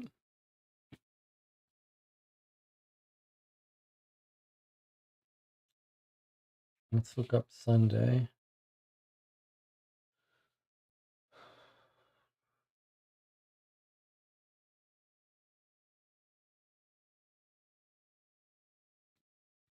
Car show. Come check out these awesome rides and see the vehicles from your favorite shows and movies. Mystery Machine Kit, Crime Cruiser from Night Detective. Okay. So the answer it wants here is... DJ says, I think the picture might be giving us the rooms and real name. He had it autographed to himself. All right, well, let's just put in... Where is the book? I'm just going to put in Crime Cruiser. Okay, let's see what this says here. Oh, it's a bomb puzzle. We got one more puzzle. Okay. Understanding that Jace truly sees himself as the Rook and you as Night Detective, you make the connection that the car he's referring to is Night Detective's Crime Cruiser. Checking inside of the car reveals no hidden villain. Instead, you find a real-life time bomb inside. With only minutes to spare, there's no time to evacuate everyone safely. The note attached to the front of the bomb indicates you have a chance to deactivate the explosive. Now you really do feel like a hero from an action movie. Okay, so here is the bomb. The numbers you need to deactivate the bomb are the thing most important to me, the number of times we've clashed in the past, the level of destruction of this bomb, the element in the bomb, the number of letters in my last name. These are the numbers you need, but not in that order. For that, you'll have to look at what I've already told you. Okay, so we understand that this comic book told us the constraints on the orders, and we know the element in the bomb. The element in the bomb was K7RX. So the answer to, let's list these in order. 1, 2, 3, 4, 5. So the element in the bomb is 7. Okay, that's question 4. The number of letters in my last name. Well, assuming he's giving us his real last name, it's Jace Andrews, right? That's 7 again. That doesn't seem right.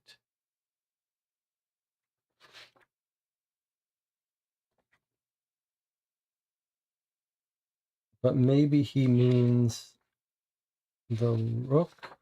We were told the Rook's real last name, weren't we? He thinks he's the Rook, so he's the Rook. And then someone told us the Rook's real name in the lore. But what document was that told us? Someone told us. Is on the photo. No, I don't. Oh, you're saying Dylan Lewis. You think Dylan Lewis played the Rook? I thought we were thinking about the alter ego of the Rook.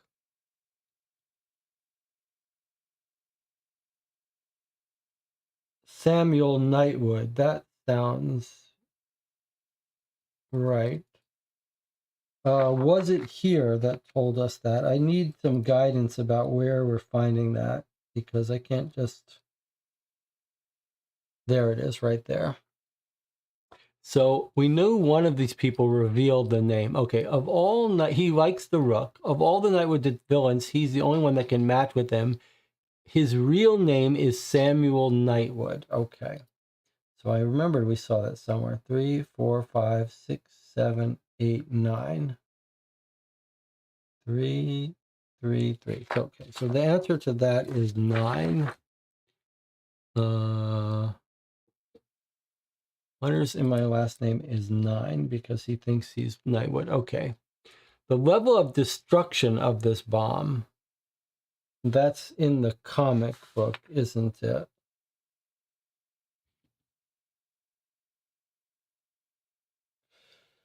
This says hostages will have to wait the bomb or else it will take out 5 city blocks. So I guess the answer is 5 level of destruction. I believe that's right. The number of times we've clashed in the past, we heard that from one of our suspects, right? Was it Ellis, the crow lad, knew facts that seemed beyond what he should know? He says he's only shown up in the comic 4 times. So that's our answer to that, 4. And last thing is the thing most important to me.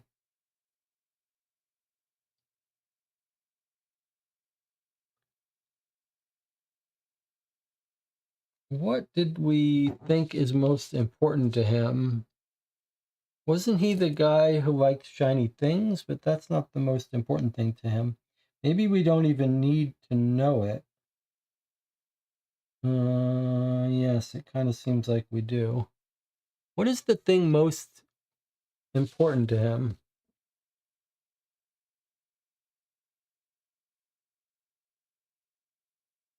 I see. This was autographed to him, to Samuel Knightwood, Keep on Rockin', Dylan Lewis. But that doesn't tell us what's most important to him, does it?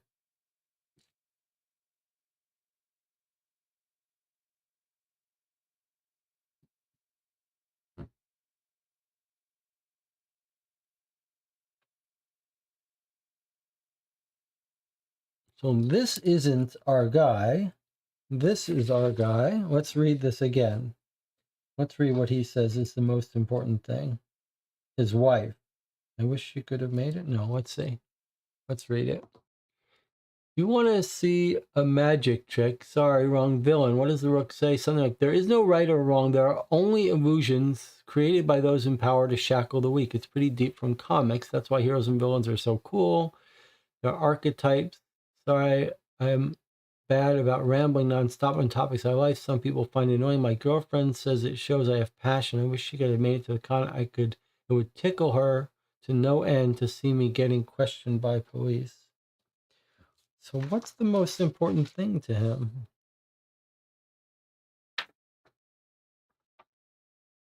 Let's see what DJ Moneycut says. I don't know what's most important. All right, let's think it through then. It's either he thinks he's the Rook. So what is the most important thing to the Rook? Where is his note? Let's see, but it has to be a number, right? So it has to be a number. He doesn't say how many letters are in my last name. He says the number is the thing most important to him.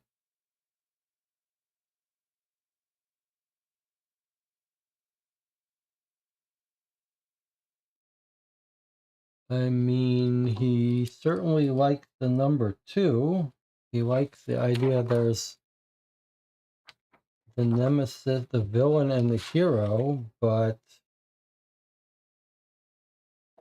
I don't see why he would pick 2. I mean, it needs to be more explicit than that. He came to find his nemesis. I mean, if I had to guess, I would guess 2, but boy, that's pretty weak sauce here. Let's see other people talking about the Rook.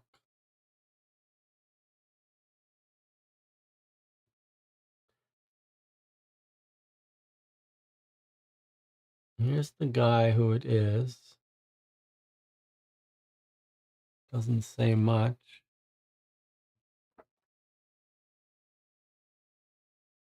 Let's see. You're looking for someone. There's his real name. Okay.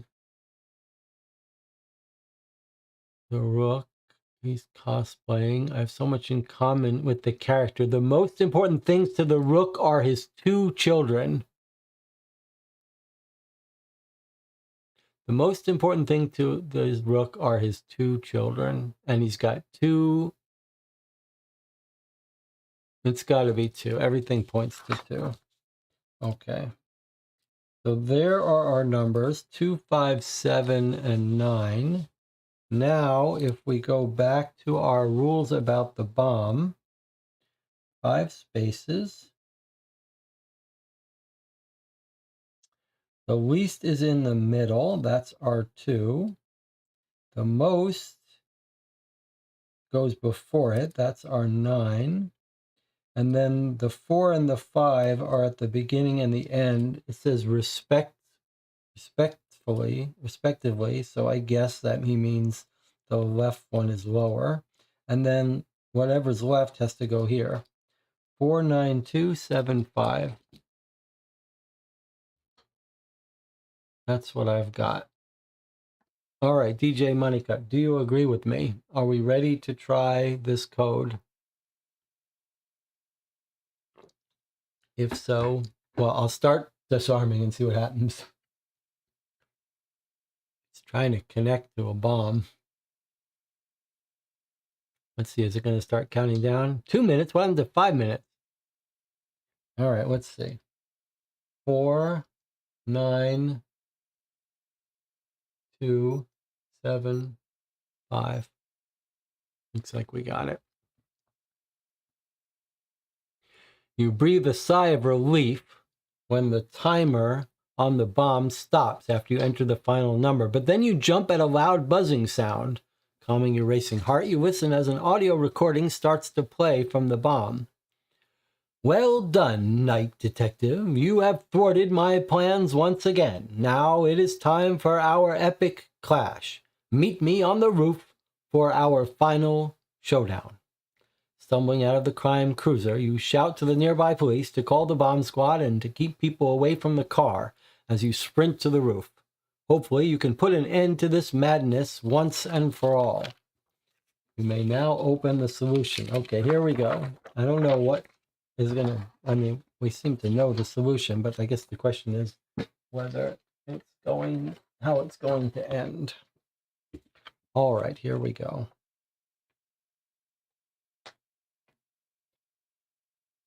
So it's in a beautiful little component here. I mean, all the components for this game, the art has been very generous that they're doing all this. So we're seeing a little scene here. We saw this from the comic book. Oh, look at all this. Solved all the puzzles, ready to solve the case. Don't open until instructed. Okay, here we go. Our finale that we've been waiting for 4 or 5 hours. You have successfully completed the comic book killer. You radio Stephanie and she gives you the directions to the hatch leading to the roof. Once you reach it, you proceed with caution, remembering that this is all premeditated. As if in confirmation of that fact, there, standing with his back to you, is Jace, still dressed as the Rook. I knew you would stop the bomb in time. You always do. This is just more proof you really are Night Detective, Jace says as he turns to face you. But why is it that you do not have your sword? Do you think you can take me without it? That seems unlikely. Perhaps you think you can convince me you aren't Night Detective in disguise. No matter. Your foolishness will be your downfall. Jace takes a step closer and you level your gun at him. Not another step, you shout. Oh, please, Jace says dismissively. As you are painfully aware, bullets cannot harm me. Without your sword, you are no match for my might. The moment Jace rushes you, you take steady aim and fire a round into his upper leg. He goes down with a scream, clutching his leg in disbelief. How? Oh, I don't understand. How could you hurt me? Surely those bullets are enchanted by the same magic that enchants your sword. Despite the seriousness of the situation, you can't help but roll your eyes and chuckle. Magic bullets? Sure, why not? you say as you handcuff Jace and then apply pressure to his wound. Soon the rooftop is filled with police and paramedics who take Jace away while he screams, "I am the Rook!"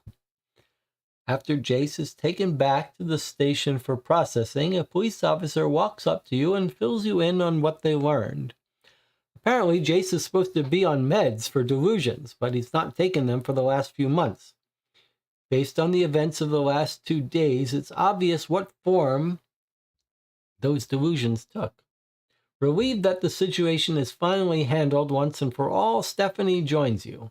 After many sincere thanks, her aggressive handshakes are interrupted by a call over the radio. "Hey, Steph, we got a Revenge of the Sith down in the Kidzer area. And oh my gosh, Marty, no." Stephanie turns the radio off with a sigh. "I gotta deal with this. Given everything that's gone on, I'm gonna let you clock out early. Thanks, Detective. You really did save the day. It seems that superheroes are real after all." Case closed. So Revenge of the Sith code means Marty has a lightsaber again. Okay. So what we'll do here is we'll take a 5-minute break. We'll come back. We'll try to give some thoughts about the game. Lots of stuff on the table. 5 hours long, pretty long case. I'll see you in 5 minutes. DJ Moneycut, if you're still here, I'd love to hear your thoughts of the game.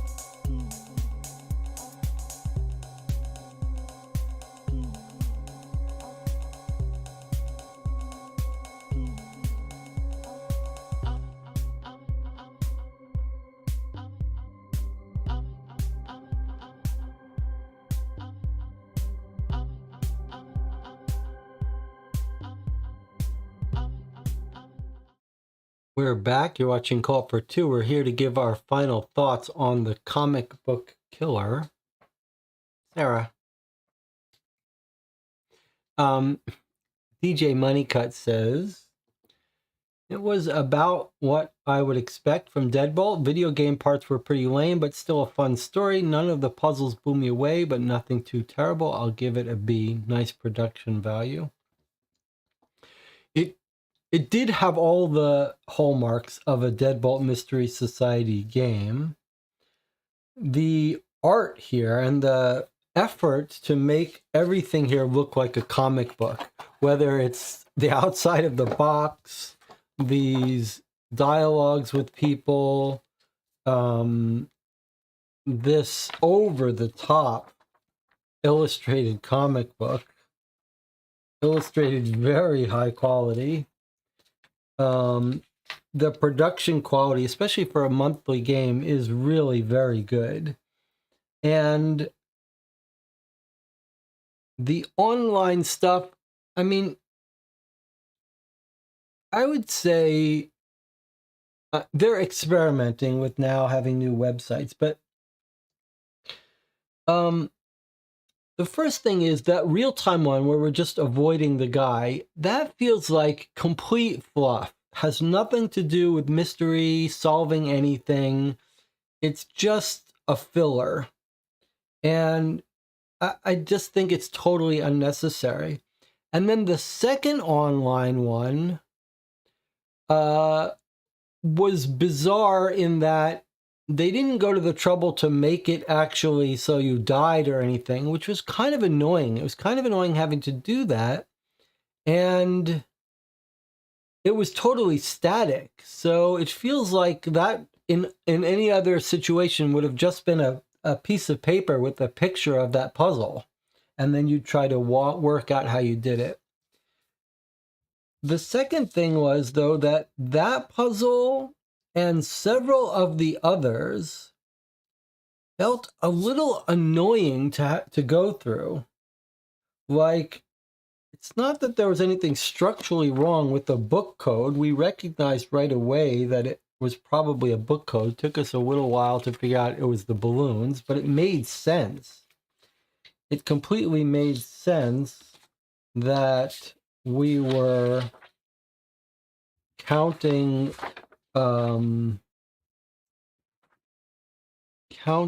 the speech balloons and the letters inside them. But with all these high numbers, it was really pretty annoying to have to keep counting 1, 2, 3, all the way to 15, and then count the 15th letter here, and prone to errors. I just don't, I'm not really sure what's the, here, let me put it a different way. They're using a book code, right? And so you're pairing a speech balloon with the letter in the speech balloon. Okay, now look at this. Let's pick one here, like 13-8. or 123. So 13, 8. You count to the 13th speech balloon. 1, 2, 3, 4, 5, 6, 7, 8, 9, 10, 11, 12, 13, whatever. You get to your 13. Then you go 8. 1, 2, 3, 4, 5, 6, 7, 8. And it's a, let's say, an A. Well, why don't you just use the A here on the second balloon? There's no point in making the person do all this huge amount of error-prone counting if nothing is lost by getting rid of some of that work, by just keeping these numbers short. Maybe use one balloon that's up on this last page so that they get the min-max, they get the range of the numbers of the book code. But it was stuff like that. And the ambiguous instructions on several puzzles, whether it was that puzzle where you move the creature around, where you're not told how many hearts you have because it looks like you have hearts, the instructions about if you cross over the same symbol, the monster, the second time you pay for it, that was very unclear. Thankfully, DJ Moneycut figured out what it was, but there was a bunch of stuff like that where the instructions felt very ambiguous. The sword puzzle, we talked about that, how it's good when these puzzles, you're not sure if you can do them and you have to figure out which ones you can do and then come back. But it felt like it was too easy for us to guess that there was 6 letters long, 6 grid spaces long, and that led us to all wrong stuff.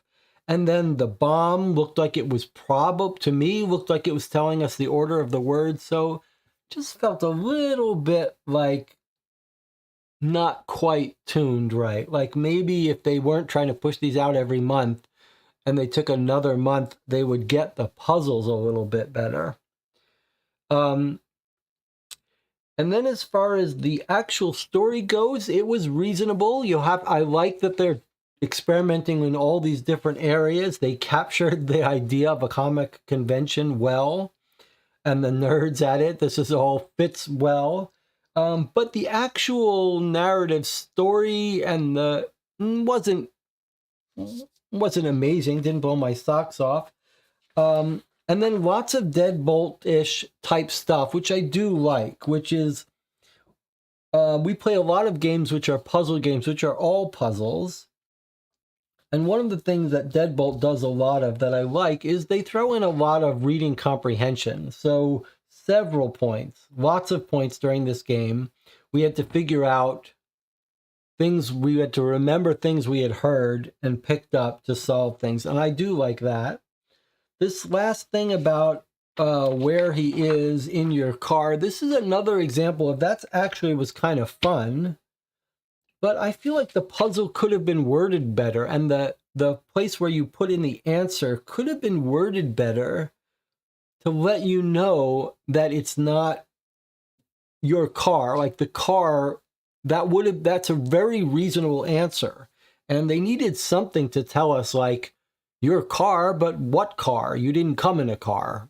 Something like that.